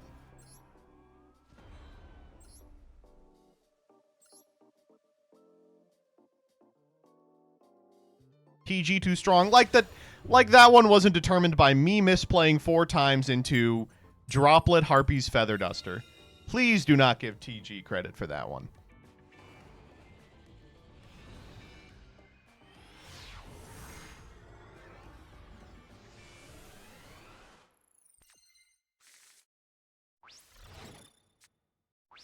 Droll Duster Droplet was kind of cracked. Exactly!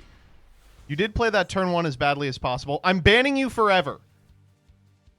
806 messages in here. You're permanently banned.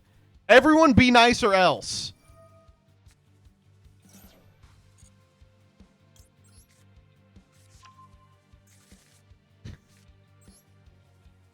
Truth equals ban. You're getting banned too. Permanently. Forever. Look at this. 9 billion messages in this chat.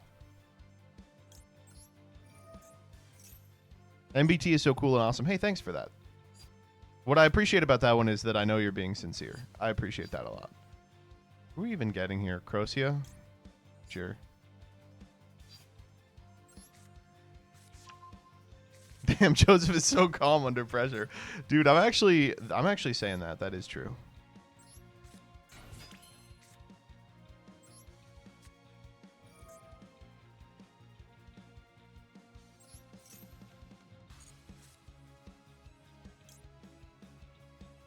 This card. Fuck this card. Yippee. You keep speaking truth to power, chat. And I'm acknowledging that MBT is the power, and I would never dare cross him. Thank you. God, finally someone fucking gets it.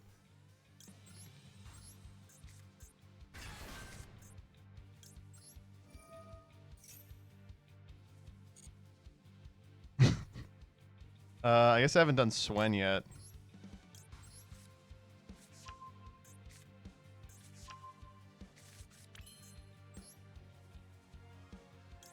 Dyer, how are you holding up? I don't know. What am I doing here? Dude, this Beast of the Pharaoh is a real clunker. It's a real cash for clunker, if you catch my meaning.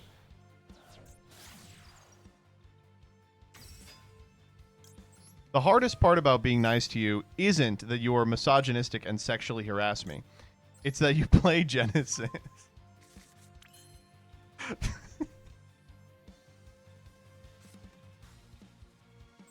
Oh, that is so true.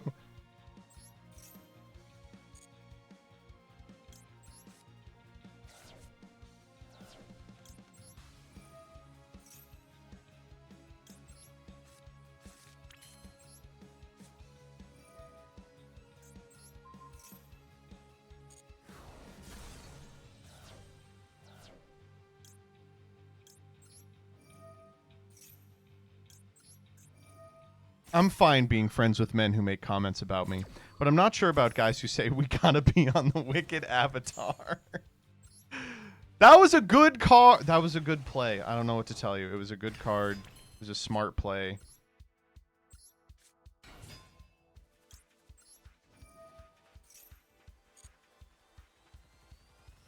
What am I doing here? I'm totally zoned out. I guess I'm getting Ascension.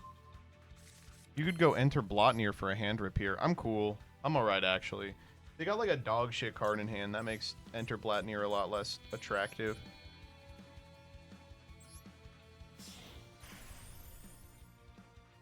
Ascendance for Crocia in enemy draw phase? No shot. Because when I do that, then there will be no MST in Graveyard for my powerful Varun effect.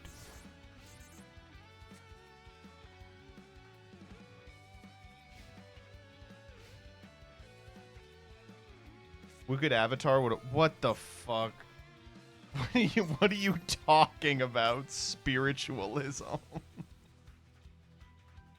What do you mean spiritualism?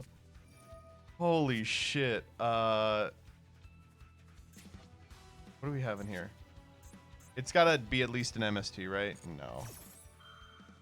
On the right one too? They knew where it was. It was their bonus card? Oh, fuck. Well, it's crazy here.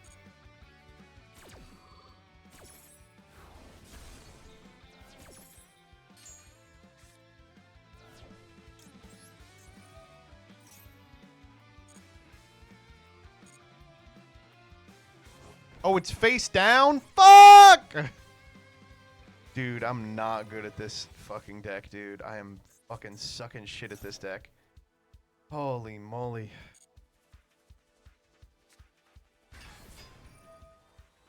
It's actually crazy because I'm actually really good at this deck all the time.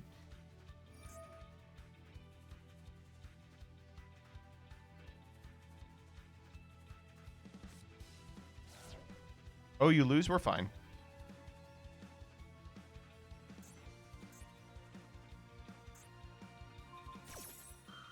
What did they target?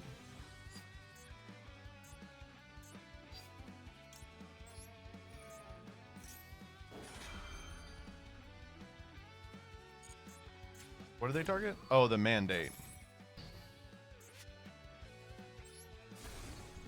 Shit, I should have let that happen.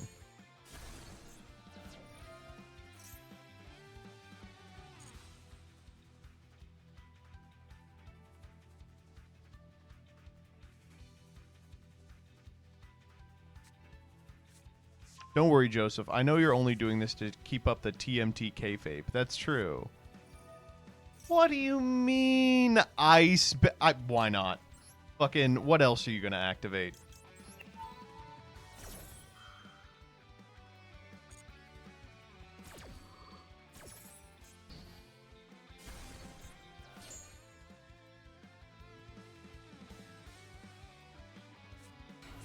Yeah. Yeah, man.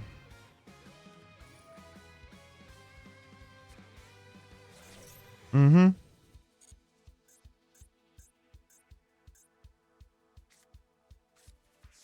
The Gooner.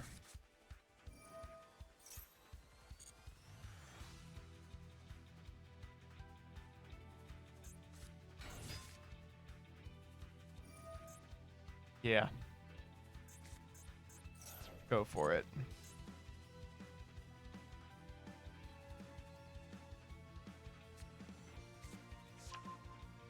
Double Deep Sea Minstrel in this hand.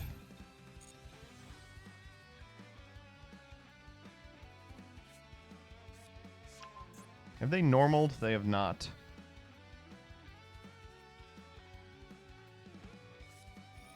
Dude, what do you mean, dog?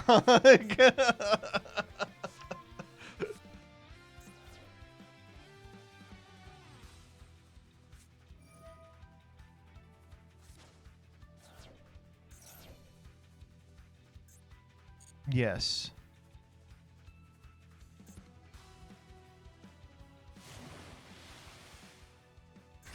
Oh my god. No, not at all.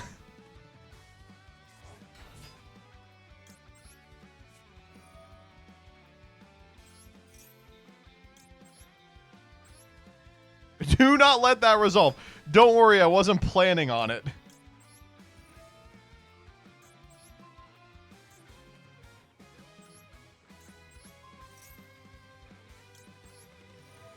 Please let it resolve. Okay, sure. That's a good idea.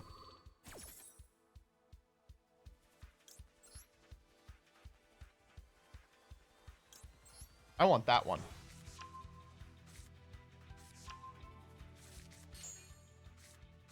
Get those fucking guys out of here.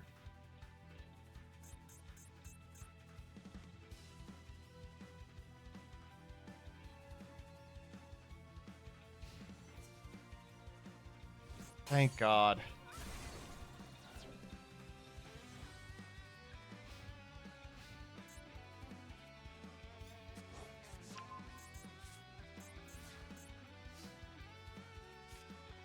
After 1,000 years.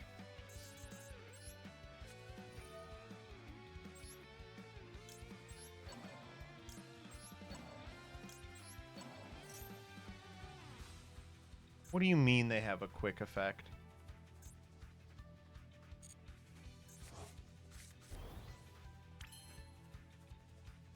Mean they have.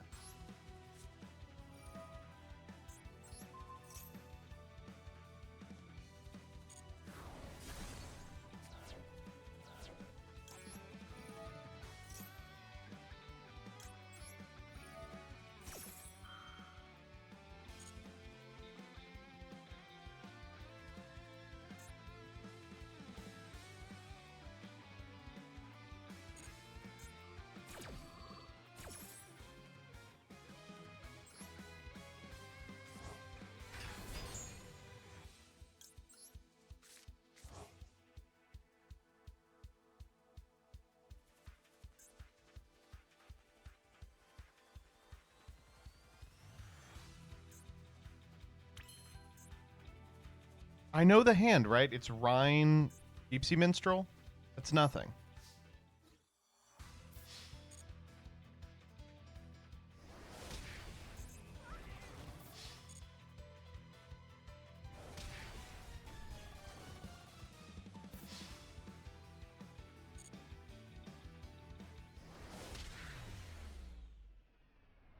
Okay.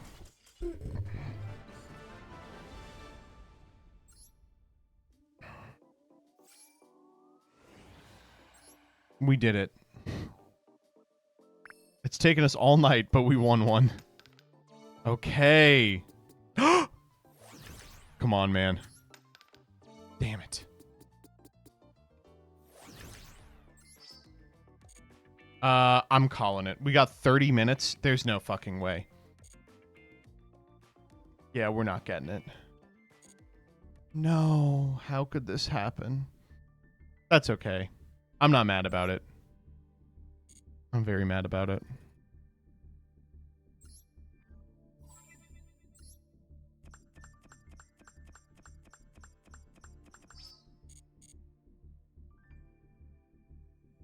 Blame the YCS? I will. Don't worry. Give me the gold. I want the gold.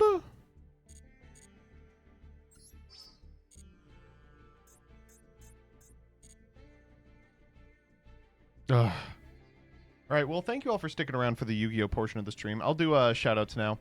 Mr. Quiggles, thank you for the 51. The Calamity Carl, thank you for the 49. Zanny Drew, thank you for the 2. Hendo Hondo, thank you for the hundo. Half Miss, thank you for the 39. Blue Rose, thank you for the hundo. Husson K, thank you for the 6. The Pie Overlord, thank you for the hundo. Blue Rose, thank you for the gifty 2. Rebecca, Miss Nindery, thank you for the 38. Scorch SB, thank you for the 40. Cash Clam, thank you for the 21. Eastnick, thank you for the 55. Slash Star, thank you for the 12. YG Organization, thank you for the raid. Bicketer, thank you for the 32. Anon, thank you for the $1. Does anyone know where MBT gets his glasses? The store? Luke Von Karma, thank you for the 73. Zen2701, thank you for the 24. Queen Bitch Kira, thank you for the 59. Bean Edge, thank you for the 36. Crystal Queef, thank you for the 65. Nim, thank you for the 75. Dancing Trev 2, thank you for the 10. Steakhouse Z, thank you for the 33. The Doc Perry, thank you for the 57. And Ned Nevo, thank you for the hundo. This is going to end the Yu-Gi-Oh portion of the stream. I am gonna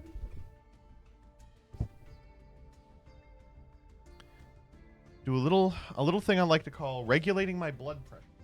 And we're going to play a game that isn't Yu-Gi-Oh! On Mondays and Wednesdays, we like to cool down with a little bit of the Binding of Isaac.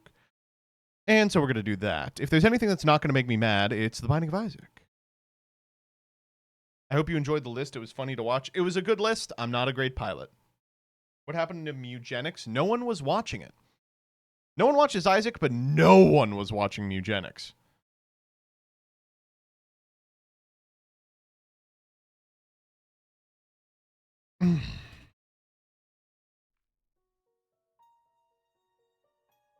Do you have the Patreon TMT? I don't. I'll get it for you.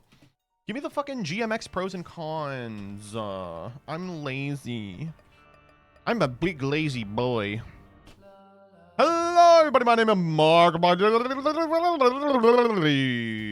my god, that's a pretty good one. But I can do better.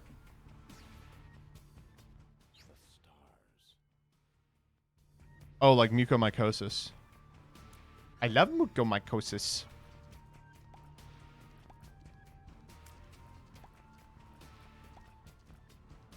I also feel like a lot of people didn't watch Mugenics because they didn't want to spoil it for themselves. It's that, and like that was my bread and butter of people, because if people were coming to watch like based epic Mugenics gameplay, I'm never gonna like out epic gameplay like any of the Isaacians who played it religiously when it first came out. Anyway, how is everybody doing today? We're doing some more Tainted Bluebees runs. I hate this fucking guy with all my heart. We got a pretty significant amount of the check marks last time, so oh my god. So we're just gonna try and get some today as well. Muko, get him. Okay, thank you, Muko. If you're unfamiliar with this guy, here's how he works. He sucks and he's unfun to play. That's like his gimmick is... Every one of these Tainted characters has a gimmick, and his is that he sucks and he's unfun to play. They thought that would be kind of an interesting role reversal from usual Isaac guys. This one is boring and uninteresting, and he sucks and he's not fun to play, and he farts all the time. Instead of bombs, he gets these little poops, and the poops, as you can see, do nothing. They are sometimes bombs, fucking, and sometimes you just get hurt by them because you're bad at the game. This time for sure. Oh my god, it was all worth it. It's excellent theming, making the character play shit, too. Exactly, exactly. I don't think we go curses. I'm not that confident in myself.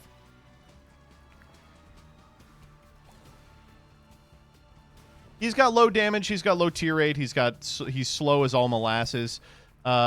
He doesn't get bombs, which is super important for the entire game. And he looks like crap, too. That's just the way the cookie crumbles. You know, some of us have to play with the hand we're dealt, and that's the hand we're dealt, is we're ugly and suck and we're not talented. Hey, at least, yeah, exactly.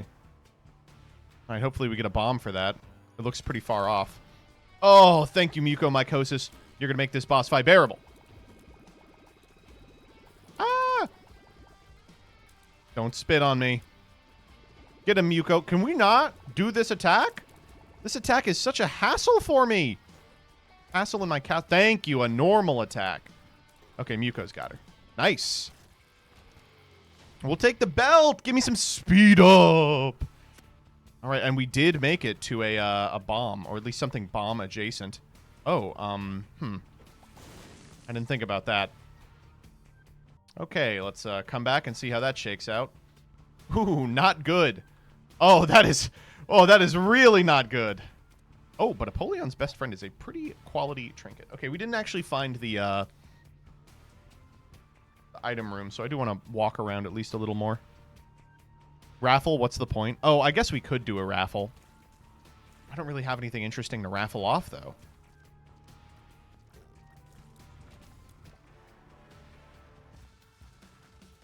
What's this guy doing here? Get him, mucormycosis. With the power of mucormycosis. Okay, there we go. Oh, and he gave me poop.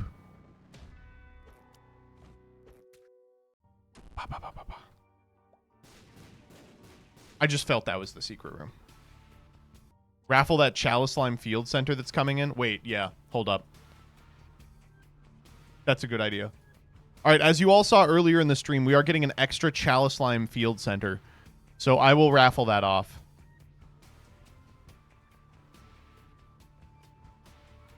We're going to say Americans only still.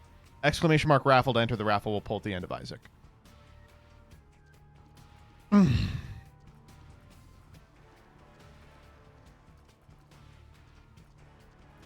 Okay, so I said I hadn't seen the shop, and then I went to go to the shop, and then I didn't go to the shop. What's my problem? What's my issue? Am I losing it? Am I an insane? Okay, here we go. Here we go. Here we go. Here we go. Here we go. There we go. Here we go. Here we go. Satellite radio. Y'all get hit with the boom, boom. Beat so big, I'm stepping on leprechaun, shitting on y'all with the boom, boom. I don't want any of this. God, I miss Black Eyed Peas so much. Beat so big, I'm stepping on leprechauns was so fucking good. He's a lyrical wordsmith, will.i.am. In this context, I mean no disrespect. Oh my God, stop! Did you see that? Okay, we have to get better at the Binding of Isaac. Oh, but actually we were just setting up for a killer challenge room there. A killer boss challenge room. Oh my God. Oh my God, we're gonna die! We're gonna die! Oh, we did die. Okay, I'm running it back. We love little Steven. We love little Steven. My streamer. That was a my streamer moment, but also every time I lose with this guy, I feel like it's not really my fault. It's like you enter a tournament with, you know, Dark Magician and then you lose. You're like, well, I guess I shouldn't have entered a tournament with Dark Magician, but like, where did you think it was going? All right, what are we looking at here? Retrovision, my favorite, dude. I love this. Mr. Homing Tears. Mr. Too Damn Homing Tears. Get in there. Woo! Retrovision's fucking me up here. Good to see MBT's as bad as me, too. Hey, I have no frame of reference for how bad you are. I didn't even see that spider. I'm retroed out. Dude, this shit is so retro. We got bombs coming up. At least we aren't Curse of the Lost this time. I actually really like Jar of Flies. I don't think I have the money for it, and I don't think I will be able to get the money for it, but I do like Jar of Flies. You know what? Maybe. Perhaps. We'll see what happens. Hello. There's a secret bitch. Look, a secret bitch. That was a funny YouTube poop reference. Did anyone get that hilarious YouTube poop reference? How about this one? Lucky for you, I'm a dog lover. That's a classic thing from the same YouTube poop that I just referenced. I will admit, when I was a kid, I didn't really get YouTube poops.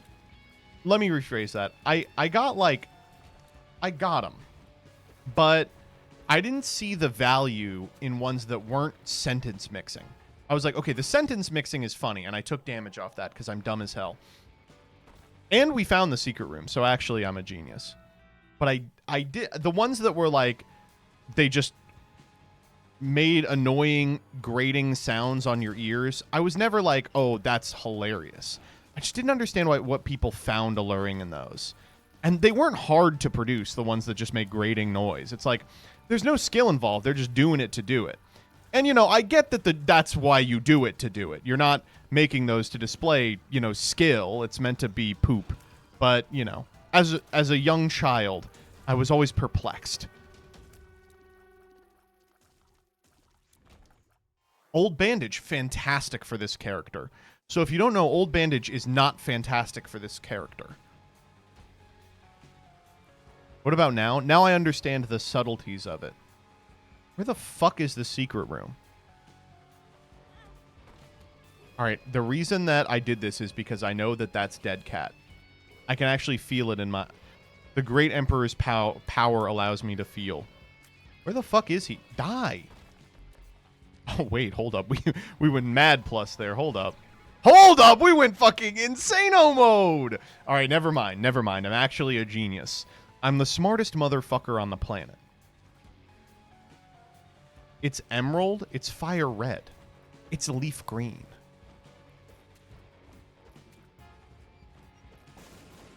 Wait, what the fuck? Where's the secret room?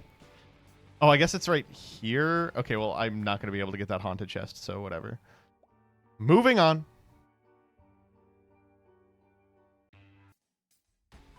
All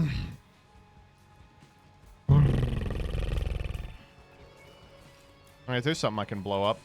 Ah, I'm slow and I'm weak and I'm a chud. Do you guys think the term chud has been co-opted? I'm scumming. I'm scumming. I'm scumming. I'm scumming. I'm scumming. I'm scumming and I didn't even hit it. What am I doing? What is he doing? Oh my god, he got really fast there at the end. Okay, we were not supposed to take a whole heart of damage in this lame-ass room.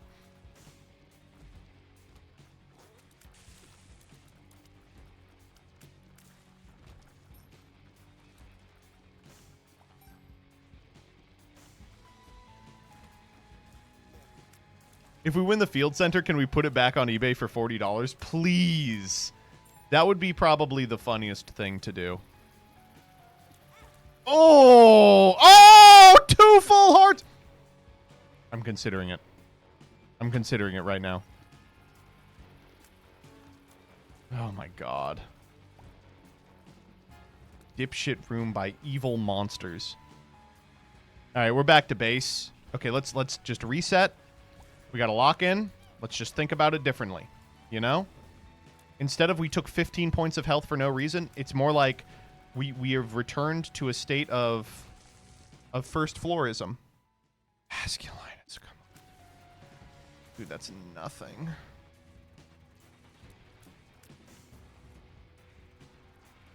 This one ain't looking so hot.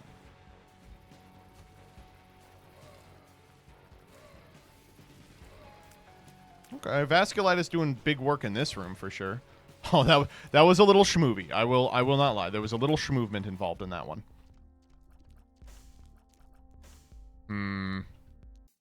Oh, I don't think so.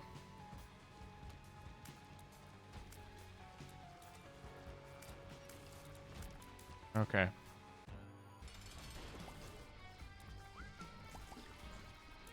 Oh my god.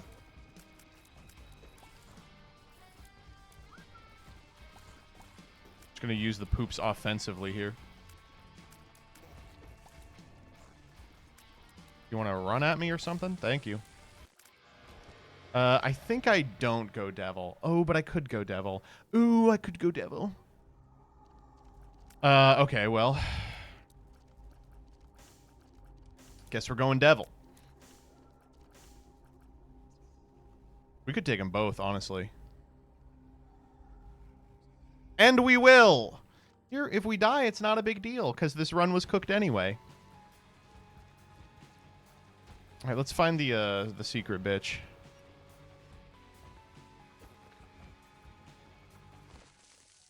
Yeah, I like that.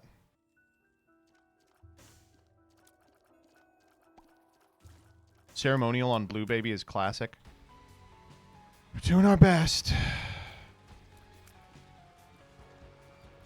I mean, ceremonial is a good-ass item. Oh, this is an irritating room. Okay, but actually we have such a huge damage spike that it doesn't matter. Ooh, and money. Hold up. Things are turning around for our little boys. Can you not heal the black hearts? No, you can't heal any of our health, and never will be able to do. Can you not pick up devil deals with less than the hearts necessary? You can, but it kills you. Okay,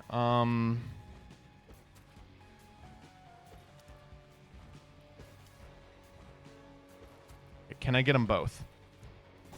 No. Oh my god, we're back in this. We're so back in this. Holy shit, hold up. I'm gonna get this too. Fuck you. 3? I'll take 3. Okay, we got some money coming our way. Hold up. This is just poop. Nothing interesting with respect to poop. Do we get really greedy? Yes. Ah, that was stupid. I shouldn't have done that. Ooh. Farts don't do it. Oh, but this will. Okay, here we go.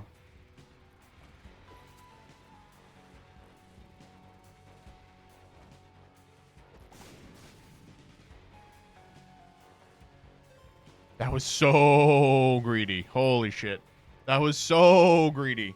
All right, let's get my ass to the money chamber.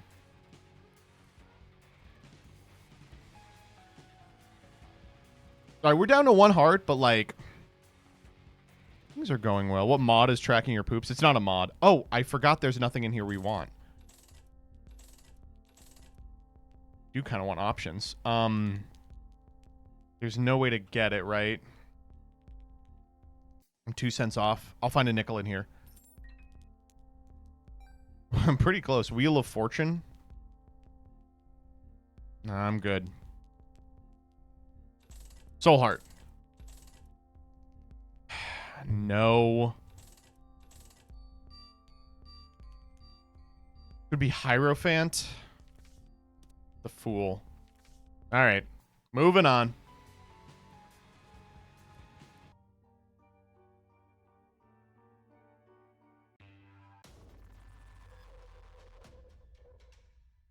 So what's this character's perk? Once you finish all of his marks, you don't have to play him anymore. That's like the upside. I don't know. Like, I guess he's interesting in some ways, but I just find him both exceptionally boring and grating to play. Which is why I'm spending the short gift of sentience I have been given by our Lord and Savior to do him. Is this Tainted Bluebees? Yes.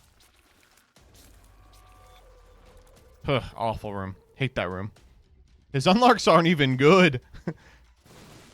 What do you, we finished like 4 unlocks the other day and we got IBS. I was like, thank God IBS. Nothing in there, of course. Like the ghost lets you float, but this guy's just pooping. You got a problem with pooping? Why don't you try not pooping and see what happens? Okay, that was awesome. I'm glad I get to spend 3 rooms fighting for that incredible reward. Oh my God. Get him with the poop! Get him with the poop! Oh my God, we really got him with the poop. Get him with the poop! Oh, this is demonic. Hate these guys. Do not show me these guys. Okay, 1 down. 1 to go. A dime! Okay, wait. We're back in it. And all of a sudden, we're back in it. Okay, I'm gonna... This is very stupid, but I will spend the time to get both of these. Let Rotten Baby carry the run. Hey, that's the plan so far. He's doing a great-ass job.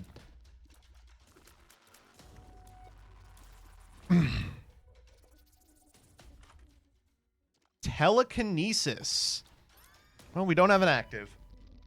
Telekinesis is a fine item. I just, it is very hard to use, of course. Does not rankle with me. Night Pulse TCG, I'm sorry. All people must deal with it someday. Huh! Huh! Huh! Huh! Okay, and let's go out and back in. Up! Okay. So how do we want this pop to go? I guess like right...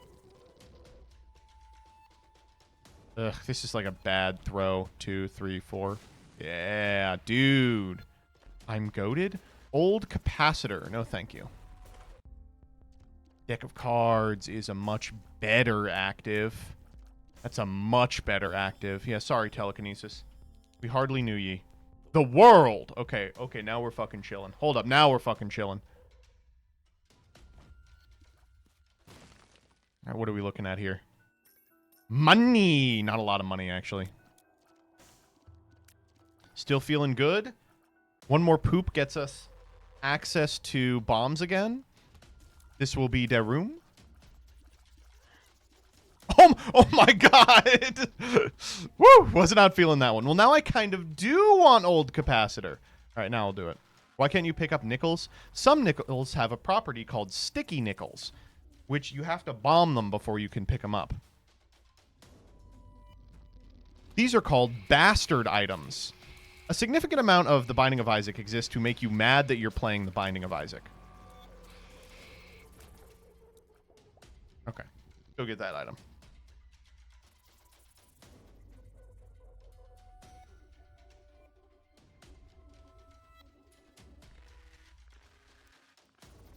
I have never seen that in Isaac. Am I too bad to have them? They are an unlock, yes. All right, what are we fucking with? A key. All right, key and 5 poops does pay for itself. Let's go down here so we don't have to backtrack.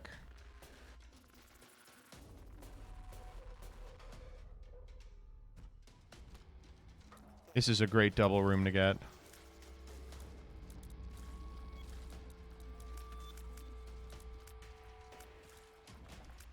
Cool. Old capacitor is kind of fucking me over right now, I will say. An unlock to make the game worse is very Isaac, I suppose.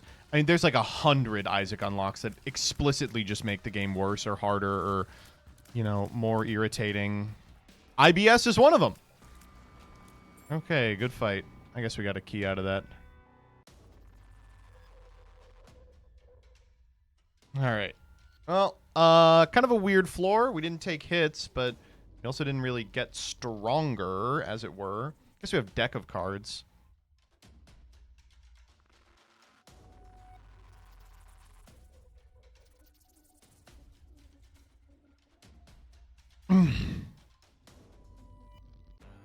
Jessica Cat Q, that is crazy. Did we get double trouble? That is crazy, Jessica Cat Q. How shocking. Oh my god. We were supposed to get hit there 100,000,000% of the time. Oh, we got hit there 100,000,000% of the time.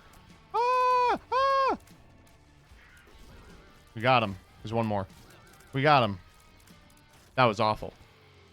Not really where I want to be. All right, are we dropping this old capacitor? I think I am. Sorry, buddy. You kind of have let me down here. All right, moving on. All right, I just need something to save this run, please. That is a good item. I don't think it saves the run. Good item.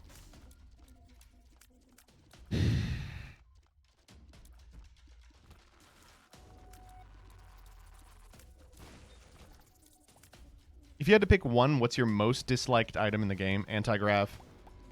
For sure. Because it's good. I dislike it because it's a good item you should pick up, but picking it up is such an irritating thing. Are we...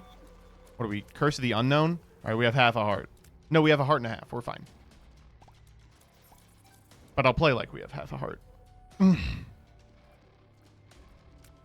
Ash Suwato. Thank you for the sub. I appreciate it. My picks are marked or joystick. I'm actually like a huge marked enjoyer. I love marked. I pick it up every time.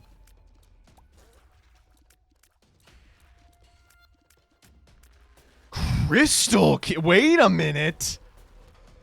Oh, this run is about to get quite interesting. Okay, wait a minute. I maybe have found the way we're able to make something occur with this run.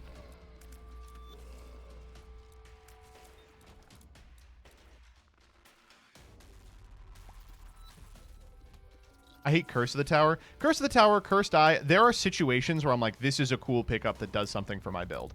I don't think I've ever been excited to see Anti-Grav. Like, sometimes I'll see Anti-Grav and I'll be like, I do really need the tears, but I'm going to get Carpal Tunnel.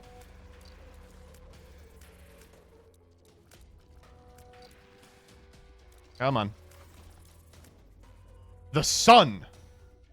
Not perfect, but... Okay.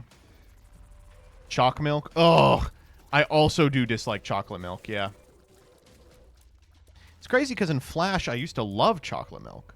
But Flash was different. There were less breakable items.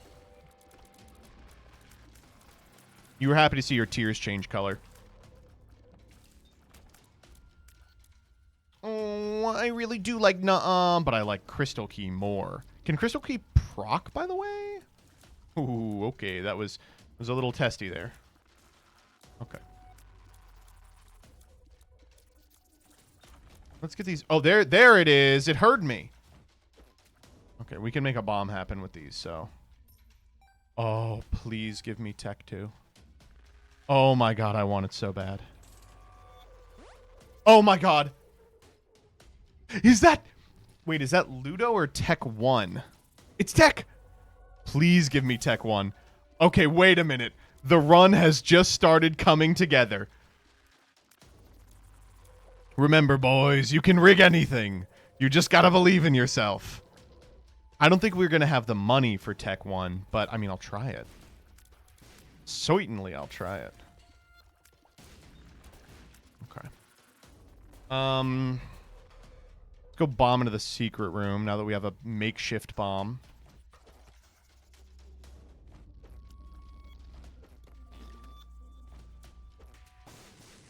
Okay. Yo.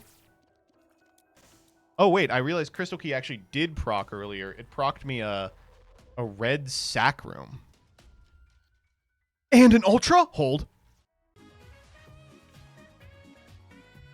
Boys, you can break anything. You just have to believe. You just have to believe in yourself. You can break anything. You just have to believe. Oh my god. Okay, here we go.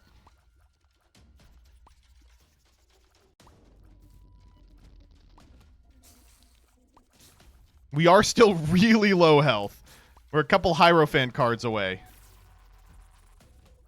I would like to... I probably don't want to go into the item room. I want to spend all my money trying to get tech. The Hanged Man. That could come in handy. We'll come back to that. We do not have a lot of damage, I will say. Okay, it's a reasonable amount. Kind of double it up with the... Oh, we're too healthy for that. We could go in. Ooh, hard to say no to the tears up pill. Those are all good items. Bomb the dono? I will not bomb the dono. Not for this guy.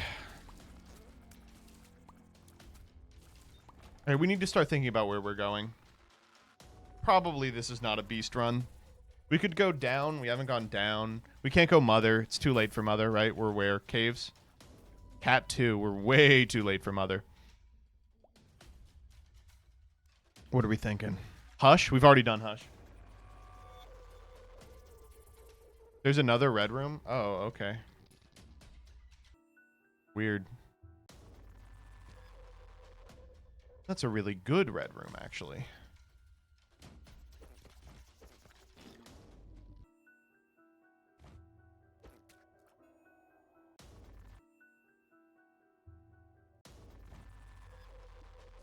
Let's just call it a mom.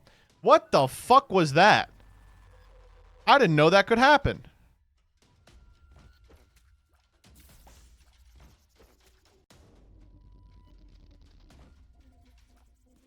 There we go. Have you done lamb? No. Well, I mean, we would go down, is what I'm saying. We could go down.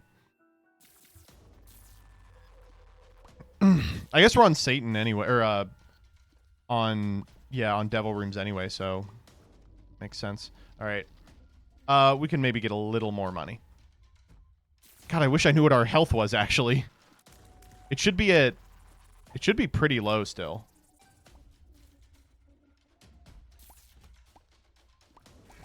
If we bring it down to 1, I will go into that room. 2.5, I think it is. I'm not going to lose that much health to go in. Against this guy, though, maybe I am. Okay, no, I'm not.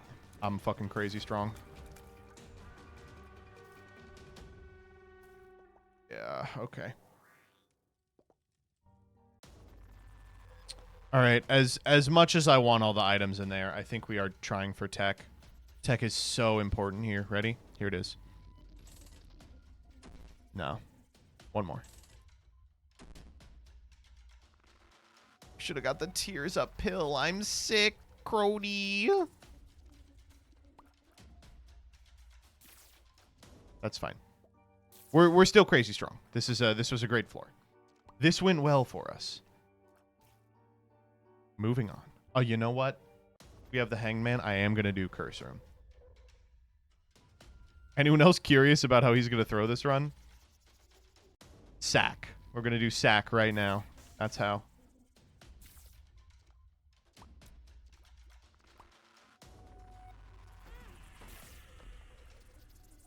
Okay.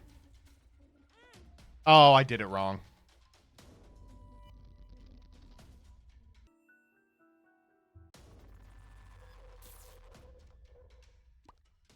What about the super secret above?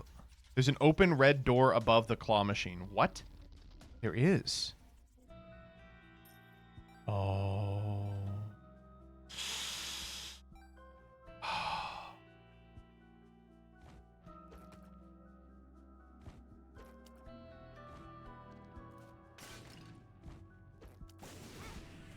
What the fuck? Okay, I think we may have taken enough damage there to do the boss room. I never thought unknown would matter this much. I'm a little upset. We didn't. But surely we have to be close, right? I mean... Okay, I'm going to try for a little more money. Yes. I'm gonna call it here. Take my tears up pill and go. I'm not bombing the dono. I simply can't. I'm sorry. I understand you want me to. I can't do it. The dono's been so good to me. You pulled nothing in Saga, huh? Do what you gotta do. Cloth is so big, though. What, tear it? No. It hurts me to see it go. Okay, we were at 2 hearts. Mom's Pearl. That's a great one, but it's not better than Crystal Key.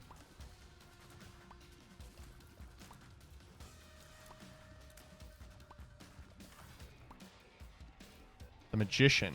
Yeah, I'll do the Magician here. Oh! I got hit. Great room for the Magician. We unlocked a red room, by the way. Ooh, okay. The moon. Ooh, I like the moon a lot. Oh, this is a bad room. Okay, we're good. Sure. That's a lot of money. I'll do the moon here. Oh my god, oh my god, oh my god, oh my god, oh my god, oh my god, oh my god, oh my god, oh my god. Oh my god, oh my god, oh my god, oh my god, oh my god, oh my god, oh my god, oh my god, oh my god. Okay. Yeah. It begins, baby. The throw of the millennium is on its way. We still have to not take damage. We are so low. Oh, glitched crown is so hard. Oh my god. Please do not die. Oh my god, please do not die. Oh, Jesus. Hold up.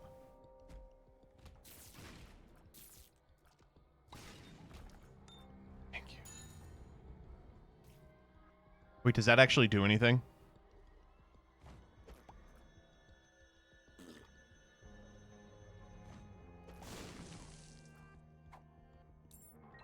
No, lol. Fuck.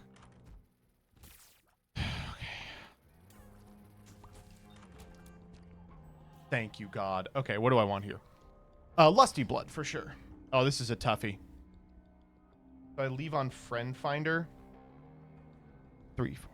3, 4, 1, 2, 3, 4, 1, 2, 3, 4. Yes! 1 down.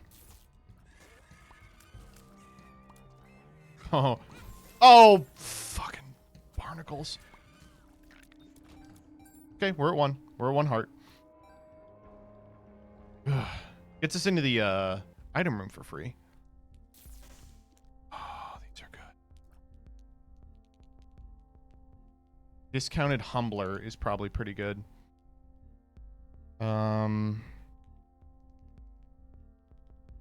Boomerang. 3, 4. 3, 4, 1, 2, 3, 4, 1, 2, 3, 4. Yes! Yes! Yes! Yes! Yes! Yes! Oh, the stuff over there is crazy, though. Diplo got me feeling some kind of way. Oh, Diplo with Glitch Crown is nutter butters.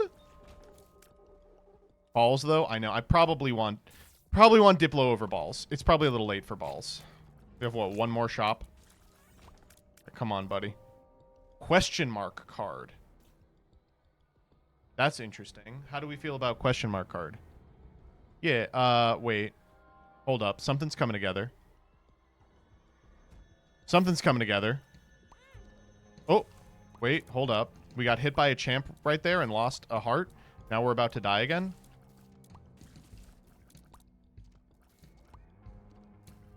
Thankfully, we can snipe these guys from off screen. I did see the GMX list, yeah.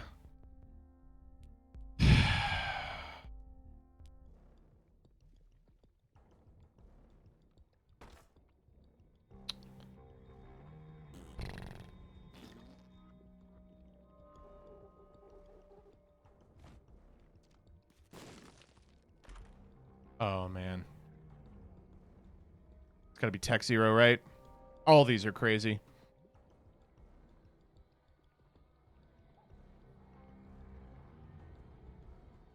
It's mom's panties.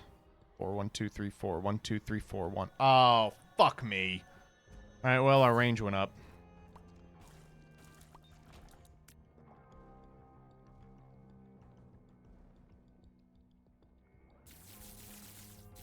That's okay. We're gonna miss a couple. I just want you all to know. Range is DPS for C-section. Exactly. It was all part of the plan.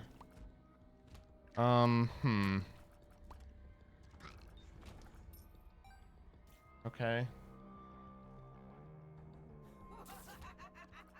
Awful room developed by Hitler.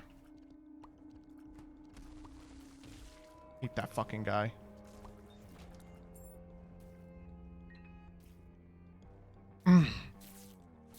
Okay, hold up. No, there's nothing we can do about that. Oh! This room, man. Bad at that room. Justice. Didn't work out. I'm just gonna... The chariot is an interesting one. I was like, I'm just gonna understand that it's unlikely we get to Diplo.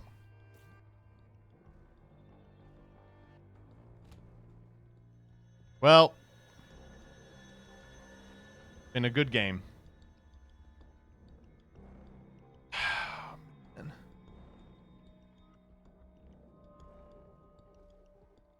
Okay.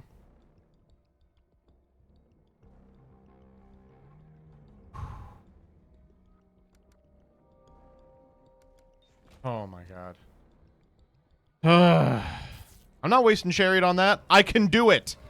I just have to believe in myself.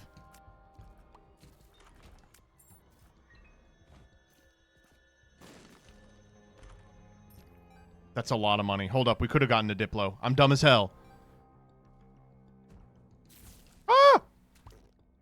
Hit the room, hit the room, hit the room. It's okay. We're nice with it. Whew. Okay. Where are we going?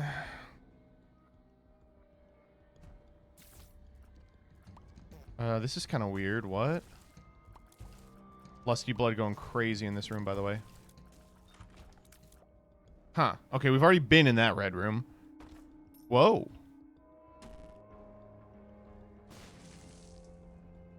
Oops.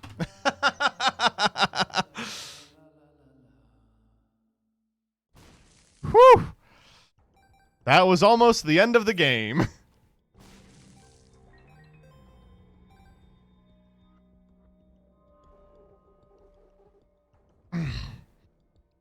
Holy cheese. It's 8 p.m., dude. It's 8 p.m.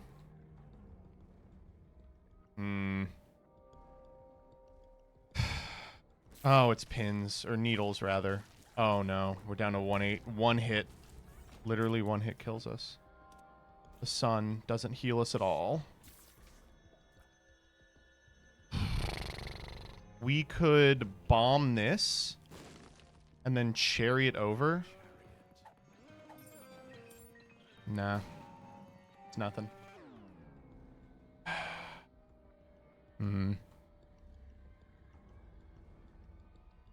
We have so much money. Is there something spicy we can do with Diplo? Where the fuck is Hierophant? That's what I'm saying. Is there anything here that... I honestly think I'm taking cards. 4, 1, 2, 3, 4. Yeah. Wild card. Dude, thank you. Thank you, dude. Holy shit. Honestly, run that shit back, baby. Holy fuck. Okay.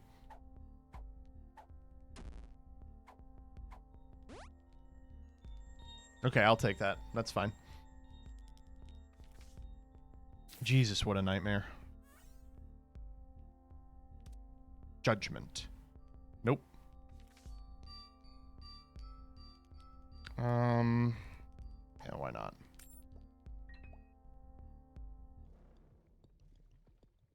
Just dank 1.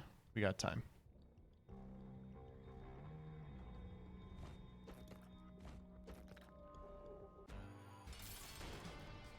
Sister Viz.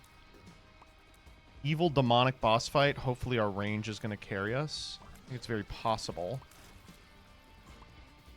Kill her quick. Thank you. All right, Satan, give me something good. I'll come back.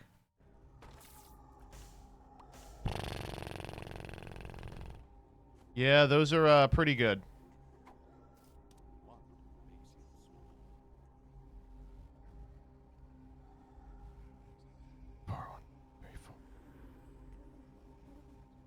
Dude.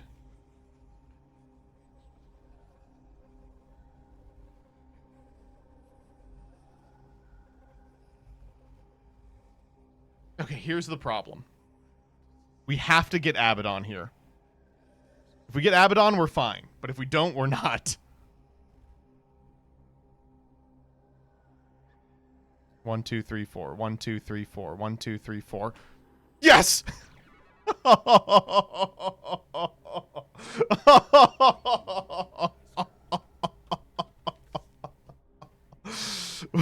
Oh man! Oh man! Woo! That was scary. that was really scary. What do we want? Console here? I'll take fucking Super Bandage, honestly. 4, 1, 2, 3, 4. All right. Sick. Whew. And now that we can fly, let's go check out the secret room. No, let's just go. We're so far. Oh, we are so fucking back. Okay. Have you ever played Glitch Crown with your life on the line? Oh, good. Curse of Darkness, my favorite. Oh my god. Damn, I really like all of these. They're all... It's Black Candle. 4, 1, 2, 3, 4. 1, 2, 3, 4. Get me out of here.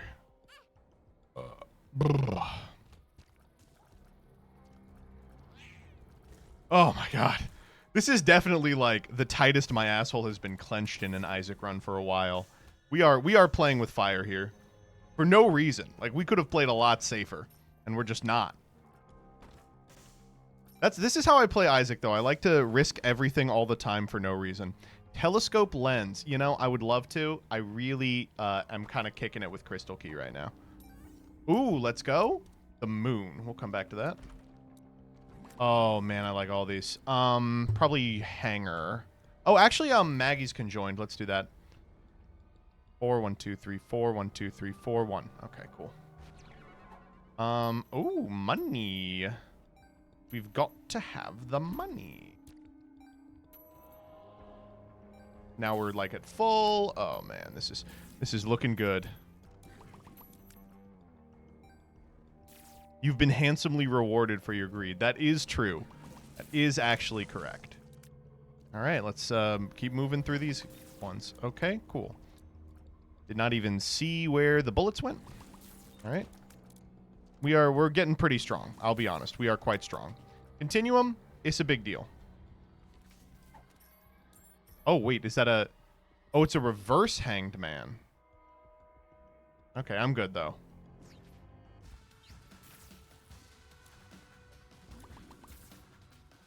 Get him, babies. My baby swarm will make quick work of you. Dude, I wish we'd gotten balls. We'll get a sick dono off at least. That's an important facet of the run.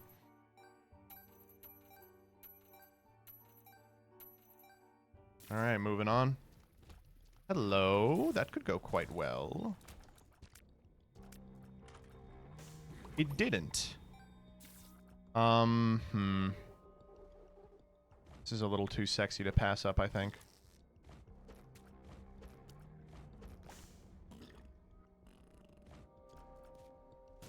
Okay, fuck me. I'll be back with a bomb.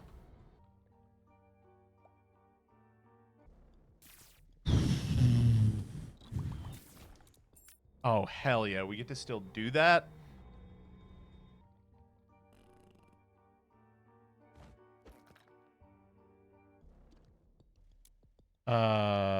Divorce papers, right? 4, 1, 2, 3, 4, 1. That was lazy. Damage down too, but speed up. It's a wash. It's not a wash. We lost tiers and damage. I should have focused. I didn't lock in for that one.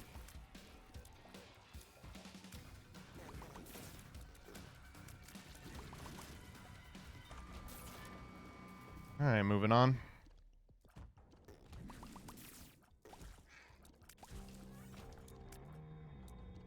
Strength card.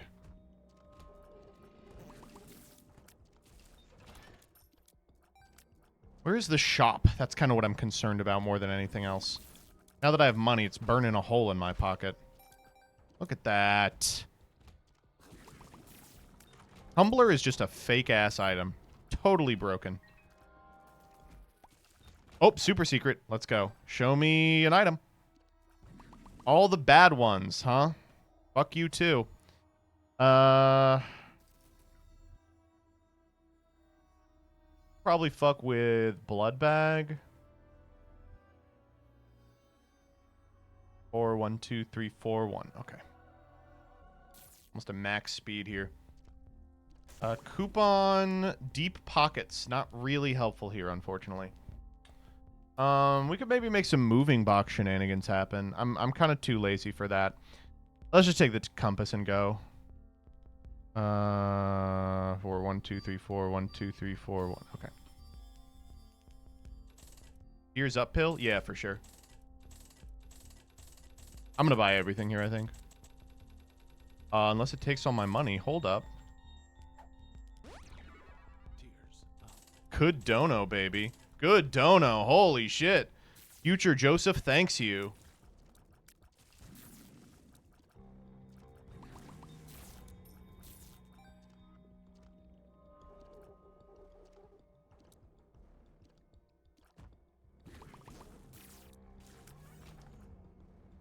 You've only whiffed once? What the hell?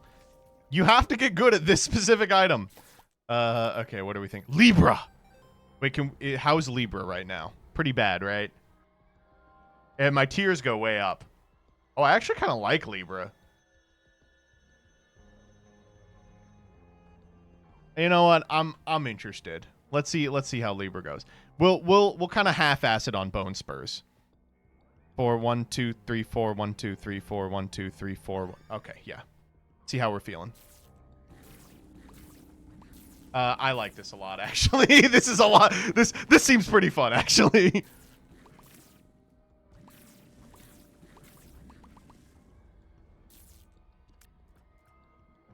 Our damage did go...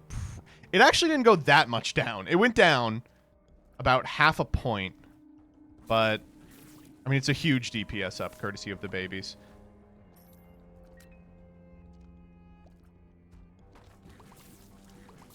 Yeah, that's pretty good, I think. That's mom, so we gotta wait on that. Do we want to go beast? Is this a beast run? I mean, fucking C-section brimstone. How much better could it really get? I think it actually is a beast run. Lusty blood? Yeah, I think I am. All right, let's fucking do it. I just saw the... Where's the X-skeleton, though? We have a hermit card just kind of puttering around somewhere. The sun? That's not it. I thought we did. It's got to be all the way over there. We'll see if I find it or the skull first. There it is.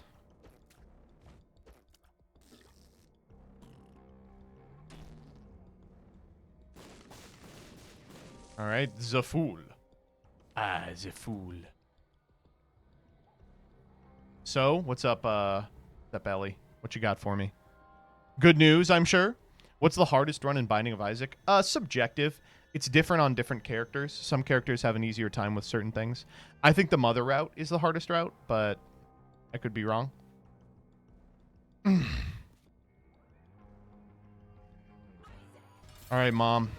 Behold my babies! Oh, I cut it off too soon. I have to wait for all the babies to load. Yeah, that's what I'm talking about. Ooh, and we got that. I guess we'll take Polaroid. It doesn't matter. None of this matters. Ooh.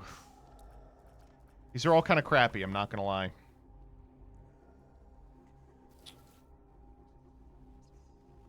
Akir? Eye of the Occult is just stats. Probably just we want stats. 4, 1, 2, 3, 4, 1, 2, 3, 4, 1. Oh my god, I'm bad. Well, if I was going to miss one, that's one to miss.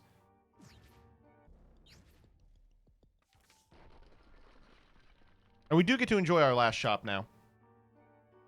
Real ones know the worst run is pre-buff Keeper. Jesus Christ. I had trouble with post-buff Keeper. Guy was an asshole. Definitely the hardest character I've cleared so far is Tainted Lost, but I think he's actually not nearly as hard as, like, you would expect him to be. I think he's, like, the third hardest character. Poop! And where were you this whole run? We're good, though. We don't need you. T-Lost is really fun. At least that's the thing. I had so much fun. Is there a sack room? There is a sack! Oh, wait a minute. Did Joseph find the way to throw? Did he find the way to throw at last? I will be doing the sack, especially if we can find some fucking hearts. The chariot. That's not going to do it. What's the hardest character in your opinion? Probably Laz. Probably T-Laz. T-Laz or T-Jacob, I think, are probably my least favorite. This is irritating. Still, it's frustrating that he can't get bombs under any circumstances. Okay, so what? What are we looking at? Have you done any call and response yet? Fuck. You got me, dog. I haven't.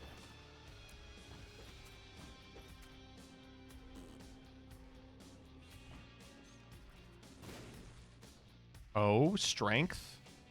It's better than wheel. Oh, money. Water deck isn't playable. It's armored Xyz control. I can play that.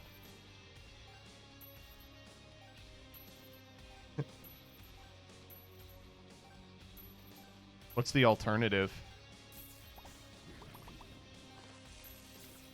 A luck up. This late? It makes a single Dark Lancer, and if it dies, it loses. Okay, I understand. I get the situation we're in. Can we just shove that in a better deck? I mean, I'll try it. Get the fuck out of here, buddy! Oh, I got hit by that. Oh, can I say no to Superfan? Tuffy. How much is Superfan? Pretty substantial. Probably not. 4, 1, 2, 3, 4, 1, 2, 3, 4, 1, 2, 3, 4, 1, 2, 3, 4, 1. Oh! That was a late one. Okay, whoever complimented me on my... Ooh, reverse wheel. No. Whoever complimented me on these, fuck you. You've ruined my life. You jinxed it.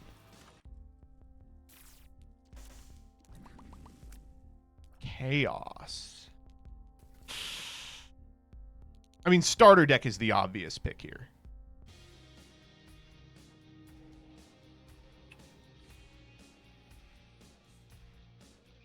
Gotta be too late for chaos. Yeah, I think so. You know what it's not too late for?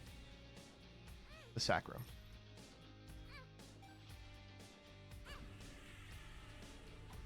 I'm not going all the way. Take me. This is why you do this, chat. This is why we agreed. This is why we agreed. 2, 3, 4. 1, 2, 3, 4. 1, 2, 3, 4. 1. Yes! This is why we agreed. This is why we agreed, dog. This is why. I don't even think this noticeably improves our build, to be honest.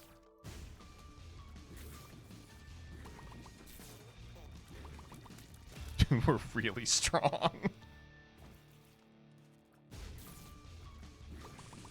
We're really strong. Okay, that was a pretty significant jump.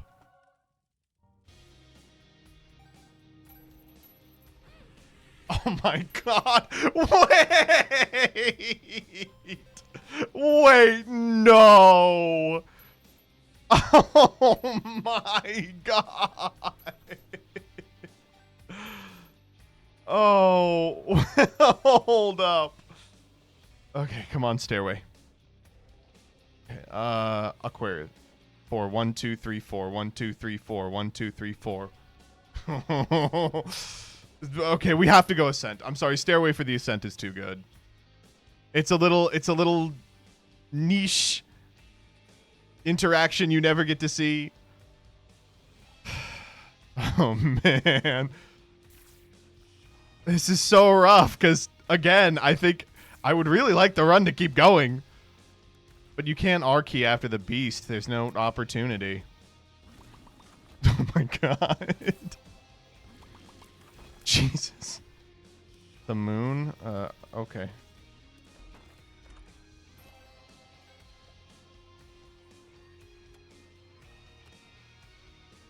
We need health? We'll get health. You can still dark room if you get more health. You want me to sack into the dark room? I'm not doing that, dog.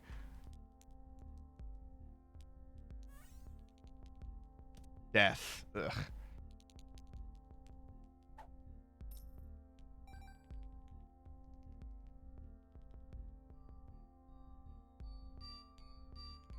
Four, 1, 2, 3, 4, 1, 2, 3, 4, 1. Okay. That was late, but we still got it. Chariot. Gulp. Oh, whoa. Gulp. I didn't know we were gulping out here. Shit, now we can go back and get petrified poop.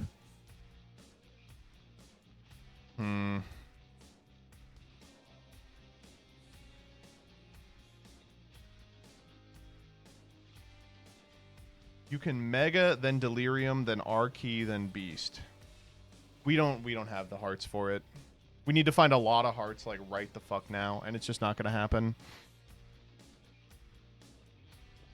Oh, I didn't even notice this was in here. Oh, that's not hearts.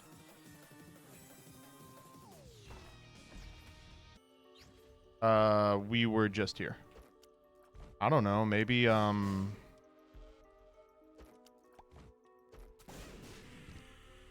we got a heart.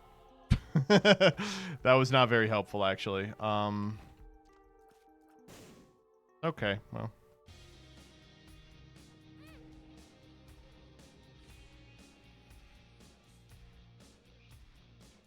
Inner child doesn't add anything to our build. Oh, it does! Wait, inner child matters because it's an item. It could be our key.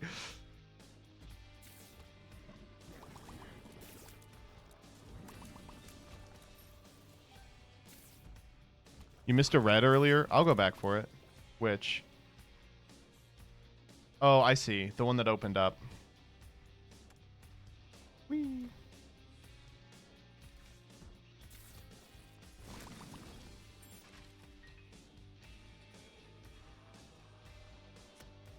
Whee.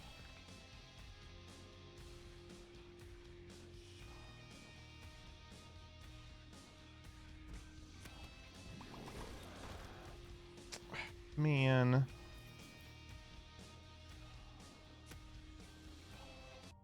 All right.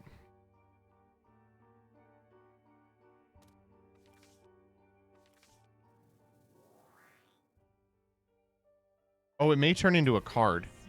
No, we got it.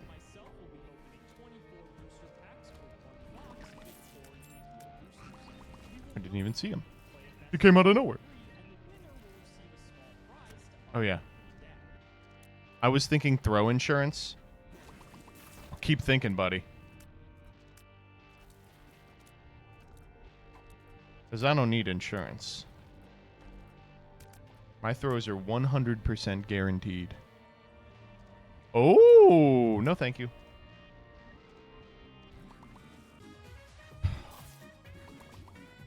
Dude, that's what I'm fucking talking about. Okay, what is... It's got to be Rev. Yeah, it's Rev. 4, 1, 2, 3, 4, 1, 2, 3, 4, 1. Yeah. Rev is so slow. Holy shit. Rev is the pick, but also it's just fine. That's what I'm saying. I mean, it's pretty good. Ooh. Whoa! Hold up! A shop. Oh, there's some funny stuff in that shop. Probably a little late for... Actually, none of these items do anything.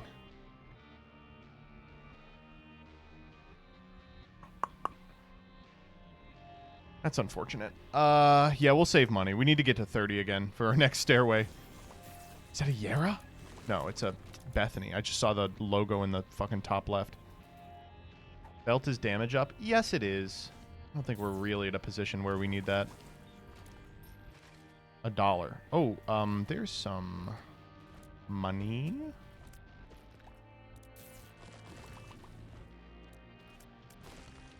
Not a lot of it. Kind of was hoping for more.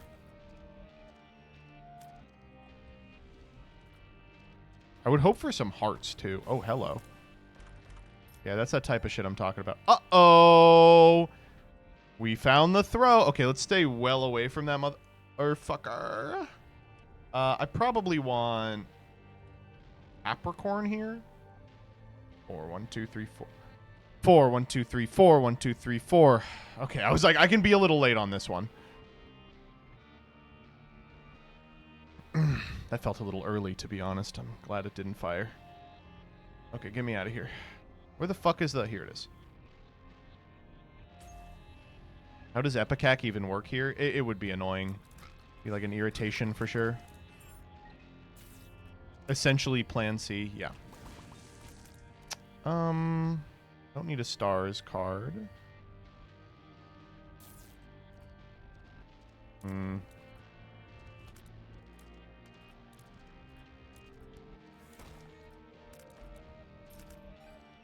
on. I need more money. There we go. That's health. The sun. Oh, get out of jail free card. That might come up.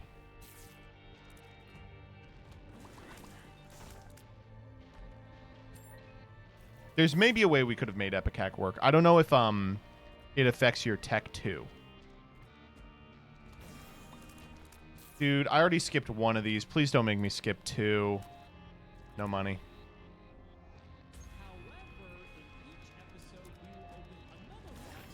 Need money here. Oh, temp. Temp's money.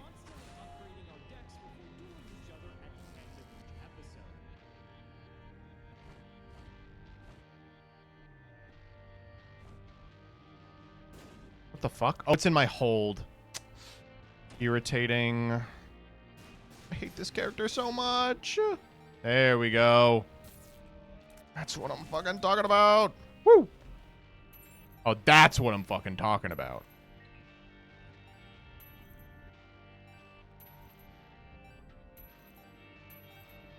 All right, we're chilling. Big chilling.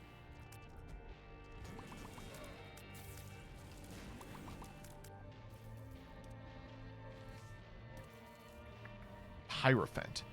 That's really important.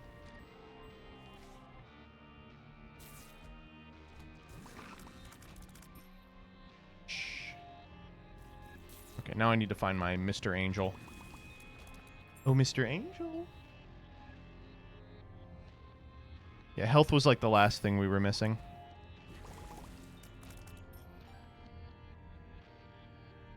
Is there a super secret on these floors? Honestly, I'm chilling. I don't want any of this shit. Am I close to, like... I'm not close to Bookworm. I'm close to Seraphim.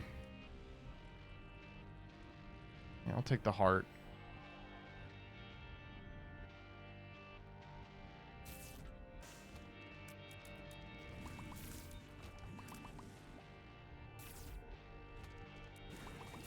We'll get Seraphim somehow. Justice. There's another door in the red room. I'm not seeing one. We're getting a lot of money all of a sudden, though.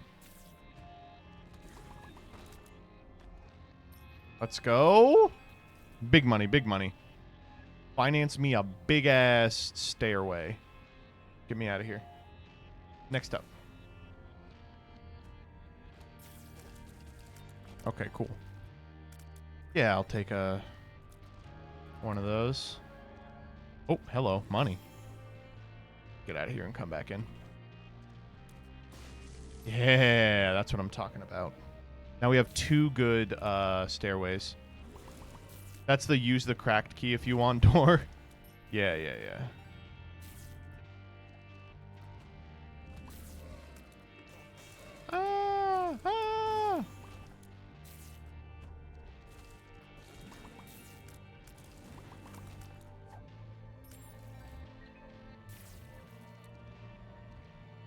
Oh, okay, hold up. The stars. Okay, no thank you. How about the Empress? Also no. How about nothing? We take get out of jail free again. I was watching this Pokemon video and they did the Simo, however. His influence knows no bounds. Strength card is not bad. We could take Strength card into the Dogma fight.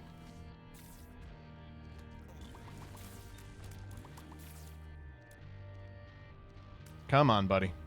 Okay, there it is. Yeah, probably Mantle. Yeah, Mantle seems probably what we want to do. Okay. 4, 1, 2, 3, 4, 1, 2, 3, 4, 1. There's our Seraphim. Holy Light's good too, but we're not getting perfection. And our luck stat is kind of mid. Moving on. Oh, another cracked key. I'm good. How did that happen? Must have left something there.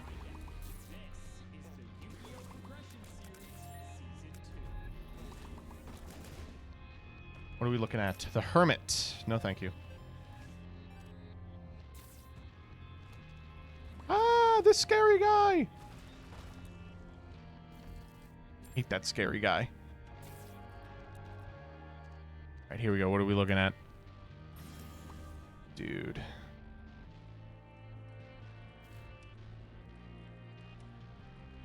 Or 1, 2, 3, 4. 1, 2, 3, 4. 1, 2, 3, 4. 1, 2, 3, 4. 1! No! No! Okay, well, now we're gonna lose. Easy press R. Oh my god. What is this? Basement Caves 1. We got 2 more. It's not like the Halo's bad. Yeah, it's alright. We do already have homing, but Sacred Heart is Sacred Heart.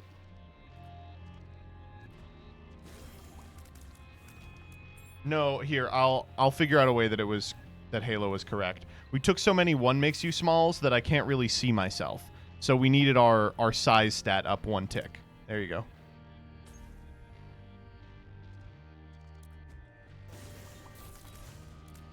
I don't know what I got hit by there. I'll fuck with the Magician.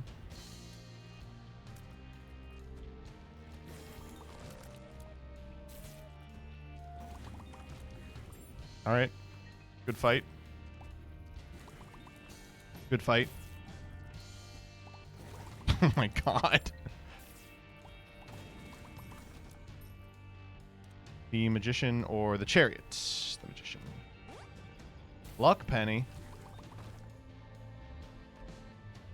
I wonder if it's possible I could just hit the 13 by 13 by winning the cracked key flip over and over again. Woo. That was scary. All right, what are we looking at? 43? Eucharist. A little late for Eucharist. I don't really like any of these. Miter's good, but like we're at full. We're never going to need it again. Just save money.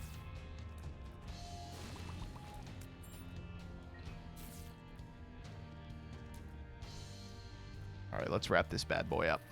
Whee! What is the longest you're willing to drive to locals? I have low standards and I've driven a lot more, but for me, I think I would say 45 minutes. 45 minutes is my limit these days. I used to be able to do like 2 hours to locals, unironically. What the fuck? Bookworm. All right, well, I don't care about any of these, so... Oh, I actually do want Book of Virtues really badly. Hold up. 4. 1, 2, 3, 4. 1, 2, 3, 4. 1, 2, 3, 4, 1. All right.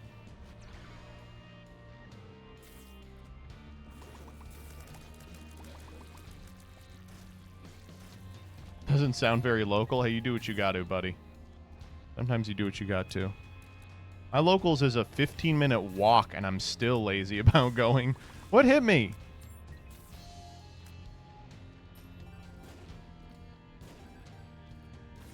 All right, good. Let's get out of here.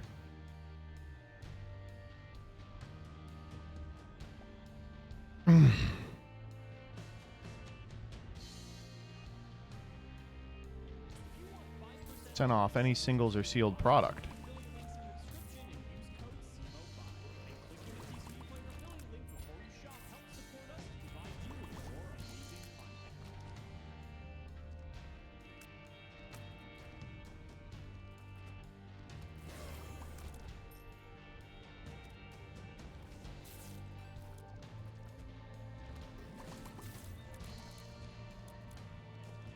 All right, what are we looking at?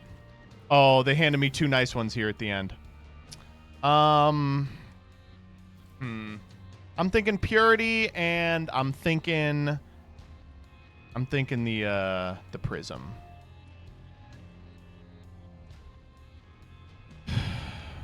Two, 3, 4. 1, 2, 3, 4, 1.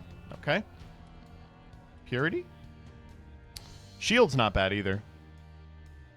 Or 1, 2, 3, 4. 1, 2. No, I don't want that. I want Purity. 1, 2, 3, 4. 1, 2, 3, 4, 1. All right.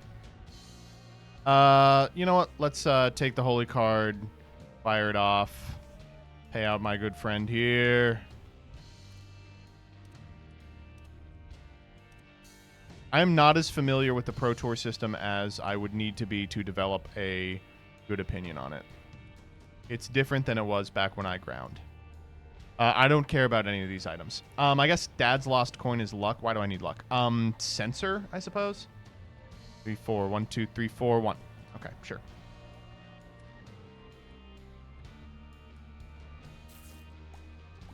Oh, hello. Would you like to give me another last item? Oh my god.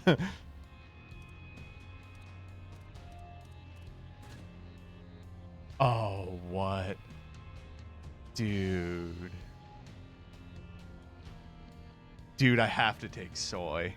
Wow, they're all so good, but I have to take soy or almond. I'll just fucking send it at about mascara. Okay. 2, 3, 4. 1, 2, 3, 4. 1, 2, 3, 4. 1, 2, 3, 4. 1. Yeah.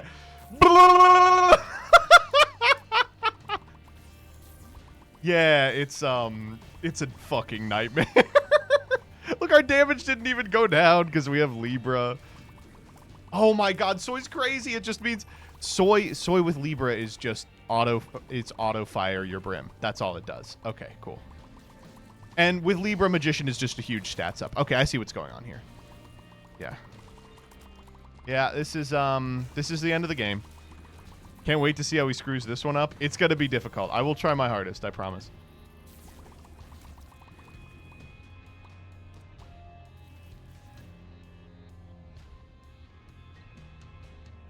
Where's the Bitcoin milkshake? I don't know what you're... The Gen AI juice? Mod that replaces soy milk with Gen AI juice. My shit is 1 of 1, dog. You're not getting it. Where the fuck is the exit? It's up here. Whew, this has really turned into a big break. I will say I'm happy with the status of the break. No trinket? Yeah, I should have gotten dim bulb. Why not? The chariot. No thanks. Okay. We saved the cracked key for this.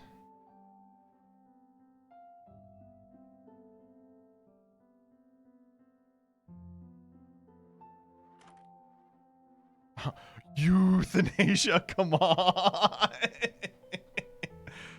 It's what, after Bloody Lust? 4, 1, 2, 3, 4, 1, 2, 3, 4, 1, 2, 3, 4, 1. Yeah. Yeah. Nothing interesting here, unfortunately. I guess box is kind of interesting. Can't even get yes, mother. 4, 1, 2, 3, 4, 1, 2, 3, 4, 1, 2, 3, 4, 1. Okay, fuck me. Range. Wait, it's a huge range up. That's a huge deal for for Libra reasons. Yeah, this is all right. Good luck, Dogma. Oh, I forgot Sensor just totally. Yeah, good luck, Dogma. You know, I will say, Dogma, good luck to you. I can't see what he's shooting. Fuck. Oh, never mind. It doesn't matter.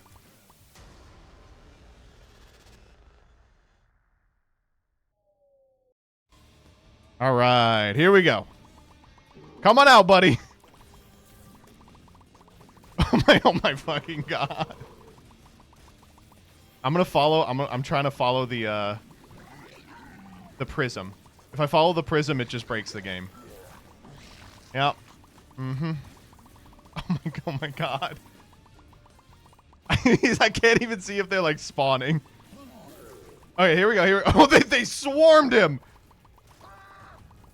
Get him. Get him, my babies. Woo. All right, Death. Come on. Come on, Death. Show your pussy face. Come on. What? These are close fights. What do we get? The Emperor? What if we Emperor? Oh my god, hold up. We're going to final frame Emperor here. We are lagging the fuck out of the game, by the way.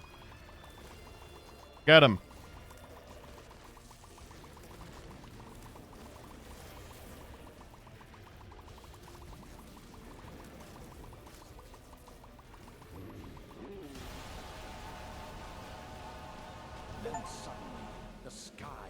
I guess we didn't go anywhere. And a white beam of light reached down, smiting the mother. That was a close one, man.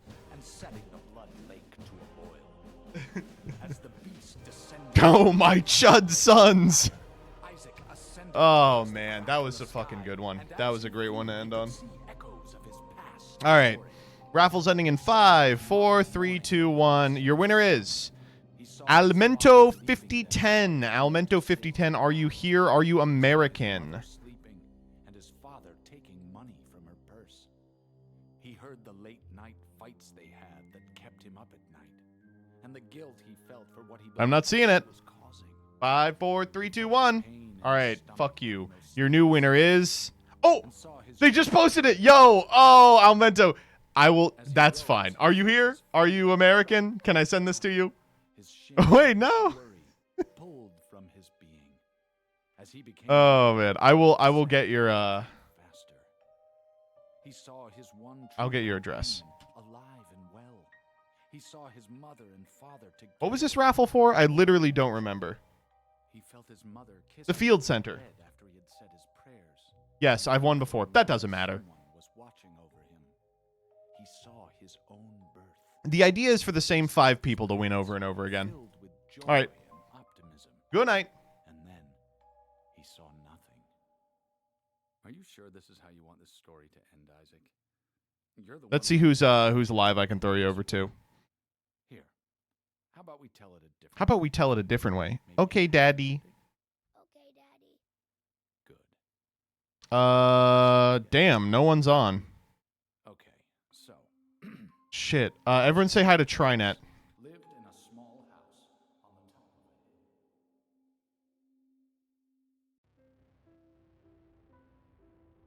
hill. Ding, doong, doong, doong, doong, doong. Jesus, poo, poo, poo, poo, pee.